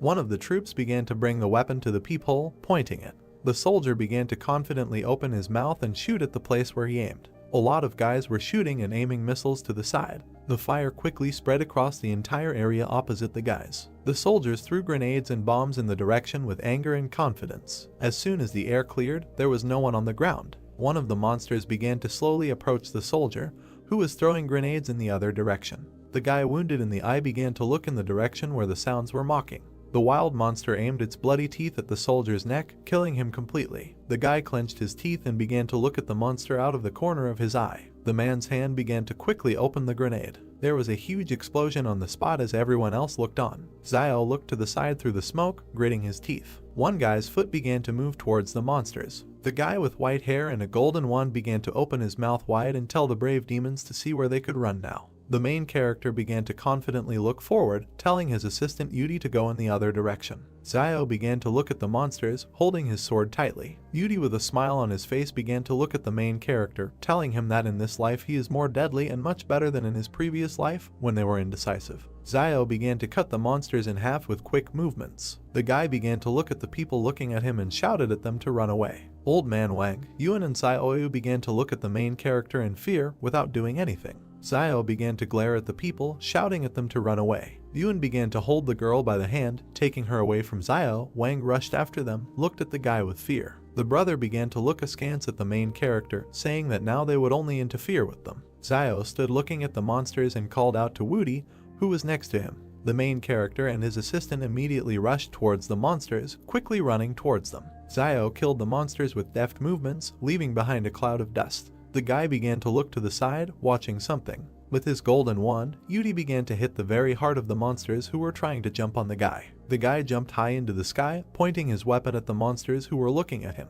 Yudi began to quickly swing his stick, killing several monsters at once. The guy stood confidently on the bodies of the monsters, putting his weapon behind his neck. Xiao stood there in shock and looked at Wudi, saying that it was unexpected that this guy's strength was much higher than Xiao himself thought. The guy began to point his finger at himself and, with a smile on his face, tell the monsters that from now on they would call him, but Yudi did not have time to say. Xiao kicked the guy, telling him not to waste time. The main character and his assistant began to run towards the people. Yuan began to look at Xiao, asking if he was okay. The main character answered his brother that he was fine. Xiao began to fearfully look into the depths of the forest, where they were shouting and calling for help. The main character and the others ran towards the sound and saw an overturned car. The boss began screaming from the window, closing his eyes and asking to be pulled out. Yudi hit the car with quick movements, opening the door. The guy stood near the car and told the boss that now 2 of his soldiers were gone. The man stood on his knees, saying nothing. Xiao began to take the boss by the hand, telling him to move and follow him. Law began gritting his teeth and closing his eyes to tell the main character that he could not leave, even though they saved him. The depths of the forest were black and scary. Xiao began to run away from the soldiers who were fighting and, grabbing the man with him, began to tell him that they had to run away as a pack of wolves were coming towards them. The army covered their ears and shot at the monsters, tried to kill them, but could not as they survived. The monsters opened their mouths wide and looked at the soldiers. People began to watch as a flock of monsters headed deep into the forest. The soldiers opened their mouths in fear, not knowing what to do. Xiao looked askance at the monsters, wondering if these test subjects were afraid of them. The main character began to hold Wudi's shoulder and tell him to call Wang Fugui and the others. The guy hesitantly scratched his head, asking Xiao who Wang Fugui was. The main character smiled at the guy and said that this was Ba Jai, who should be told to wait for them there and not come back, because if something strange happens, they should continue to run for their lives. Xiao didn't understand why Yudi doesn't understand anything unless you mention names from history. Law began to look at his soldiers, who were wounded and lying in a pool of blood. The boss and Xiao quickly began to head towards the wounded. One of the soldiers held his stomach and showed his hand to Law, saying that he should not be here since the monsters might return soon. The main character watched as the boss squatted down next to the guy and asked if he had anything to tell him. The guy began to look at Law with a smile on his face, telling him that he said that he would give them a tour of this beautiful world. As soon as they get to the 109th fortress, the guy began to say that he is afraid. Now they will not be able to go with boss and Law needs to have a blast himself. The boss began to smile, covering his eyes from tears and telling the soldier that he was afraid he would die from exhaustion in the 109th fortress. Law began to laugh loudly with his lying assistant.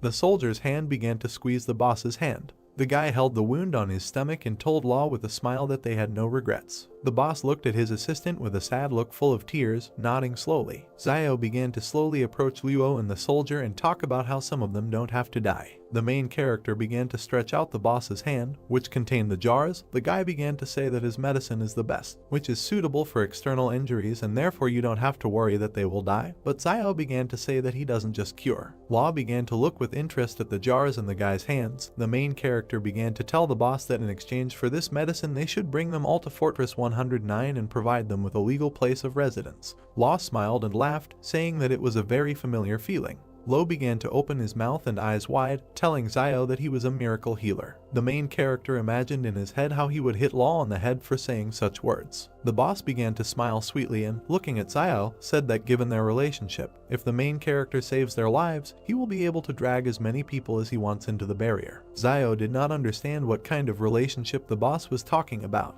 Law laughed and scratched his head from discomfort, saying that they had a relationship between a doctor and a patient. The guy looked at the boss with a smile. Xiao began to close his eyes and throw jars into the boss's hands, saying that he would remain calm and would not ask what diseases he was treating for and that this medicine should be applied to the wounds. Lo began to smile and say that he understood everything. Xiao began to look askance at Luo and holding him by the shoulders, asking if he was thinking of capturing him when he healed his soldiers. The boss held jars and said that in fact his main goal was to catch Zhu Xianchu, and the main character just his accomplice. Xiao smiled, looking at the boss and told him that this was good. Law began to approach the soldier, telling him to hold on. The boss's fingers began to apply medicine to the wounds. The guy immediately began screaming in pain, which was created by the medicine. The main character began to wave his hand at the soldier's wound, telling the boss to hurry up, finish and hit the road. A loud cry of pain from wounds began to be heard from the mountains. Yuan began to look at Xiao with a smile. The main character began to tell all the guys that everything was fine with him and they should move on.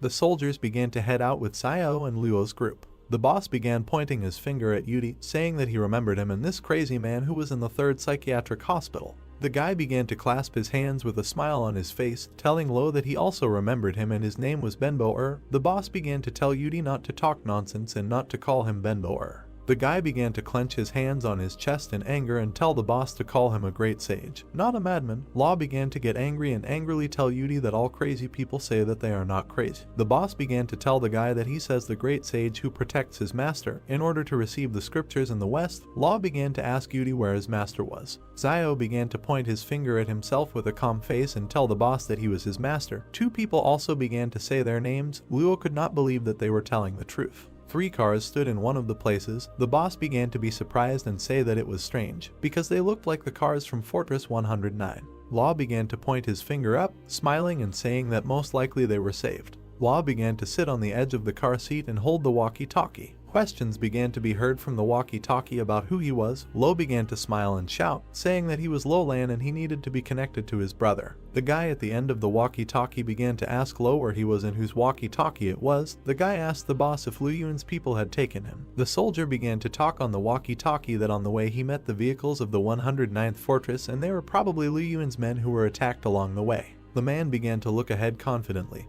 holding the walkie-talkie and telling Luo to take a break when she reached Fortress 109 and not to return to the King Consortium for a while, as the people were going to put him under house arrest for a while and the boss would probably have to suffer a harsher punishment when he returns. The guy began to sigh and tell Luo that when he gets to the 109th Fortress, tell Lu Yuan that Ren Xiaosu, Zhu Xianchu, Yang Xiaojin and Luo Zhenyu are wanted, and especially Zhu Xianchu. The boss began to sit in the car, telling the guy that he had one thing, but that Ren Xiaosu was next to him. The guy asked Luo, he caught him too. The boss began to smile and tell the guy that he may not believe him when he says this, but given that this is happening now, we can say that he caught him and Ren rather saved him. The guy began to look ahead, telling the boss to tell the guy that the matter between the King Consortium and him was closed and the guy also owed him for saving his life. Law began to look at the people, telling the guy that they just wanted to go to the 109th Fortress and become legal residents there. Xiao sighed with relief and said that this day had come and from now on they would be the legal residents of the 109th Fortress. Xiao stood next to Luo, who was holding a walkie-talkie. The main character began to look thoughtfully to the side, thinking about where the body would go if they were attacked halfway. Xiao began to look at the ground, realizing that the blood had already dried and judging by the color, it could suggest that half a day had passed since the battle. There was something lying near the guy's feet. Zio began to look at the fur in his hands, realizing that it was wolf.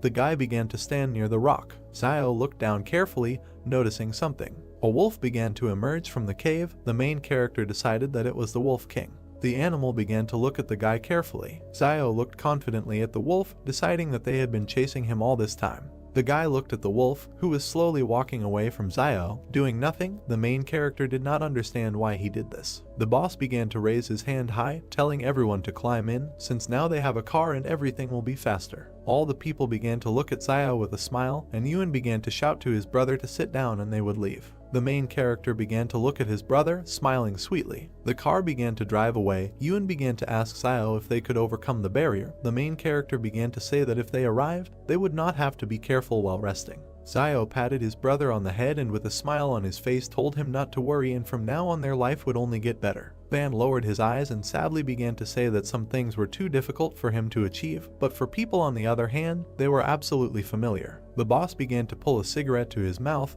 telling everyone not to take it so seriously about what they promised. Luo began to add and say that the kin people can still fulfill their promises and their association will not lie. Since this is not, it will make sense. Van's eyes began to look surprised. The man began to smile and tell Luo that Ziosu saved his life. The boss began to ask Wang if this was true. Wang began to smile and talk about how it was not enough to simply overcome the barrier, and if anyone heard about this, they would think that the kin association was stingy. The gentleman began to look thoughtfully to the side, realizing that when he left the city with Ziosu, he had already told him what it was worth, so the time had come to prove it.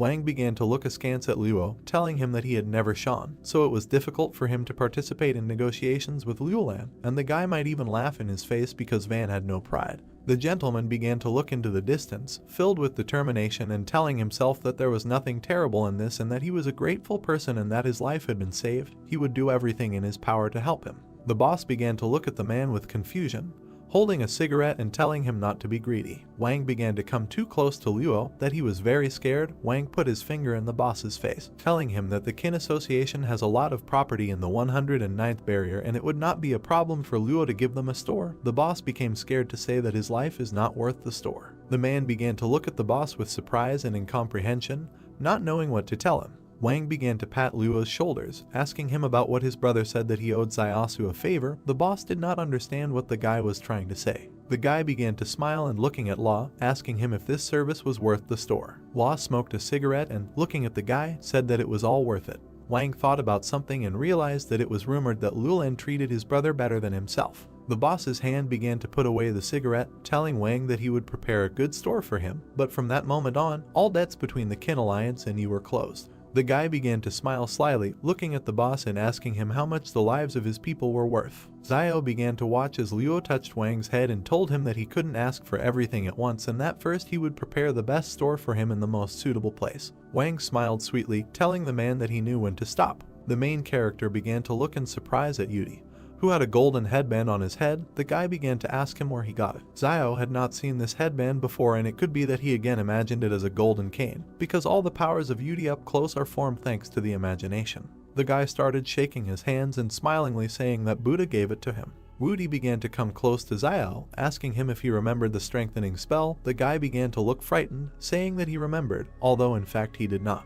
The main character began to sit in special clothes, repeating the same phrases many times. Woody began to squeeze his ears and shout at Zio to stop it. The main character frightenedly asked the guy what was wrong. Van, with incomprehension, began to tell the main character that this headband was a gift from the Buddha and nothing could be done about it and he could not take it back. Zio began to fearfully ask Wang what it meant. What he had just done was also a gift from the Buddha. Wang began to tell the guy with a calm face that no one knew about it. Ewan smiled, looking at his brother, telling everyone that there was a city ahead. The car began to drive up to a high tower on which the 109th city was written. The car began to approach the tower, on which 109 was written. The girl began to point her finger at Zio, telling all the children to thank him, since it was thanks to the guy that they survived to this day. People from the group began to smile sweetly, thanking the main character. Zio began to laugh, indicating with his hand that this should not be done. The guy started pointing his finger at the three. Zio understood with his hands and said with a sweet smile that the three of them had not yet thanked him, so they could take their time. people looked at Zio silently without saying anything to him. Cars began to drive up to different tents. Yuen began to smile and point to different tents, saying that they have something like this right in the city. The car began to stop at one of the tents. The girl began to ask in surprise whether they lived in a similar place. A friend of the main character began to say that she lived in one, but it was better there and Zio was a substitute teacher in their city. The girl began to say that if the barrier still worked, he would become their new teacher. Alone, the girls couldn't believe that Zio could become a teacher. The car's wheels began to turn off. Law jumped off the car and started shouting that they were there. The boss began to angrily ask everyone about where Liu Yuan was since he urgently needed him. People began to ask each other who Liu Yuan was while Lo watched this angrily. The boss began to shout and point his finger at the man, telling the administrator of this city to quickly come to him. All the people began to look at the angry Law in fear. Zio stood behind the boss, telling him that they had arrived from Barrier 113 and this was Liulan from the film consortium, and all this should be reported to their administrator. The people began to look at the main character in fear and tell him to wait a minute. The girl began to look into the distance, thinking that Liulan must have promised that Liang, Wang Fugui, Wang Dalon and Wen Wudi would fall into the barrier, but he began to mention Jiang Wu and the disciples. Everyone understood that if things remained like this, they will become refugees.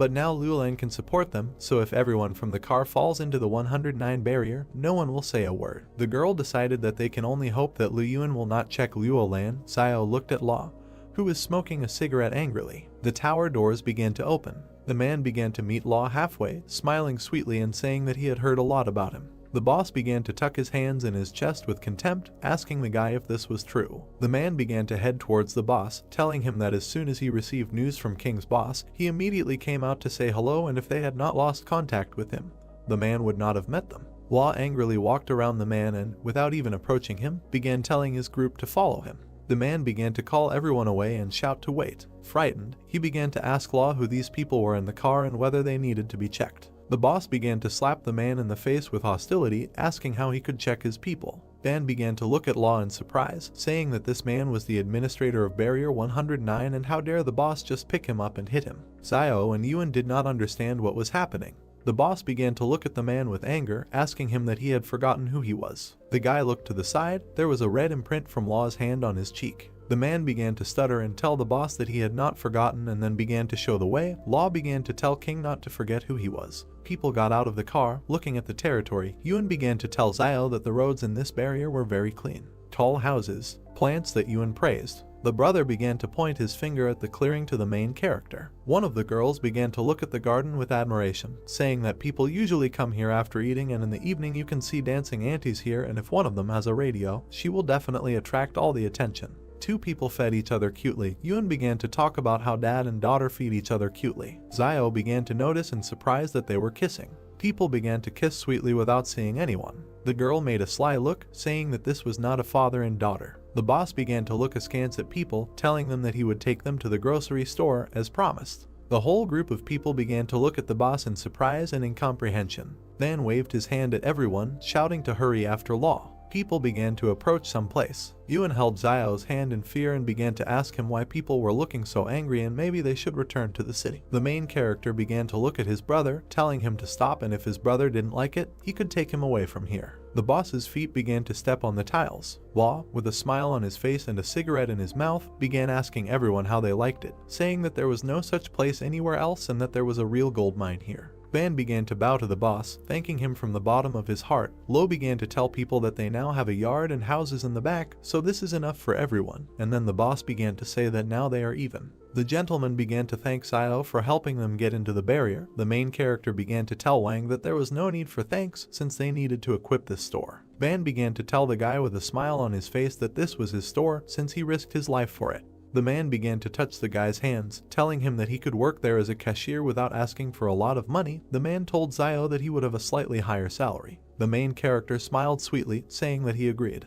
Van was surprised to not believe that the guy agreed so quickly. Zio began to come closer to Wang's ear, telling him that 30% of the profit from the store was his, so the money from his antibiotics also belonged to him. Dan didn't know what to answer the guy out of surprise. The gentleman began to smile at the main character, saying that he would try his best. Someone began to watch them. Zio began to understand this out of the corner of his eye. The guy quickly began to look to the side, spreading the tent, but did not see anyone and decided that he had imagined it. Zio stands in front of the woman, asking her what she plans to do. The girl looked at one point with fear, continuing to remain silent. One man addresses the main character, telling him not to worry, and as soon as he receives his residence ID, they will immediately prepare his enrollment, adding that teacher Jan Wu can continue teaching, and the students can continue studying under her guidance, and the school will take care of the place of work and salary. Holding his hands on his chest and covering one eye, the man notices that this is not kindness at all, but they have all gone through fire, water, and copper pipes, so the King Consortium can cope with such a small task, to which Zio asks what he is. So kind old man Wang turns to the guys, asking if the Lai Consortium is not responsible for this barrier, and whether he will keep his promise, to which the man replies that the Lai Consortium will not bother with them over such a trifle. Friendly patting the old man's shoulder, he tells him that matters between the consortiums can be both complex and simple, and if there is no money involved, then everything is fine, to which the man Wang says that he understands him. The main character begins to think that it costs the consortium nothing to enroll a couple of students. Moving quickly and holding his hand on his chin, Zio with a gentle smile asks the uncomprehending guy how much pocket money the school gives to its students, to which the man replies that about 900 per month, and it all depends on the barrier, because the student receives as much as needed to survive for a month. Suddenly, someone grabs Yuan by the shoulders. Zio, towering over his blushing brother, says with a smile that he and Yuan also want to go to school, and money is not a problem, because they just want to study. Holding the other characters, hugging them on his shoulders in front of the shocked man, Zio reveals that not only he, but also Wang Fugui, Wang Dalong, little sister Zioyu, and Chen Wudi, all six want to visit the school, to which the man asks him that Wang Fugui is already over 40 years old, and he will also go to school.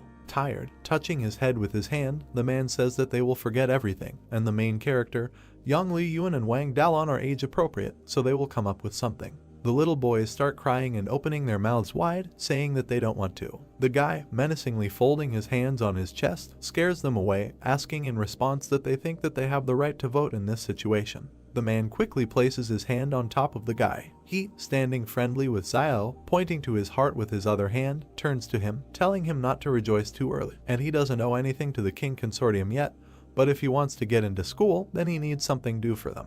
The main character passes the bottle to the man, noting that he knows that Luo needs it. With incomprehension and contempt, the man looks towards the main character leaving with his younger brother, asking himself in his head that he also calls him a fat Luo man. The hero's boots walk briskly across the square among the city houses. Their whole group ends up in a beautiful room with a Chinese concept. The brothers look around. Yuan with interested eyes says that this store turned out to be much better than his expectations, to which the elder tells him that now their lives will be much better. Old man Wang, peeking around the doorway with his son, tells Zio to go and look at something. He points his finger at a building with rooms and a corridor to his team, informing them that there are 3 rooms there and they distribute them in the same way as Sister Zio. There will be a separate room. Uncle Wang will be in one room with Dalon, and he, Lai Yang, and Woody will be in the third. A girl with a pretty look, tucking a strand of hair behind her ear, replies that she understands. The old man pats Dalon on the head, answering the hero with a smile that they all obey him. The girl's hand washes the glass with a rag, as does Dalon on the other side of the same window. Zioyu takes the laundry to other rooms while old man Wang and Yuan clean the house. The character Paley presses the flush button,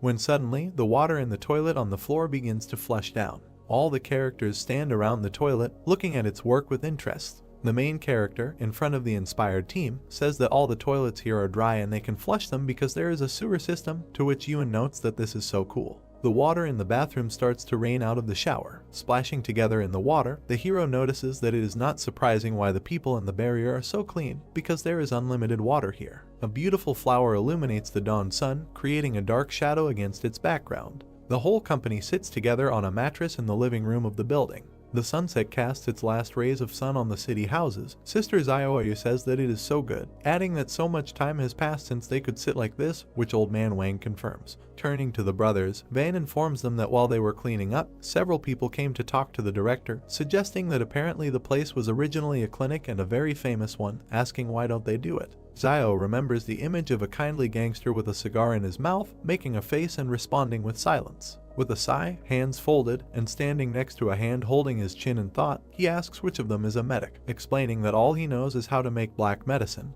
and he thinks they need to sell at first shoes, and these toys will expire if they leave them idle. To which the elder replies that he thinks the guy is right, and they will be allowed to live for some more time, adding that it is too late, and tomorrow he will go to exchange the book for currency Li, but they only have enough money for a while. Pointing his finger to the side, the old man turns to the guy with a smile when Xiao says that if they really don't succeed, then they can always promote his store. To which Wang replies that then they will need what they can sell in long term, and there are quite a lot of useful herbs there, asking her herself that he thinks he can use them in his black medicine. Bringing his hand to his mouth, Xiao, after remaining silent at first, said, "Maybe this will work, but the black medicine cannot be sold in bulk, and they can only sell it in small portions weekly." The guy looks at old man Wang, holding his chin in his hand, listening to him say that this is more than enough, and something so exclusive in their store, and with these things, they won't have to worry about not having visitors. The brothers, along with old man Wang, look at the night sky, thinking that the dark medicinal heart he received with the gratitude token can be divided into 3 alarms, and the bottle can be divided into 5 or 6 for sale, so it should not be so difficult.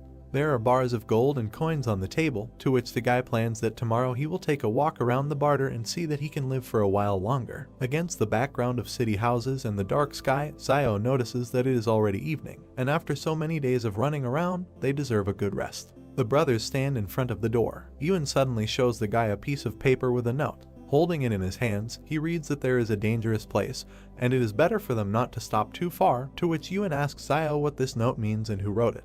Holding the handwriting in one hand and scratching his head with the other, Xiao says that the handwriting is familiar to him. Standing up to his full height, the guy holds a note in one hand, thinking about what is probably also in the 109 barrier, asking each other why she left them then, and whether it could be that she too thinks that something serious will happen if she is here, to which the guy tells himself that this is some kind of nonsense. And if she wanted to kill him, she would not have tried to get into the barrier. Sitting with his brother, Xiao begins to cry about it, asking why he didn't tell him earlier, and he just got caught in the barrier and now he literally can't get out. The bright sun illuminates an ancient Chinese building. Almost the entire team heads outside after a great morning, stretching and yawning. Old man Van, holding his hands on his sides, turns to the main character, saying that this is simply wonderful and he has not slept so well for a long time. The man holds his head with his hand and cautiously asks everyone where brother Chen Wudi is. The blonde, covering his face from the sun with his hand, walks barefoot through the city, attracting attention to himself, and says that he was locked in a shelter since childhood and could not even imagine that the outside world was so beautiful, and he begins to remember something. Lowering his eyes, passing by a married couple with a child, he thinks that he, too, once lived in a similar place, but these memories are already deep in the past. Suddenly Woody heard the melody of music, opening his eyes in shock. Dozens of dancing women with fans open in front of him. Looking at the women with the couple, the guy says that he feels so nostalgic. Chen enters the field and begins to dance, attracting attention to himself and humming the beat of the song. He gets up in the dance room, pose, telling everyone to get moving, which makes people feel awkward. All the women begin to aggressively attack him, showing their fists and creating an appropriate atmosphere around themselves. They all start beating Chen together. At the moment, they kick the guy to the side so that he doesn't interfere. The trees against the background of the city sway in the wind. Chen walks down the street, crossing paths with his team. The main character takes the guy by the shoulder, asking if he is okay. Woody, all beaten up and with a blue face, looks at the hero, to which the guy asks who did it to him like that. Walking further past the characters, the guy says that the outside world can be both intriguing and boring. The main character looks at him out of the corner of his eye in confusion, thinking that maybe this barrier is too dangerous and even the elite are hiding here somewhere, remembering that note that told them that this is a dangerous place and it's better to stay too long here. The sun illuminates a huge palace. The story goes that this is Lai's bank. Old man Wang sits down at the employee's table, greeting her and telling her that he would like to transfer money into Lai currency, to which the girl respectfully replies that to transfer foreign currency, the bank takes 23% of the amount, to which the man asks why that is. Xiao abruptly takes Chan's hand with the money, telling him not to transfer everything, and suddenly they will have to go to another barrier, in which case the commission amount will be paid in vain, but the man asks again about going to another barrier. Holding and counting the money, the man hesitantly says it's good that he understood him. The whole squad is walking down the street. Wang begins to tell Xiao that he mentioned that he wants to go to another barrier, asking where he still wants to go. The hero kindly answers the old man that he is not saying that they will definitely move, and they still have enough money and they need some currency and they can save the rest for now. Xiao looks forward seriously, thinking that even if they have no idea where they will be heading next in the near future, he has a feeling that they will have to leave this place and enter a barrier unknown to them again. The heroes look at the view of the city buildings. A bus passes by Xiao and he says it's Route 666, asking if it's public transport. Zio points his hand to the team at the bus, asking what this means, that they can also ride on it, to which Old Man Wang says that this is absolutely true, and he has heard a lot about it, because when the people of the barrier told him about it, he told them about it first. I didn't believe it. Yuan hands the old man small bags of coins, to which he says that they will ride him. Zio pays the fare inside the bus, and the boys happily run along the bus. While riding a bus in the middle of the city, Yuan tells Yao that life in this barrier is so safe and comfortable, and they only need to complete the simplest tasks, and they live better than refugees. Yuan looks out the window while Zio sits with his hands folded, to which the younger brother says that they probably live well. Zio adds that it cannot be that they do not have problems, even Luolan can have them, and such things do not disappear even if the conditions in which they live improve. Yuan asks his brother if there are people who have no difficulties at all, to which the guy replies that yes, and only the dead do. Junior tells the guy that it was such a great day, and he started saying such things, to which he replies that he is just telling the truth, and even such a fool as Chen Wudi can have difficulties. The blonde sits buried in a pillow and crying, saying that the world can be intriguing and boring, and when you are burdened with thoughts that the world is boring, having forgotten the continuation, he asks what happened next. Suddenly, the main character notices a jeweler's sign from the window. In a moment, the guy is behind the glass, waving at Van and telling him to take everyone back home, and he needs to get off here for a while. Sitting with his son, and addressing the boy in the back rows, Uncle Wang asks when his brother managed to leave, to which he replies that he has no idea about it, and he did not follow him. Walking in the other direction from the bus and straightening his raincoat with his hand, he thinks that it will be better if they don't find out that he wants to sell gold, because he's too lazy to explain it to them. Holding his cloak at his neck, he enters some room with a photograph of the lieutenant, thinking that he went unnoticed. The guy looks at the photograph of the junior lieutenant, where it is written that he is wanted. Opening his arms to the sides from the photograph of what he saw, he asks, exclaiming that this is not Ziyu Xiangchu. Standing against the wall with his mouth open, he thinks that this is very bad news, and although he left the jacket with gold, but if someone from the King Consortium checks the gold, they will immediately understand that it is clearly missing. As he walks away from the wall, hand on his chin, he thinks that if the King Consortium posted a notice right in front of the jeweler's workshop, they must have found something, and it's as if they set a bait to find me. Realizing something, imagining a photograph of the lieutenant in the background, he thinks that they are looking for Ziyu Xiangchu. Xiangchu, in the city outside Barrier 111, walks through the area. He looks forward with open eyes, holding his stomach with his hand, saying that he has finally reached the 111th barrier. Remembering how he ate mushrooms by the fire and walked hungry through the forest, he closes his eyes, thinking about how good it is that he is a Superman and his constitution is different, so a small amount of poison and wild vegetables is not able to kill him. The lieutenant, pointing his finger at the eggs in the plate, asks the guy, greeting him, asking if there is anything to eat and he can pay. Late in the evening, Xiangchu summons a shadow with his magic and sits on it. He, sitting on the back of a shadow, runs from side to side with great speed. A whirlwind of dust flies forward among the trees. King, sitting in the car, looks angrily to the side, thinking that it is good that outside Mount Jing he met people from the consortium, otherwise it is unknown how long the road to the 111th fortress would have been. The man notices how the shadow of the main character runs in front of his car behind the one driving in front.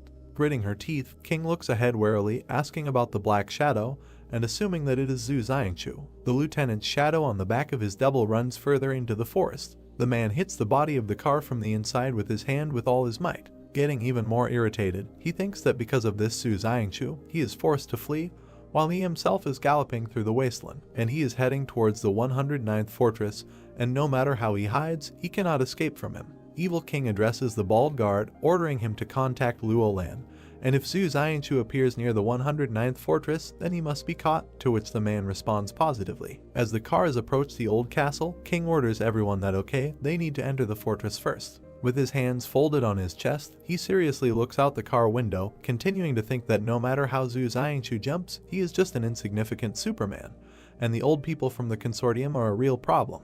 Imagining the images of the consortium members against the background of his serious expression, he thinks that the shadows inside him are changing one after another, and only those faces are really the core of the King family, which the old people care so much about. Making his gaze even more hostile, he tells himself in his head that, as they say in the King Consortium, violence is only a means of maintaining order, and it cannot be order itself, adding that in a word, a shadow remains a shadow and cannot be on the surface. As he drives through the square among the houses, he thinks that he is now the center of attention for confronting the source of the flames, and it is normal that the old people want to suppress his resolve, since it looks like he will be under house arrest for a while. The car slows down, slowly kicking up dust under the wheels. The bald guard speaks to the man, informing him that they are going to go to the operations department tomorrow, and they will probably all be separated and assigned to other military units, to which their boss calmly responds positively, but the guard asks him again what he wants to tell them something else. Holding onto the chair in front, the guard with a grimace asks King why he doesn't get out of the car and say a few words to the soldiers, explaining that they could go with him into the wasteland, because there are many of them. They have weapons and they can do whatever he wants, to which he replies that so many people were waiting to go home to their wives and children that he ended up telling them to go back to the wasteland and try to survive there. The man with confidence in his eyes tells him that everyone would agree. Opening the door, a man with a serious look orders them to stop talking and they need to go out.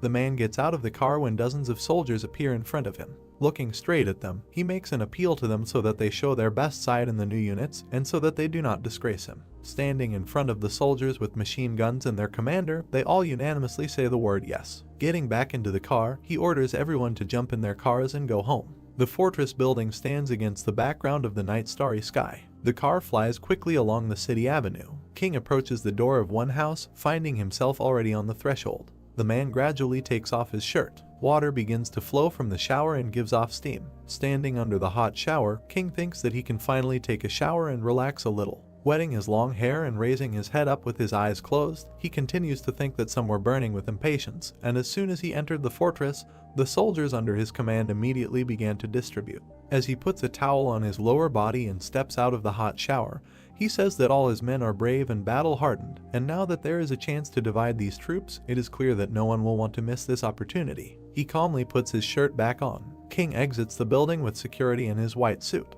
A security guard in uniform blocks the gentleman's passage with his hand, telling him that he cannot leave the house and he better not make their job difficult. The guy looks at the guard with arrogance, saying that the old people said that it was forbidden to leave the fortress, asking that when they said that it was forbidden to even leave the house, and did someone really give the wrong decree. He passes by the men, telling them not to worry, and he is just about to go listen to the singing, asking who in this fortress does not know that he, King Zhen, likes to listen to others sing. A man in armor runs in front of King, blocking his path, explaining that they are simply following orders. The man's eyes clenched with anger. Suddenly, a bullet flies into the ground in front of the entrance, causing the guards to go into shock. A man passing by explains that everything is fine and no one will cause them problems. The guard bows to King as he leaves the house, thanking him for his mercy. Looking after the departing King, the men whisper that there used to be rumors that King Zhen had trump cards with him, and he could not think that this would turn out to be true. To which the other asks his comrade that yes, but didn't the consortius remove him, and someone else follows the person who lost power. King brings a small glass to his mouth, listening to someone read the words that Sancha Station, the intersection of roads to the north leave and come from the south.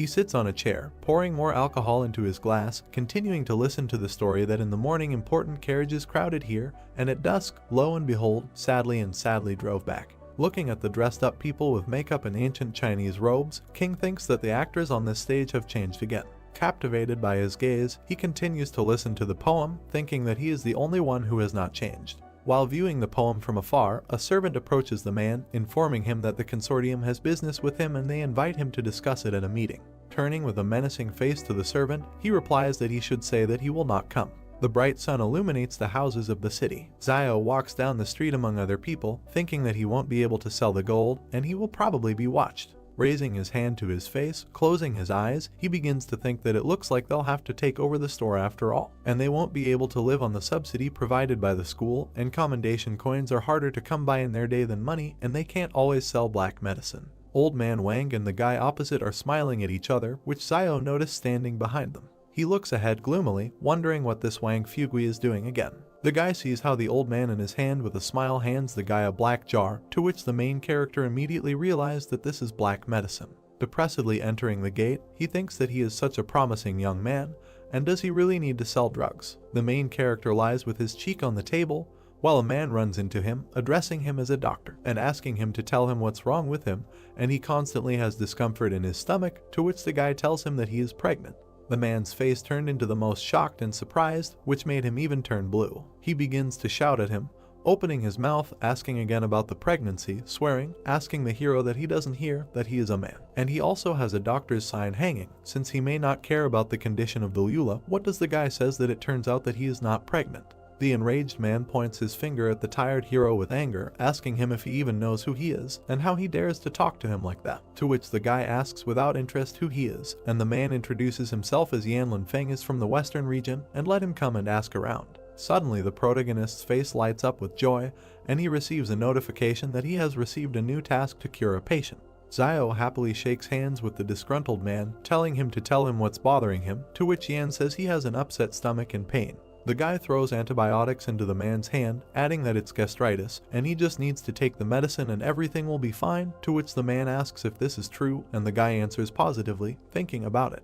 That it's as if he cares whether it's true or not, because he just wants to complete the task. The hero turns away from the man with a villainous smile, to which he responds positively, adding that he will return home and try. The notification states that the task has been completed and a basic skill copy scroll has been received. Yan turns to the main character, asking him if he needs to exclude something from his diet, to which Zio emotionlessly replies that he should exclude bitter melon.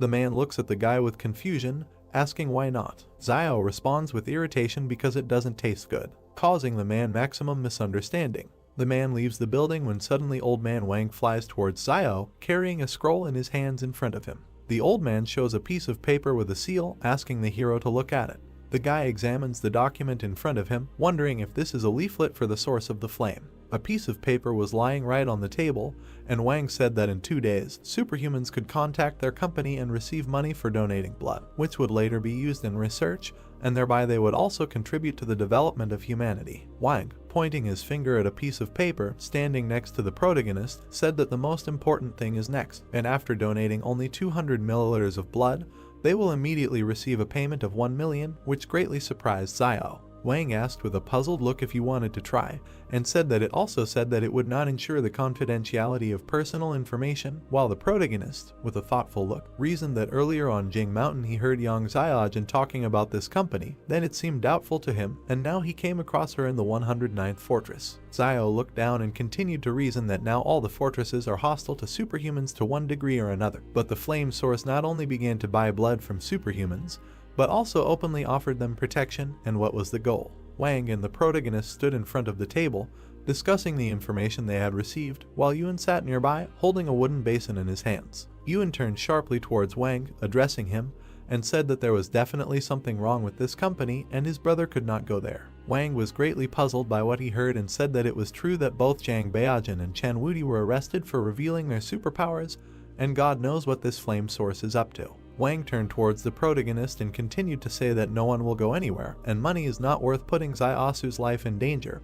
And by the way, Chen Wudi must be told to under no circumstances use his superpowers whenever he pleases. The protagonist crosses his arms over his chest and turns towards Wang, addressing him, and says that he shouldn't worry about it, and Chen Wudi will keep his mouth shut, and he threatens him with a hoop compression spell, otherwise he asks what it is the spell may be useful. Yuan, with a malicious grin on his face, turned to his brother, saying that it turns out that this source of flame has a lot of money, and if so, then they don't have to donate blood, but they can just rob the company. The protagonist at the same moment kicked his brother and said that he should disappear and go get ready and prepare to go to school with him tomorrow, while he fell forward, dropping his pelvis. Yuan said with tears in his eyes that it was good, and Zio, looking at him, reasoned that this child had grown up in the harsh conditions of a trading town since childhood, and now that they had moved to the fortress, someone should teach him from time to time correct behavior. The protagonist pointed his finger at a piece of paper lying on the table and turned towards Van, asking what, by the way, what kind of set of numbers and some kind of code is this? Zio continued to point his finger at the piece of paper while Wang told him that this must be a telephone number,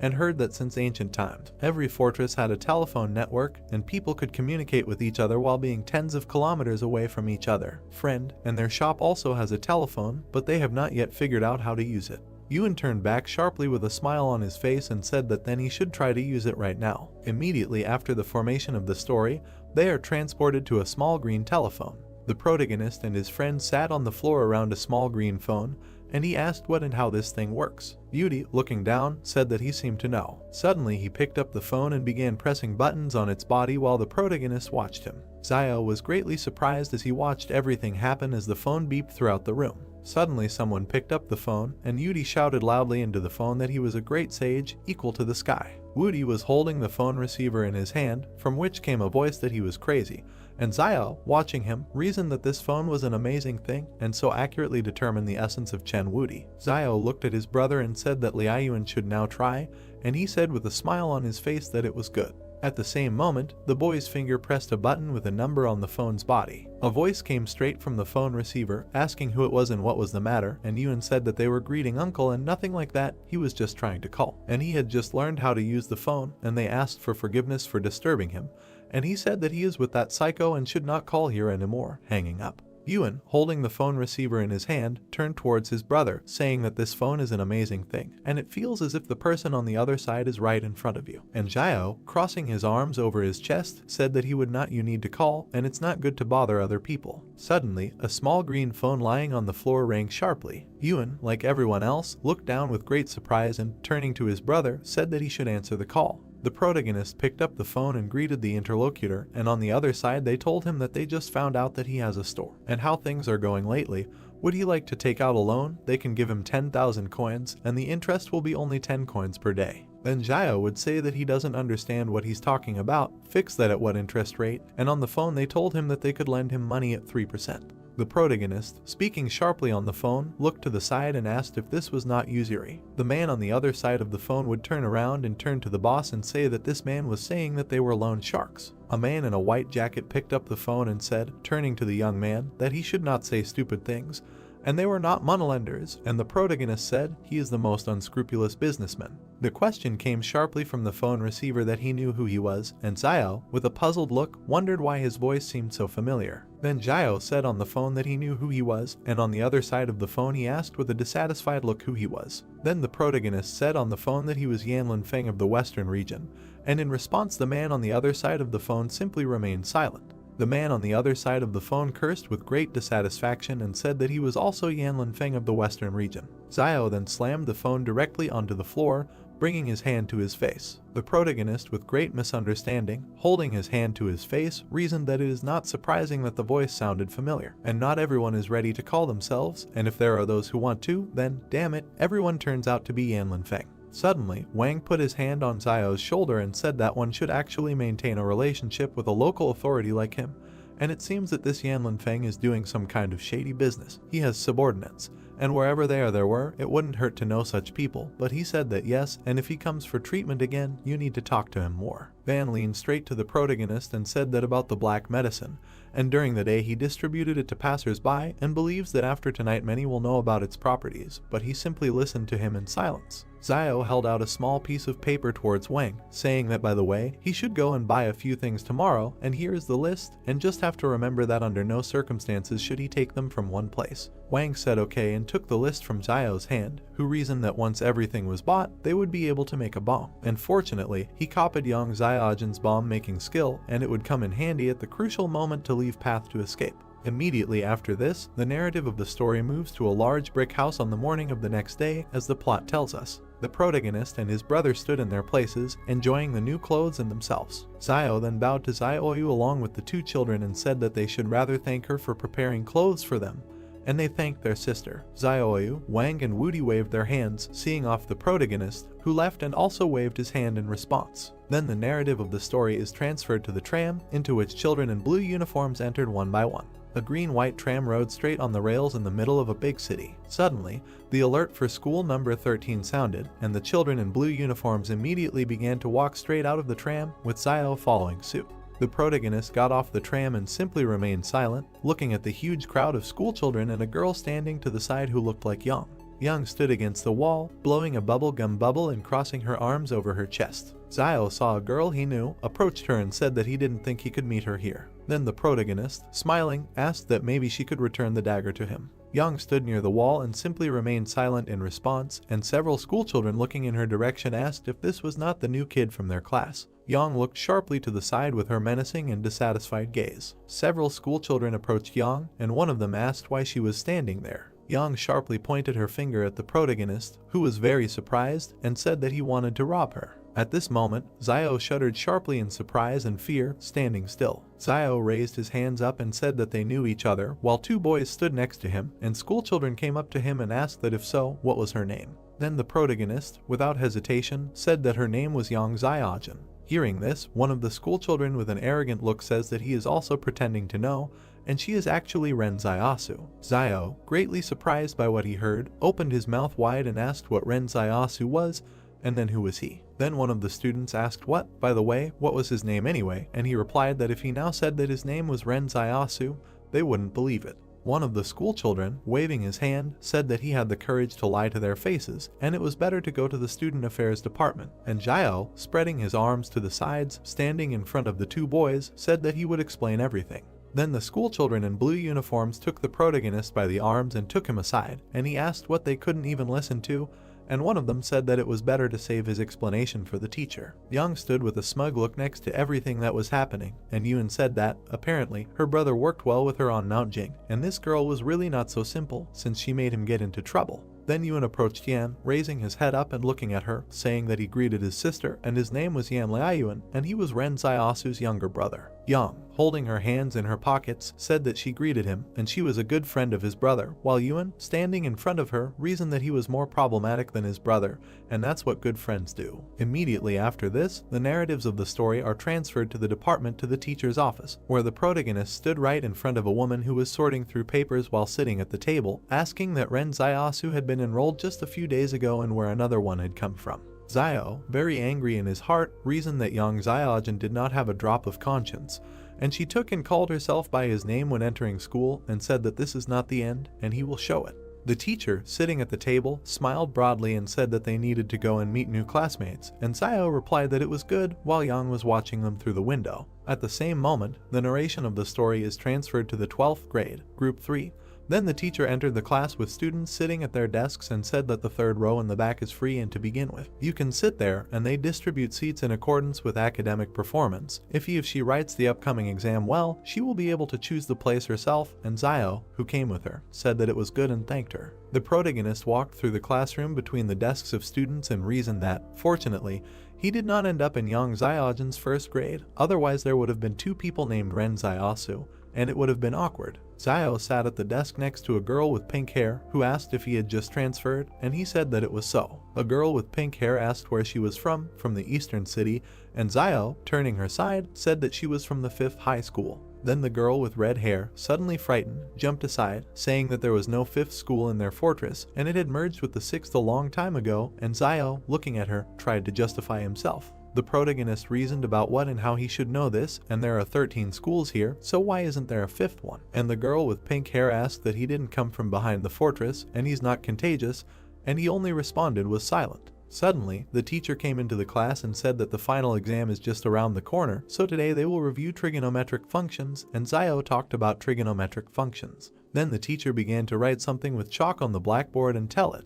The protagonist sat at his desk and tried to understand all the information he heard, thinking that before he listened to Mr. Zhang's lectures and easily understood everything he said. But with the trigonometric function it's different, it just doesn't fit in his head. The teacher, standing at his desk, holding a magazine in his hands, said that it was good and the lesson was over. The students abruptly stood up at their desks and rejoiced, and Xiao hit his head on the table and talked about what changes and does not change. Xiao walked straight down the school corridor, holding his hands in his pockets, and reasoned that he didn't think that studying in the fortress was so tiring. The protagonist's legs in black sneakers and blue pants were reflected right in the eye. Xiao stopped right in front of Yuan, who stood in front of him and addressed his brother. Yuan asked his brother that all his classmates said that they were contagious and some people died after contact with them, and whether this was true. And the protagonist answered that, of course not, while seagulls flew across the bright sky, and he asked what then why do they say that, and this is slander. Then Xiao, standing with his brother on the roof, asked if it is considered slander if 10 people say that they are bad, and Yuan asked why not, while he asks what then does it count if 100 people say so. Yuan, lowering his head down, said that it was so, and the protagonist, looking at him, asked what, and if 10,000. Xiao approached his brother and said that it turns out that this is not slander, but the truth, and Yuan turned to his brother with a dissatisfied look. Then he, lowering his head down, said that, unlike him, he did not understand a lot, but even the words of millions of people cannot be called truth while he thinks otherwise. Xiao stroked his brother's head and said that he was right. Yang suddenly came to their rooftop, holding her hands in her pockets, and stopped in the middle. Xiao, looking in her direction, standing next to his brother, asked why she had come. At the same moment, Yuan pulled the protagonist's hand, and he looked back in his direction while Yang stood right in front of them. Yuan abruptly walked away and said that they should chat and he would go to the toilet, while Xiao, standing in front of Yang, turned to the little one and said that this was some kind of betrayal. Suddenly, the door to the roof slammed shut, leaving Xiao and Yang alone. Yang sharply waved her hand and threw something unknown straight towards the protagonist. Xiao looked at his hands with great surprise and caught the dagger with them, while Yang said that it was his dagger and now they were even. Yang abruptly took out her pistol and pointed it at the protagonist, who was raising his hands up, and asked how he managed to escape from the blockade of the King Consortium. Xiao kept raising his hands up, saying that he ran non-stop until he finally ran out of the King Consortium blockade, didn't ask if anything was wrong while Yang aimed her gun straight at his head. She kept holding the gun right next to Xiao's face and asked what happened on Mount Jin after they left, and he said that countless monsters rushed out, including the monster from the volcano, and she couldn't even imagine how terrible he is. Yang, continuing to extend her hand with the pistol forward, said that she could, and Xiao reasoned that she said this with such confidence and had she really met such creatures before. Then Yang suddenly lowered her hand with the gun down and hid it behind her back, saying that before she was worried that he would tell the King Consortium. But now she is not afraid, because he also has something to hide from them, and Xiao asked what and what same. Yang said that when she and Luo Xinyu returned the same way they came, they discovered that all this time the wolf pack was at the end of the gorge, and imagined how the two of them stood right in front of several wolves between two mountains. Yang continued to say that if it weren't for Luo Xinyu's abilities, she was afraid that they would have had to take a detour, and recalled how she activated a portal of purple energy. They rushed towards him. Yang, looking ahead, said that she had counted the time it took him to return, and he definitely returned before the 113th fortress was destroyed, and it was simply impossible for a strong person to escape at such speed, let alone slip through a pack of wolves. She then said that, therefore, he was also a man, while the protagonist, standing in his place, simply remained silent from fear. Xiao sharply raised his finger up and said that he did not see the wolf pack on the way back, he just ran in a straight line through the gorge, and besides, those flying creatures moved slowly. Yang covered her ears with her hands, saying that she couldn't hear anything, while the protagonist was very surprised by this, standing in front of her. Yang threatened him with her finger and said that she did not threaten him, she only said this so that he would understand that everyone has their own secrets, and therefore there is no need to do something that will hurt both of them,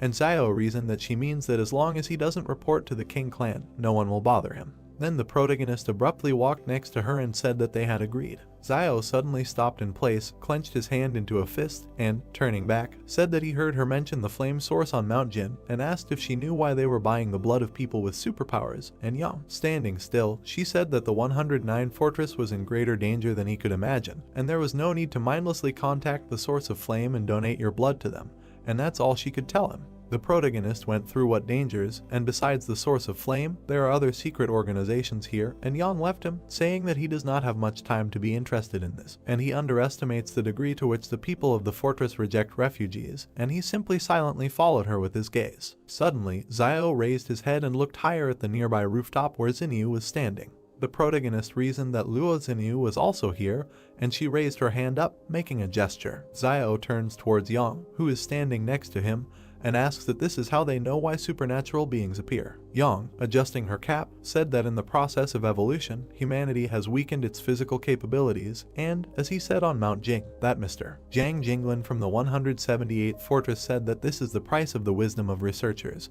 But if you pay the price, then, of course, there will be a great result, and Xiao listened to her carefully. The protagonist, looking to the side, asked what she even meant. Yang, turning her back to him, adjusting her cap, said that when disasters happen, it is the strength of spirit that becomes humanity's first weapon in the face of danger. Xiao then looked straight at Yang standing in front of him with great surprise. Immediately after this, the basis of the story is transferred to the night of the same day, when Xiao, along with two children, walked along a city street at night towards a crowd of people. Wang stood against the wall and wrote something on paper, and Yuan asked his brother why things in the store suddenly went uphill. Wang abruptly turned around with the other people and called Xiao boss, saying that he had returned. Then they found themselves inside the store, and the protagonist, turning back, asked why there were so many people here, and Van, leaning towards him, said that the men tried and immediately advertised the black medicine, and the rumors worked. All these people came on purpose behind him, and he reasoned that how could this be? Wang, holding a pen and a piece of paper with a confused look, said that they, young and strong guys, do not know the pain of middle-aged and elderly men, and they are all fellow sufferers, while Xiao and two children stood next to him.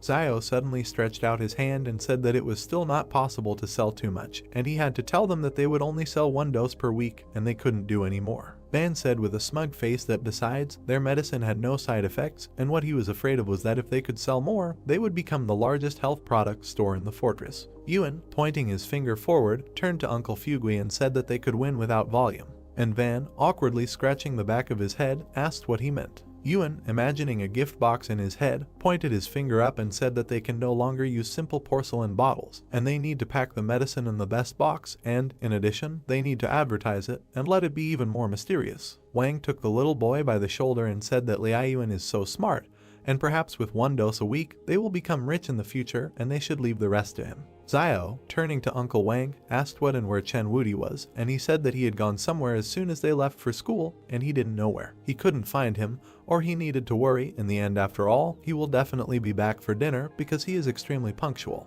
The protagonist, with a dissatisfied look, asked that he only comes back when he needs to eat, and Ban answered that not really, while he asked what and how then, and said that he would return for dinner, and if not to eat, then for what? Wudi ran straight into the shop with great speed and said, turning to the teacher, that he had collected alms, holding food in his hands, and Xiao was very surprised by what he saw, while Wang said that in order to bring them food. The protagonist stood in the middle of the shop and reasoned that in the end, young Xiaojin was up to something, and she was not going to blow up the fortress, but it was impossible for one person to prepare so many explosives, or she needed them for something else. The protagonist closed the doors to the shop with his own hands and reasoned that Yang Xiaojin and Luo Xinyu in the fortress, like the King Consortium and the Source of Flame, were buying the blood of superhumans, and, according to Yang Xiaojin, there were most likely other organizations here. The protagonist looked down with a thoughtful look and reasoned that until now he had only seen one fortress manager named Lai Yuan, and what attracts all these people here and what will happen in the future. Xiao walked forward, closing the doors, and said that no one from the Lai Consortium was visible,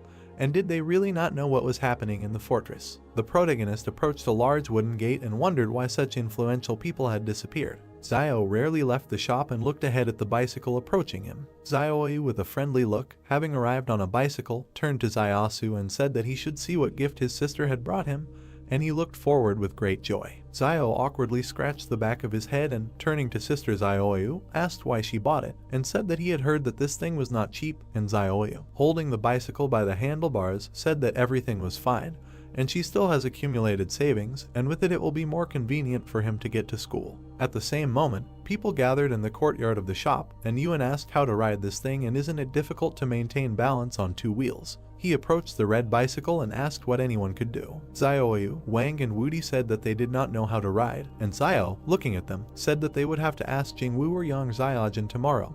They should know. Immediately after this narration, the story moves to the next day to a huge brick school. Right in the 12th grade of the third group, students in blue uniforms sat at their desks and communicated with each other. Suddenly Xiao entered the class and wondered why they had become silent so abruptly and were hiding something, and all the students in the class looked to the side with great fear. The protagonist walked through the class past the students and reasoned that okay, it doesn't matter, and the main thing is that he feels equal to everyone. Xiao sat at his desk, pushing back his chair, and reasoned that he went to school to study and not to please everyone, and, taking the textbook in his hand, continued to reason that it was better to prepare for the lesson, and the exact sciences he doesn't understand, but you can master geography. Xiao flipped through the pages of the textbook with his hand and reasoned that this textbook was somehow incorrect, and it only talked about the surroundings of the 109th fortress and a little about economic geography. The gym protagonist read a geography textbook and reasoned that it was because they didn't have enough information about the world outside the fortress, and just as the Lai Consortium would never share its topographic maps with the King Consortium, the other consortiums would be wary of each other. Xiao looked down when suddenly a system notification window appeared next to him with a task to help a classmate.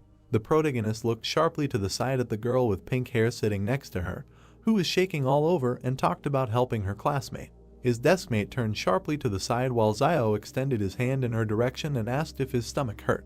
The protagonist would put his hand into the inner pocket of her sweater and ask if she had diarrhea, not from toilet paper. She would say that he had, she would answer that it was not diarrhea, and she would shake all over. Xiao turned to the side with a puzzled look and reasoned that it was not diarrhea, but what? The protagonist stood up from his desk, extending his hand to his classmate, and asked what was the matter, and she got sick, or should he take her to the hospital? And a girl with pink hair, holding her stomach, waved her hand and said that he should stop asking questions, and there is no cure. Xiao was greatly taken aback by what he heard and reasoned that everything was so serious, while his classmate in front of him doubled over in pain. The girl with pink hair turned back and reasoned that maybe she was too rude to him, and that she shouldn't talk to someone who was worried about her like that. At the same moment, Xiao, pointing his hand at her classmate, shouted that everyone should listen and Ku has an incurable disease. And since all her classmates will hopefully lend her a helping hand by donating money, and she was very dumbfounded by what she heard. All the students in the class turned sharply back towards Ku and looked at her with great surprise. Ku was very surprised by what was happening and reasoned that there was some kind of incurable disease and she was just having her period and he had gone completely crazy. Immediately after this, the system notification window notified that the task had been completed and that the reward was a scroll of perfect skill learning, and the protagonist, surrounded by black energy, imagined Zinnia and reasoned that the task had been completed and the skill level had been perfected. It was cool. And if he copied Luo Zinniu's skill, passing through the shadow,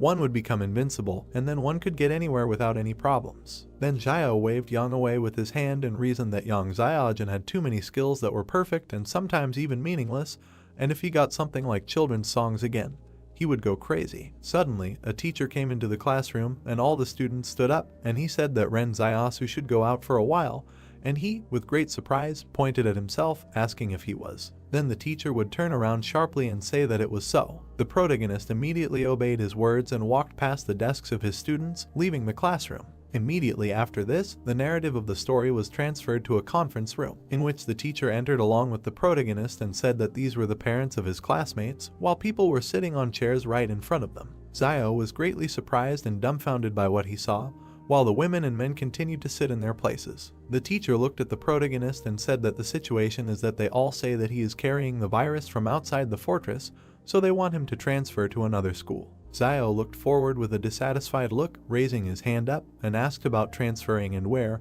and said that he was afraid that not a single school would accept him. Suddenly, the blue-haired man said that if that was the case, then he should just drop out and one person shouldn't endanger the whole class. The protagonist looked sharply to the side with a menacing look and asked what if he refused. Suddenly, someone slammed his hand directly on the table and said that then he was being sued, and she could report him for threatening public safety. The dissatisfied woman, pointing her finger at Xiao and the teacher standing next to him, said that they should allow him to ask if their school does not force him to transfer, then they are willing to bear responsibility if the epidemic spreads. The teacher awkwardly scratched his head and said that this student was assigned here by Liuyuan, and asked that why don't they talk to him about it. Suddenly, a teacher with black hair walked into the conference room and asked what they were trying to achieve. A dissatisfied woman, putting her hand forward, asked that they could allow refugees to go to the same school as their children. The teacher immediately answered her that why not, and they are all people, and asked who said that refugees must be infected and that one of their children got sick. The dissatisfied woman spread her arms and said that no, but she heard that they were infected in the fortress. The teacher, putting one hand on the protagonist's shoulder and holding the other to his chest, asked what she heard, and now because of this, she can put an end to the future of this student, and said that she, as a teacher, doesn't care whether he is a refugee or a resident of the fortress, and for her he is a student like everyone else. Xiao looked to the side with a joyful look, reasoning that although polluted, there will always be clean people in it. A man with blue hair, holding his hands to his chest, asked that since she was so protective of this student, then why didn't she take him to her class? The teacher then said that this is why she is here and she is applying to transfer Ren Xiaosu to their class. Suddenly, the teacher and Xiao turn around sharply as a girl wearing a cap appears right behind them and says that she will also apply to transfer to their class. The man with blue hair looked at the teacher and said that as a teacher she is irresponsible about what she talks about, and even though she wants to let him into her class, will the parents of her students agree? The teacher, with her head down and her hands clenched in fists, said that they no longer had parents and she needed to get the consent of her students. Suddenly, several students in blue uniforms walked into the conference room and shouted that the teacher did not need to ask for their consent and that they would always support her in Ren Xiaosu.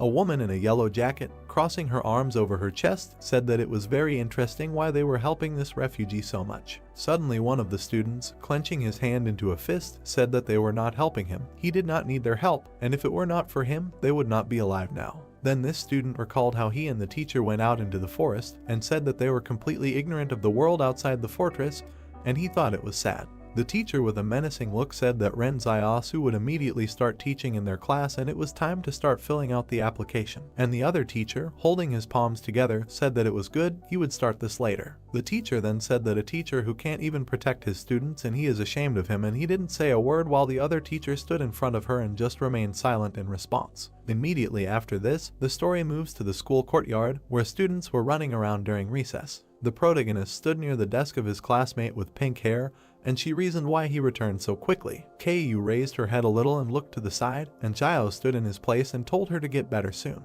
Keiyu, not understanding anything, sank back onto the table and simply remained silent. Then the teacher turned to Renzai Asu, said that she would take him to a new class. He, leaving the office, said that it was good, while Yang stood nearby and laughed. They all walked along the school corridor together, and the teacher said that if there were difficulties with his studies, he could tell her and she would help, and Zio, walking next to her, said that he really needed to consult her. The teacher asked what was in what subject, and Zio, with a calm expression on his face, said that it was in cycling, and she talked about it and that this Renzai Asu can really surprise sometimes. Yang leaned closer to the protagonist and asked him that he bought a bike, and he asked what she was doing and shouldn't they have avoided getting into first grade. Yang smiled, raising her hand to her mouth, and said that she didn't mind, while Zio reasoned that who cares whether she minds or not. Yang said with a joyful smile on her face that, by the way, teacher Jiangwu just said that they would sit at the same desk and hope for his instructions in the future. They then shook hands, and the protagonist said that it was mutual. Zio continued to walk down the school corridor with a smile on his face. Yang also walked along the school corridor and looked to the side while the protagonist reasoned that this was really fate. Immediately after this, the narrative of the story moves to the evening of the same day to Wang's shop, in which Zio came along with teacher Jiang, and Yuan, meeting them, said that they had returned. Yuan said that he heard what happened today and thanked her. Jiang leaned forward a little, stroking the boy, saying that he shouldn't, and every teacher should do this. Yuan reasoned with a smile on his face that because of what has been happening in recent days, the people from the fortress are not to his liking. But teacher Jiang Wu and her students are different, and sister Yang Xiaojin is also different, and he likes to watch how she mocks his brother. The protagonist turned to his brother and told him to quickly roll the bike so that the teacher could teach them, and he said with a joyful face that it was good. Yuan then rolled the bicycle and brought it to the teacher, telling her that she should try it. Jiang suddenly sat straight on the bike and began to ride slowly, saying that to ride a bike, you need to be able to keep your balance, and you need to look not at the handlebars, but at what is in front of them. You need to overcome your fear like this. Jiang began riding her bicycle around the shop's courtyard while Zio and her allies watched her in great surprise. The protagonist, his mouth slightly open, looked straight ahead with great admiration. Yuan, Wang, and Dallin watched with great surprise as the teacher rode a bicycle. Zio suddenly tensed up and reasoned that it was the sound of a bomb exploding, and whether Yang Xiaojin or not, it didn't seem like it was her. The protagonist suddenly turned to Jiang Wu's teacher, saying that she could stay here and if anything happened, they would take care of her, and she got off her bike and said okay. Then Zio abruptly walked towards the exit of the shop and, turning to his brother and Yudi, said that they should take out weapons and close the door of the store and not open it until he returns. And Yudi said that it's good, and the mentor need not worry until Yuan asked where his brother was going. The protagonist continued to walk forward slowly and said that they should worry about him and should stay home. At the same moment, Zio with a sharp movement jumped onto the roof of one of the houses in the city and reasoned that now it was calm outside the fortress, but a lot of dangerous people had gathered inside. The protagonist rushed over the rooftops at great speed and continued to reason that in order to make a final decision, he needed to go and look at what had happened himself, and then he could provide everyone with a chance to survive. Zio landed hard on the ground, kneeling down on one knee and holding himself up with his hand. The protagonist stood right in front of a huge brick building and reasoned that this building was the tallest, from which it would be convenient to observe the situation. Zio immediately began to climb straight up the huge brick building. The protagonist grabbed the iron fence on the roof of that same tall building with his hand. Then Zio jumped up a little, ending up halfway on the roof, and tried to push himself with his hands. Suddenly, the muzzle of a firearm was placed directly at the protagonist's head, which greatly frightened him. Zio, with great surprise on his face, looked forward straight at the barrel located in front of his face. The protagonist was holding onto the iron fence on the roof of the house while Yang sat right in front of him and aimed her huge black rifle at him. Zio reasoned with a serious face that Yang Xiaojin was here. The distance from the explosion was a good distance, which means that sound had nothing to do with her, while she continued to aim the scope of her rifle, pointing it at him. Yang would then raise the muzzle of her rifle up and turn her back, telling him he could climb in. The protagonist abruptly climbed onto the roof of the house and ran forward at great speed. Zio stopped in place, looking at Yang, and asked that something happened and why there was such a noise. She said that the flame source was playing with fire. The protagonist asked with great surprise what she was talking about, and Yang, putting her hands in her pockets, said that the awakened Superman went to sell his blood, and he thought that the source of the flame was really some kind of charitable organization. But the company immediately began to act and wanted grabbed him on the spot, but missed it. Zio, hearing all this, said with an awkward expression, which means they really are catching people with the bait of a million, and fortunately, he didn't fall for it. Then the protagonist, standing behind Yang on the roof, said that, but such a strong company is the source of flame, and she interrupted him and said that she must be fully prepared to capture the super being, asks why everything went wrong. Then Yang stepped on the edge of the roof with her foot and said that at first they really succeeded, and they injected the Superman with a large dose of anesthetic, but they could not even think that he would take his partner with him, and before going to the source of flame for money, they agreed that if one gets into trouble, the other will help him. The protagonist, lowering his head a little, said that it turns out that even the Superman was prepared, and then the company failed, and isn't now a great opportunity to profit from them. Yang turned to the sides, holding her hands in her pockets, and said that one should not underestimate the source of flame, and the Dawn Army is under their command, and it is extremely strong, even if only 5 of them remain, and imagined images of the members of these organizations in her head. Yang, still standing on the roof of the house, said that the only reason why these 2 have lasted until now is that Fat Man Luo from the King Consortium is also plotting. And Xiao, standing nearby, asked about Luo Lan, is there any reasons why he doesn't get along with the source of flame. Yang recalled how King led a soldier by the arm, and said that the company used a similar trick to kidnap the soldier King Zhen while he was on vacation. Although he later returned the soldier, but since then, the King Consortium has been at enmity with the flame source. The protagonist, awkwardly scratching his cheek, asked whether the struggle between consortia was always so fierce. Xiao, looking at Yang standing next to him, asked that then why their target is King Zhen, and they obviously don't get along with the flame source, isn't the enemy of their enemy their friend? Yang looked sharply to the side and, closing her eyes, said that the enemy is the enemy, and they are not playing at being allies, and Xiao, looking at her, reasoned that it seems that the organization in which Yang Xiaojin is located has very clear goals or principles and fears that anyone who affects their interests will end up on the list of secret victims. Yang sharply emitted red energy from her hand, and out of nowhere a huge black-red gun was taken out, says that he is probably curious. Both the source of flame and King Zhen are trying to dominate something that they are completely unable to control. Yang sharply began to aim at the scope of her rifle and said that whether it was success or failure, in any case, disaster must be expected. Xiao looked at Yang, who was aiming at the sight of his rifle, and reasoned that it turns out that the goal of the Yang Xiaojin organization is love and peace. Then the protagonist looked down sharply and simply silently watched what was happening. An explosion suddenly occurred right below on the road, and people said that they should quickly go there, while the protagonist, watching this, said that why was the Lai Consortium hesitating, and the 109th fortress was their territory. Yang continued to aim down the scope of her rifle and said that right now they have something more important that needs protection, they don't care about what doesn't threaten that thing. Xiao, looking to the side, wanted to ask about this, and Yang told him to shut up, putting her hand in his direction. Yang continued to aim down the sights of her rifle as Xiao turned sharply to the side. A sewer manhole suddenly appeared right on a city street. Lan climbed out of the sewer hatch and said that he was very tired, while the protagonist, looking at him, reasoned with great surprise that it was Luo Lan. A doe climbed out of the sewer and helped a man out, who had another man on his back. Xiao, observing everything that was happening, reasoned that while Luo Lan, the authority figure of the King Consortium, knew the sewers of the Lai Consortium so well, while Lan and his allies climbed out of the sewers and walked down the street. Then Jan handed the protagonist tactical binoculars, and he asked with great surprise what this was for and thought he would be her observer, and said that she should suffer, and she, holding a rifle in her hands, said that she needed distance. Xiao picked up tactical binoculars and simply remained silent, after which he said that it was 651 meters, and Yang, continuing to aim, asked about the wind speed, and he said that half the wind, 0.4 meters per second. Xiao, lowering the binoculars down a little, asked that he was going to kill Luo Lan. Yang suddenly fired her rifle and blew up something standing right in front of Lan and his allies. Yang lowered her rifle with a smile on her face, and the protagonist looked forward with great surprise. Lan clenched his fist in displeasure and asked who the hell did this and dared to shoot from an ambush at his car. And the soldier with the man on his back addressed the boss, saying that he should calm down, and this would surely attract the attention of the Lai Consortium people. The doe began to run with great speed along with his allies along the street and said that this was true, they needed to run quickly, and they could not be discovered.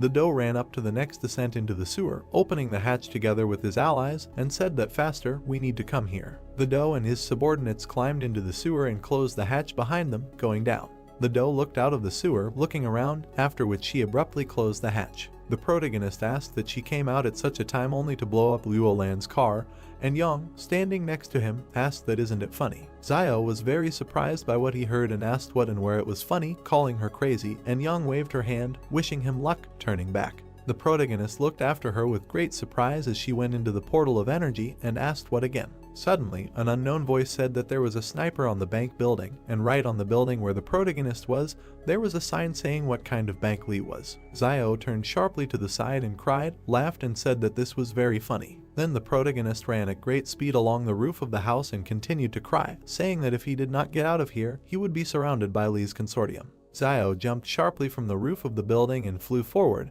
jumping down, and asked why it was he who was deceived every time. The protagonist would land directly on the ground while in the courtyard of the shop, and say that, fortunately, he quickly escaped, and if they caught him, it would be the end. Ewan asked his brother if he was injured and what happened in general, while the teacher and the rest of the protagonist's allies stood behind him. Zio, wiping the sweat from his forehead, said that everything is fine, and the source of flame had a conflict with superhumans, and this company really has bad intentions, and some superhuman came to them to sell his blood, and as a result he fell into a trap, which they prepared in advance. The protagonist stood up and addressed teacher Jiang, saying that the danger here should not affect them, and he would ask Chen Wudi to accompany her, and she was very frightened by everything she heard. Suddenly, someone knocked with his hand right on the door of the shop, and Zio turned sharply at this sound. Do knocked on the door and said that they should open the door quickly, while his subordinate stood next to him with a man on his back. The Do turned back. The main character covered himself with his hands. Zio looked at the boss and asked why he smelled so bad. The Do walked by and replied that he had a bad fall, let him take out his medicine. He has a wounded person here, and the main character asked how she was hurt. They were not involved in the explosion. The boss turned and shouted at him not to talk nonsense, they just accidentally fell. The main character opened the door and asked that they came on foot, where their car was. The Do looked displeased and replied that she was undergoing a technical inspection, and the main character asked what that meant. Lan turned to him and replied that cars need to be checked and repaired from time to time, and Zio withdrew his hand and noted that he had never driven a car. The boss opened his mouth slightly and said not to tell anyone about tonight, otherwise he would tell everyone that Chen Wudi was a Superman, and Zio replied that he need not worry. Lan smiled and asked why he was all wet, and Zio replied that he was learning to ride a bike in the backyard. The main character pointed with his hand and noted that teacher Jiangwu had come specifically to teach him. The Do put his hand to his chin and asked that she had come to teach them how to ride a bicycle, to which he received the answer that that was exactly the case. They had never ridden before, and the boss added that she was great, she should be praised for helping those lagging behind. The Do put his hands on his hips and noted that he needed to see how badly she was hurt.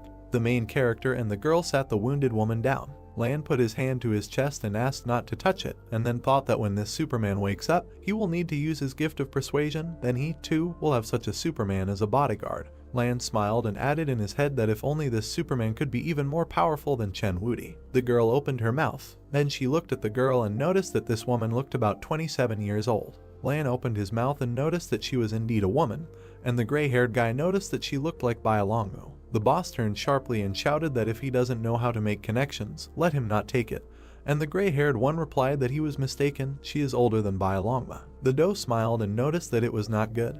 He was also going to guess his age, and then thought that everything was still tolerable. If he suddenly went with him to get the scriptures again, there would be a place to cry. Zio scratched the back of his head and asked him to help grind the medicine. Otherwise he was uncomfortable, and Zio replied that he could leave it to her. The girl smiled and noted that she would apply the medicine, so let her turn away. The protagonist's brother looked away. The girl jumped up and asked who they were. The Do smiled and remarked that he was the one who saved her from the source of the flame, and then noted in his head that he did not look like the person who was able to save her from the source of the flame, but it was him. The girl began to stagger. Zio put out her hand and noted that she had not yet been cured, there was no need to move. The girl turned and noticed that her brother was still in the hands of the source of the flame. The Do opened his mouth and noticed in his head that another Superman, her brother, another Superman, turned out to be her bra. It's not surprising that she wants to save him so much. The dark-haired guy opened his mouth and noticed that her brother was probably already dead. Then he narrowed his eyes and added that she was running for her life with him on her back, and when they were separated from the blow, they only managed to take her, and the source of the flame clearly did not need him alive. The main character remembered the girl and thought that when he heard the name of the company Flame Source before, he thought that it meant the flame source for the survival of mankind. He did not know that this company is willing to do anything to get the blood of superhumans. Then Yang is a good person if it goes against them. Although the complexity of human nature far exceeds the definition of good or bad, one cannot simply define a person by the signs of good or bad, it is too biased. Zio opened his mouth and asked that it was the fat man who saved her from the source of the flame, and Lion replied that he could be sure that this would not affect them and he would not allow him to cure diseases and save people for nothing. Tang Zhu would send him 30,000 yuan at dawn. The boss spread his arms and added that she could join them It just so happened that they had a big showdown with the source of the flame, and some time ago they killed more than 100 of them, and then noted in his head that in any case, this is the real Superman. Looks good. The girl pointed her finger and noted that she didn't think he was a good person, and Lan noticed that how could she say that? He saved her. The girl bowed and thanked him and said that her name is Dong Yunin, and she will repay him if she has such an opportunity in the future. She cannot stay here, otherwise she will drag them all down with her. The doe opened his mouth and said that it was they who saved her. Why was she saying this to the protagonist and the others? And the dark-haired one noticed that maybe he didn't look like a good person. The doe turned and noticed that he had been looking kind of happy lately. The boss turned sharply and asked what was going on. Xiaoyu grabbed the girl and asked Xiao what they should do. The main character pointed his finger and asked the boss to take her away from here, and thought that she just lost consciousness, not their fault. The doe extended his finger and noted that let him look, he will leave her here and pay him, he will help take care of her. He will return tomorrow with the money, and the protagonist agreed. The main character grinned and asked Xiaoyu to help the guest get to the room, saying that he would guard the door and not let this lady run away until Fat Man Liu brought the money, and Lan wondered how they quickly arranged everything. It's 13 at the high school the next morning. Young turned around sharply. Yuan smiled and greeted his sister. The girl bent down and said that tomorrow she would bring something tasty and ask his brother to give it to him, and the main character wondered when these two managed to become so close. Then Yang looked at the protagonist and said that yesterday he asked Mrs. Jiang to teach him how to ride a bicycle. And where is the bike? He never learned. And Xiao replied that how could he not learn such a simple thing, and the girl clarified, why didn't he ride it? Xiao walked away and replied that he had submitted the bike for inspection. Yang approached the protagonist and asked that he gave the bike for maintenance, and Xiao answered positively, after which the girl laughed loudly, and the protagonist asked what was funny. The girl put out her hand and replied that if he hadn't learned to drive it, then let him say so, why come up with such a stupid excuse? And the protagonist noticed that when he asked the boss yesterday where his car was, he said that he had sent it for maintenance. The girl spread her hands and noticed that this is a car, its maintenance involves changing the oil and filter in the engine, his bicycle has an engine. The main character opened his mouth and thought that bicycles did not need to be serviced, he really suffered from poverty. Xiao put out his hand and said what was wrong with the fact that he had not learned to ride a bicycle, as if she could do it the first time, and the girl replied that it was spot on, she learned it on the first try. The main character opened his eyes and thought about the palace, what level of cycling skills the girl had. A notification appeared in front of him, which said that the skills related to the bicycle were missing. The main character looked at his watch and shouted what she was bragging about then.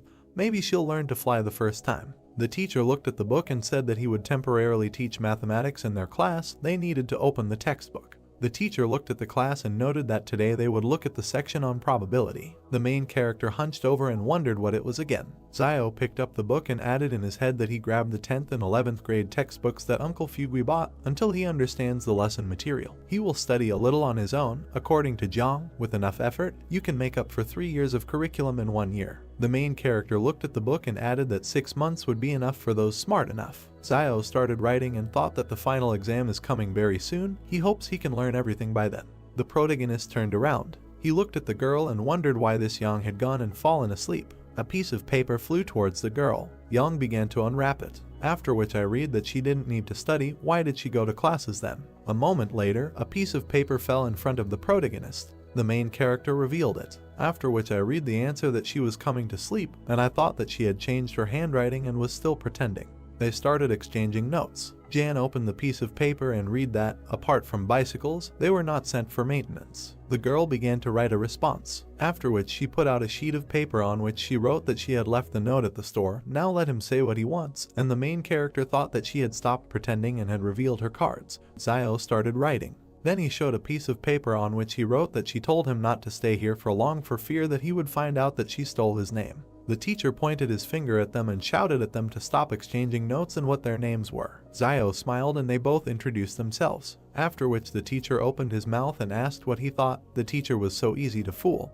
and the student turned and noticed that they both really had that name. The teacher turned and asked again. Then he looked away. The girl stood up after the teacher asked her to stand up and answer the question, and the main character smiled and quietly said to answer the teacher's question. The main character cast a careful glance. Yang put her fingers on her cap. Then she abruptly took it off. The student became embarrassed. The main character looked at her carefully, after which Jan put a cap on him. The teacher coughed and said that Xiao was wearing a headdress. Let him stand up and answer the question. The main character pointed a finger at himself and asked again. The main character pointed to the cap and asked that he hadn't seen how she had just put the cap on him, and the teacher was embarrassed and noticed that she was such a beautiful young girl.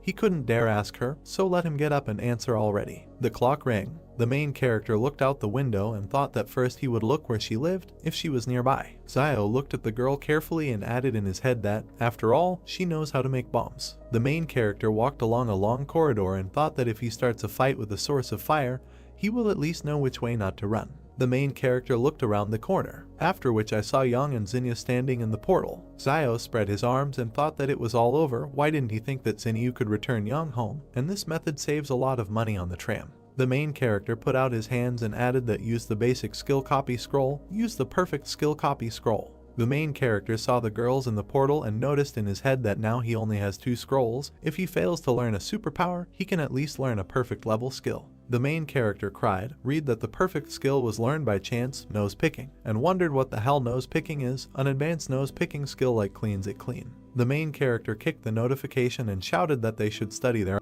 The two of them generally have normal skills. Why does a decent and respected celebrity need such strange skills? The main character saw 2 notifications in front of him and thought that this was a shadow door. Then he clenched his fist and pressed explore. Then he left the portal. The main character looked into the portal and thought that the first shadow skill he extracted already improved his combat effectiveness. Who would have thought that this time he would pull it out again? Zio smiled and wondered if this was the entrance. Then he put his hands into the portal. Then he put his hand to his chin and thought that there was an exit behind him, only it was not where he had imagined. Zio entered the portal and thought that it didn't matter. With a little training he could take Liayuan and the others and travel around the fortresses whenever his heart pleased. The main character opened his eyes and wondered if something was wrong here. Zio stuck his hand in and shouted that only his hand was going through, he couldn't go any further. The main character remembered the 2 girls in the portal and wondered if it was because when he used the scroll, Zinyu only stuck out half her arm. Zio gritted his teeth and shouted, how can he rely on this palace now? Everyone can sneak around here and there at any time, but he only has his hand through. And what should he do about it? Steal from stores? What if he wants to run away when he encounters danger?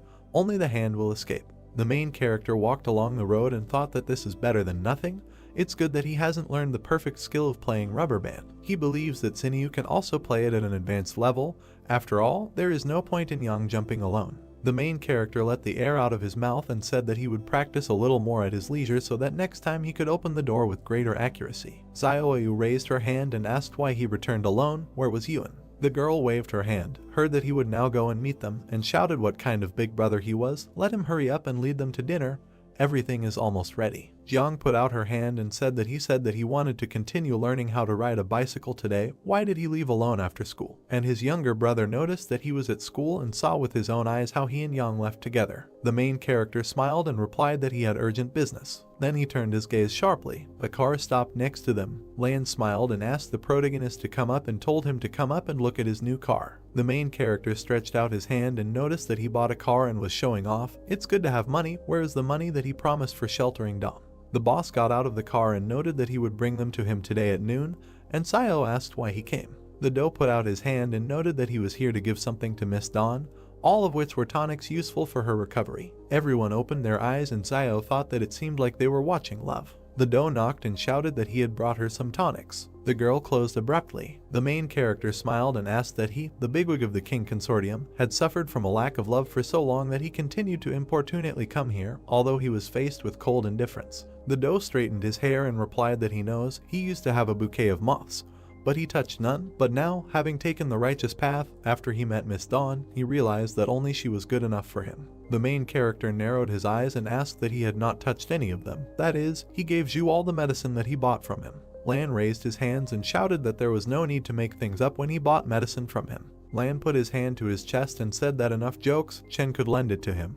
And the main character replied that why does he need it, and in general, how would he lend it? He is a living person, he can ask for it himself. The Do hugged the protagonist and noted that he had learned that other forces had arrived in this fortress over the past 2 days. They say that a study was being conducted at the University of the 109th Fortress, which was about to be completed, and many people wanted to take possession of its results. The protagonist strained his gaze and thought about what his Yang had previously mentioned as something that the Lai Consortium was trying hard to protect. That thing was probably so important that it could change the structure of the consortium, which was why various forces were paying great attention to it. The main character turned and asked what kind of research, to which he did not receive an answer. Zio began to leave and asked that he did not know what its essence was, and at the same time he was asking for Chen. And Lan noticed that they did not pay attention to this university, but there was definitely something there that was of extreme value, since many forces were focused on it. Your gaze. Lan extended his hand and asked to order Chen to protect him. He would pay. The main character turned his gaze and thought that this fat man was lying without hesitation.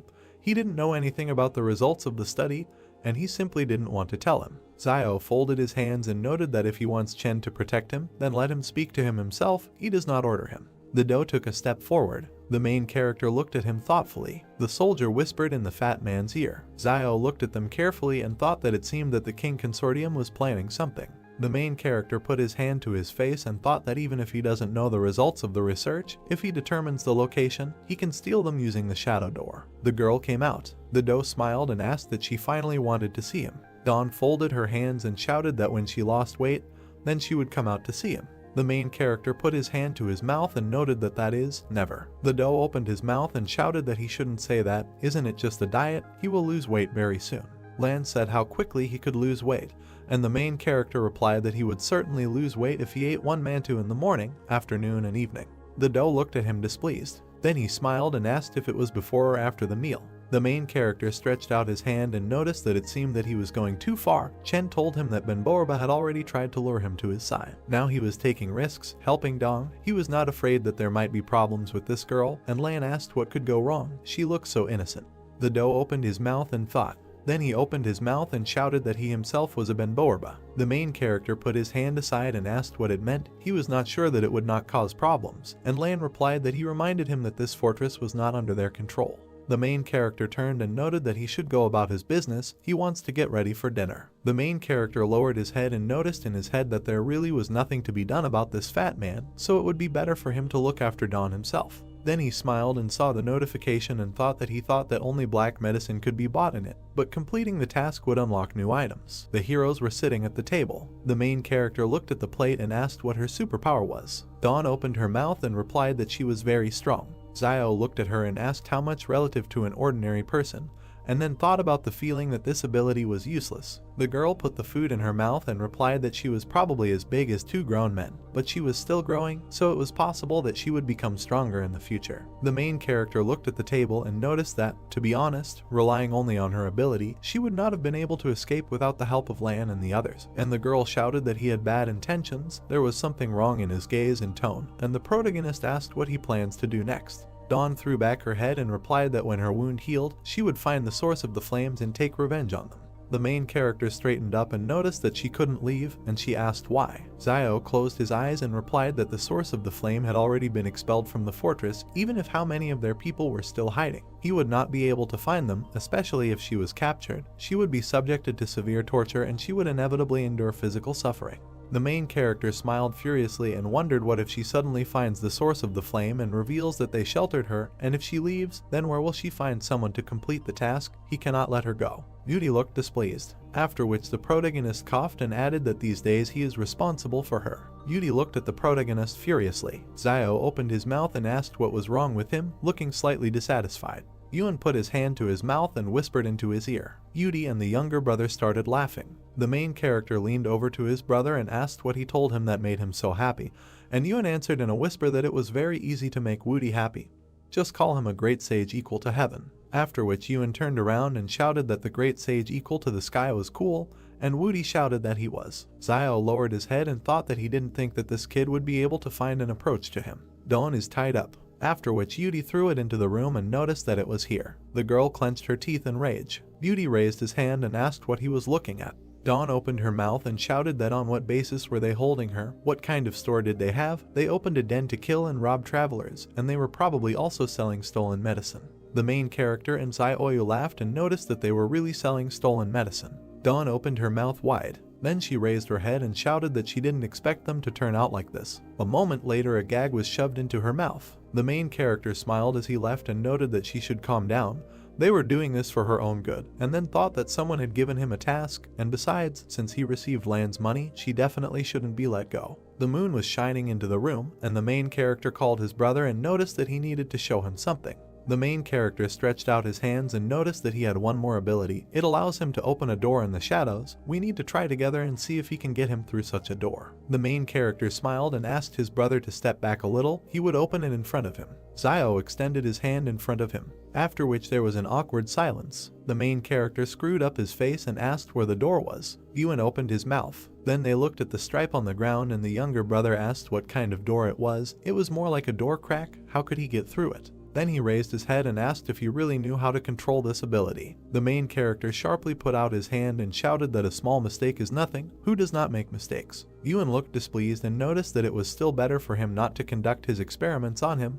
He was a little scared. Zio squeezed his hand and noticed that now it was not yet developed enough to use it. Before that, he trained himself. A moment later, a portal appeared on the wall. The main character held his hand in front of him and thought that now only a hand can pass through, and there is no point in making the door so big, otherwise it will attract attention. Zio looked straight ahead furiously, then added in his head that it was possible to reduce it so that it was only enough for one hand. The protagonist then closed his eyes. Dark energy was coming from the portal. The main character opened his eyes and thought about what an amazing feeling, as if something was opposing him. Zio then gritted his teeth, after which the portal began to shrink. A small portal appeared in front of him. A moment later, a notice about a lack of authority appeared in front of him, and the protagonist wondered if this was a trick of the palace. The main character smiled and asked his brother to go shopping with his sister tomorrow and buy a live chicken, and Yuan asked why he needed such an ability. The main character clenched his fist and replied that it is very useful. Although only one hand passes, you can take others by surprise by delivering an unexpected blow, and no one will know who did it. Yuan smiled and said, "That's the point." It was night outside, and from the house they heard that they wouldn't worry about it. They need to cover him today. He wants to make a bomb. It will become their secret trump card. Why is he making them again? It's reliable. He can't say yet. He'll let you know when he does possibility, but it's definitely reliable. The next day, early in the morning, the man took up the board. A man stood near an open establishment. Then the crowd came up from behind. The unknown person asked that he was selling some kind of miracle medicine here, and Van thought that the business had finally started. Then he pointed at the sign and shouted that they were selling a special miracle remedy for men. But due to the complex process of its manufacture, they sold only one dose per week for 2,000. The man opened his mouth and shouted that this was a robbery. None of them knew who he was, and he was also selling it at such a high price. The main character spread his arms and noted that no matter who he is, Chen from the public order department came last week, and they refused him. It's not that they are overestimating themselves, it's just that the black medicine has not yet been produced. The man opened his mouth and shouted that he urgently needed it. Isn't he a doctor? What kind of attitude is this? He gives him one chance to change his tone.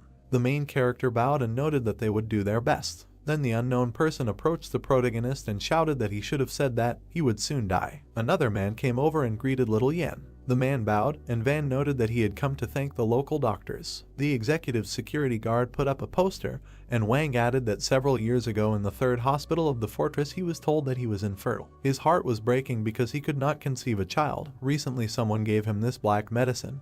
He tried it, after which his wife suddenly said that she was pregnant. The main character threw his head back and asked the palace if black medicine could cure infertility, to which he heard a negative answer. Zio then asked that he was sure his wife was pregnant. Wang smiled and noted that that's right. Yesterday they went to the hospital to donate blood. There could be no mistake in the analysis. She was definitely pregnant.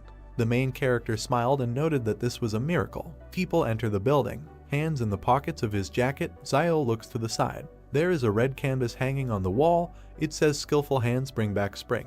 Nauxian holds the banner. The guy raised his head. Reed thought that he had gotten rid of the skillful hands that bring back spring and immediately became a goddess who gives sons. Jiang at the board, hand on the table, called the guys to silence. She turned around and said with a smile, since their class was recently formed, they were missing a prefect and a member of the study committee, so she would like to take advantage of the morning class to give them the opportunity to choose. The students stood up and said that there was no need to choose, let Zio take on the responsibilities of the headman. Yang and Zio are sitting at the same desk. One of the students asked which one, the other laughed and answered, both. The guy is the headman and the girl is a member of the study committee. It will be easier to distinguish between them. Jiang smiles, hands on the table. She asked, then it was decided. Everyone agreed. Yang lowered the visor of her cap. Zio leaned over to her and asked what they were doing and whether they received money. She replied that no, they were needed to push everyone in their studies. They were sitting at a desk. She put her head in her hands. The guy thanked her. The girl's head is on her folded hands. Zio looks at her, asked why she was lying down again. The final exams are in a few days. She is not preparing for them.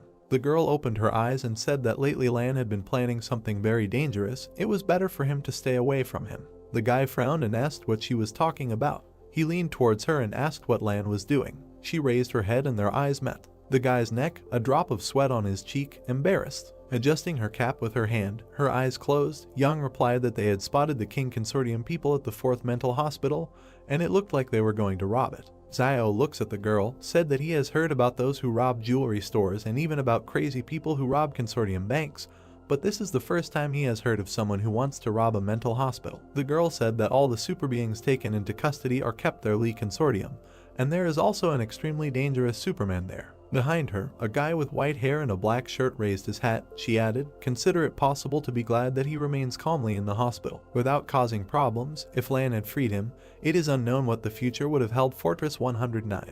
Zio props up head with his hand, looking displeasedly to the side. I thought that Lan realized that he could not subjugate Dawn, so he decided to do it with the people from the 4th Mental Hospital. This fat man really spares no effort in searching for a Superman to become his bodyguard. The hero's hands are on the desk, the guy asked, but now there are few people from the King Consortium here. How did they decide to rob the mental hospital? Besides, this is the territory of the Lie Consortium. Lan is not afraid that he will be discovered and expelled. She looks ahead thoughtfully and replied that he too underestimates the King Consortium, or rather Zhang himself. They pushed a lot of their people into Fortress 109, now we can say that they are all subordinate to Lan, and they also have weapons of mass destruction. He frowned, opened his eyes wide, and asked again, "Weapons of mass destruction?" The hand is bent, palm up, the girl explained. It seems that he does not realize how crazy Lan is. In Fortress 113 he did complete lawlessness. Now he only relies on the fact that the Lie Consortium does not pay attention to him. In extreme cases, they will allow Zhang to ransom him, but they will not dare to kill him. Sitting with their backs, Zio asked if they were also so afraid of the man from the 4th Mental Hospital. Young answered, they were not afraid, but were worried that he would bring too much uncertainty to the situation. Zio asked with interest what his ability was. The girl looked sideways and answered that it's hypnosis. A bar with a lock, a closed door. She said he is now isolated in a mental hospital. Even the people who bring him food wear noise-canceling headphones before entering.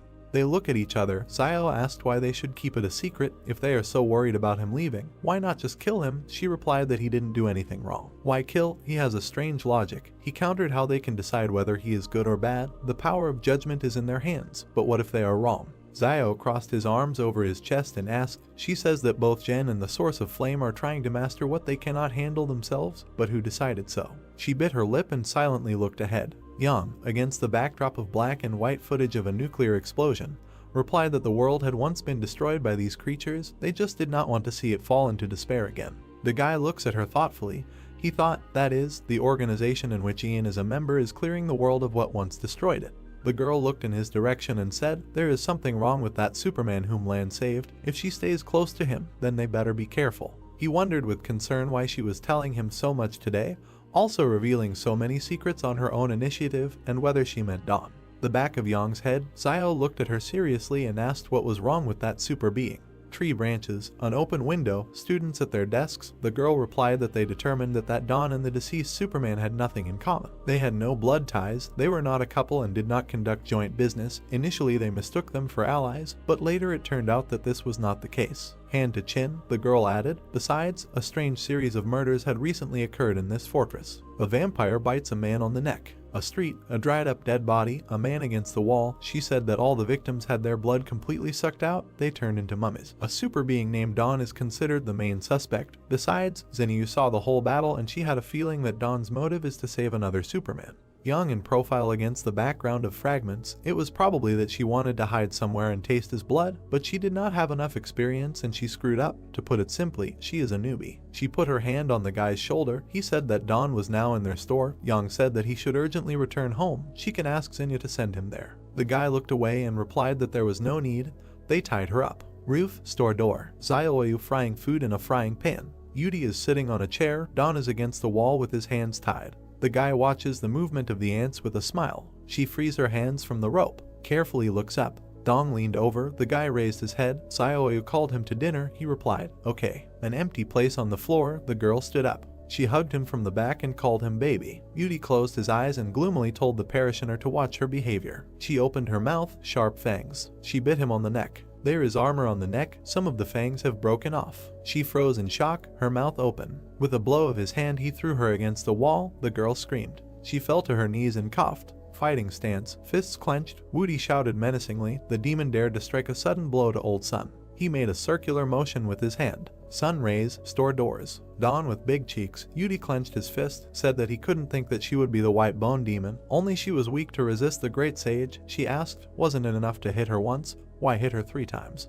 He turned his head and replied sternly, in order to defeat the white bone demon, you need to strike 3 times. Holding her cheeks, offended. The heroes look at the tied-up girl on the floor. Dawn thought about what evil she had done to deserve this. She was originally going to sit at the entrance to the source of flame in case someone came to donate blood and she could taste it and improve her superpowers. Streams of tears from my eyes. I can't understand how I got to this point. Zioyu approached the guys, eyes closed, smiling, straightening her hair. Dawn, with tears in her eyes, shouted to her that she was the kindest. Let her tell them to let her go. Zioyu gave Woody a rope and told him to tie it tighter this time. He replied, yes, that's a good idea. The hero watches as Yudi ties Dawn's hands. He thought that they don't want to treat a woman like that. But in a dangerous situation, is it really possible to divide people into men and women? Bad people are not always men. It can be women, the elderly, and children. Everything is possible. He frowned, crossed his arms over his chest. He thought that kindness is important, but if a kind person does not take up arms, this is already weakness. Yudi stood up and clapped his hands. Zio put his hand on his shoulder and said that he did well this time and deserves praise. He needs to work hard for a few more days. Asked him to lock the door and not let Lan see her like this. Be careful not to kill her. With a thumbs-up gesture, Yudi smiled widely. They went outside. Zio raised his hand to his chin and asked if they thought something was missing. Wang rubbed his chin nervously, said, it seemed that so. Yuan noticed that there was not enough noise from Lan coming to beg Dong's favor. Usually by this time he was already here. Zio straightened the collar of his sweater and thought maybe Lan was robbing the 4th mental hospital this evening. He looked back at the heroes and asked seriously, they don't know where the 4th mental hospital is.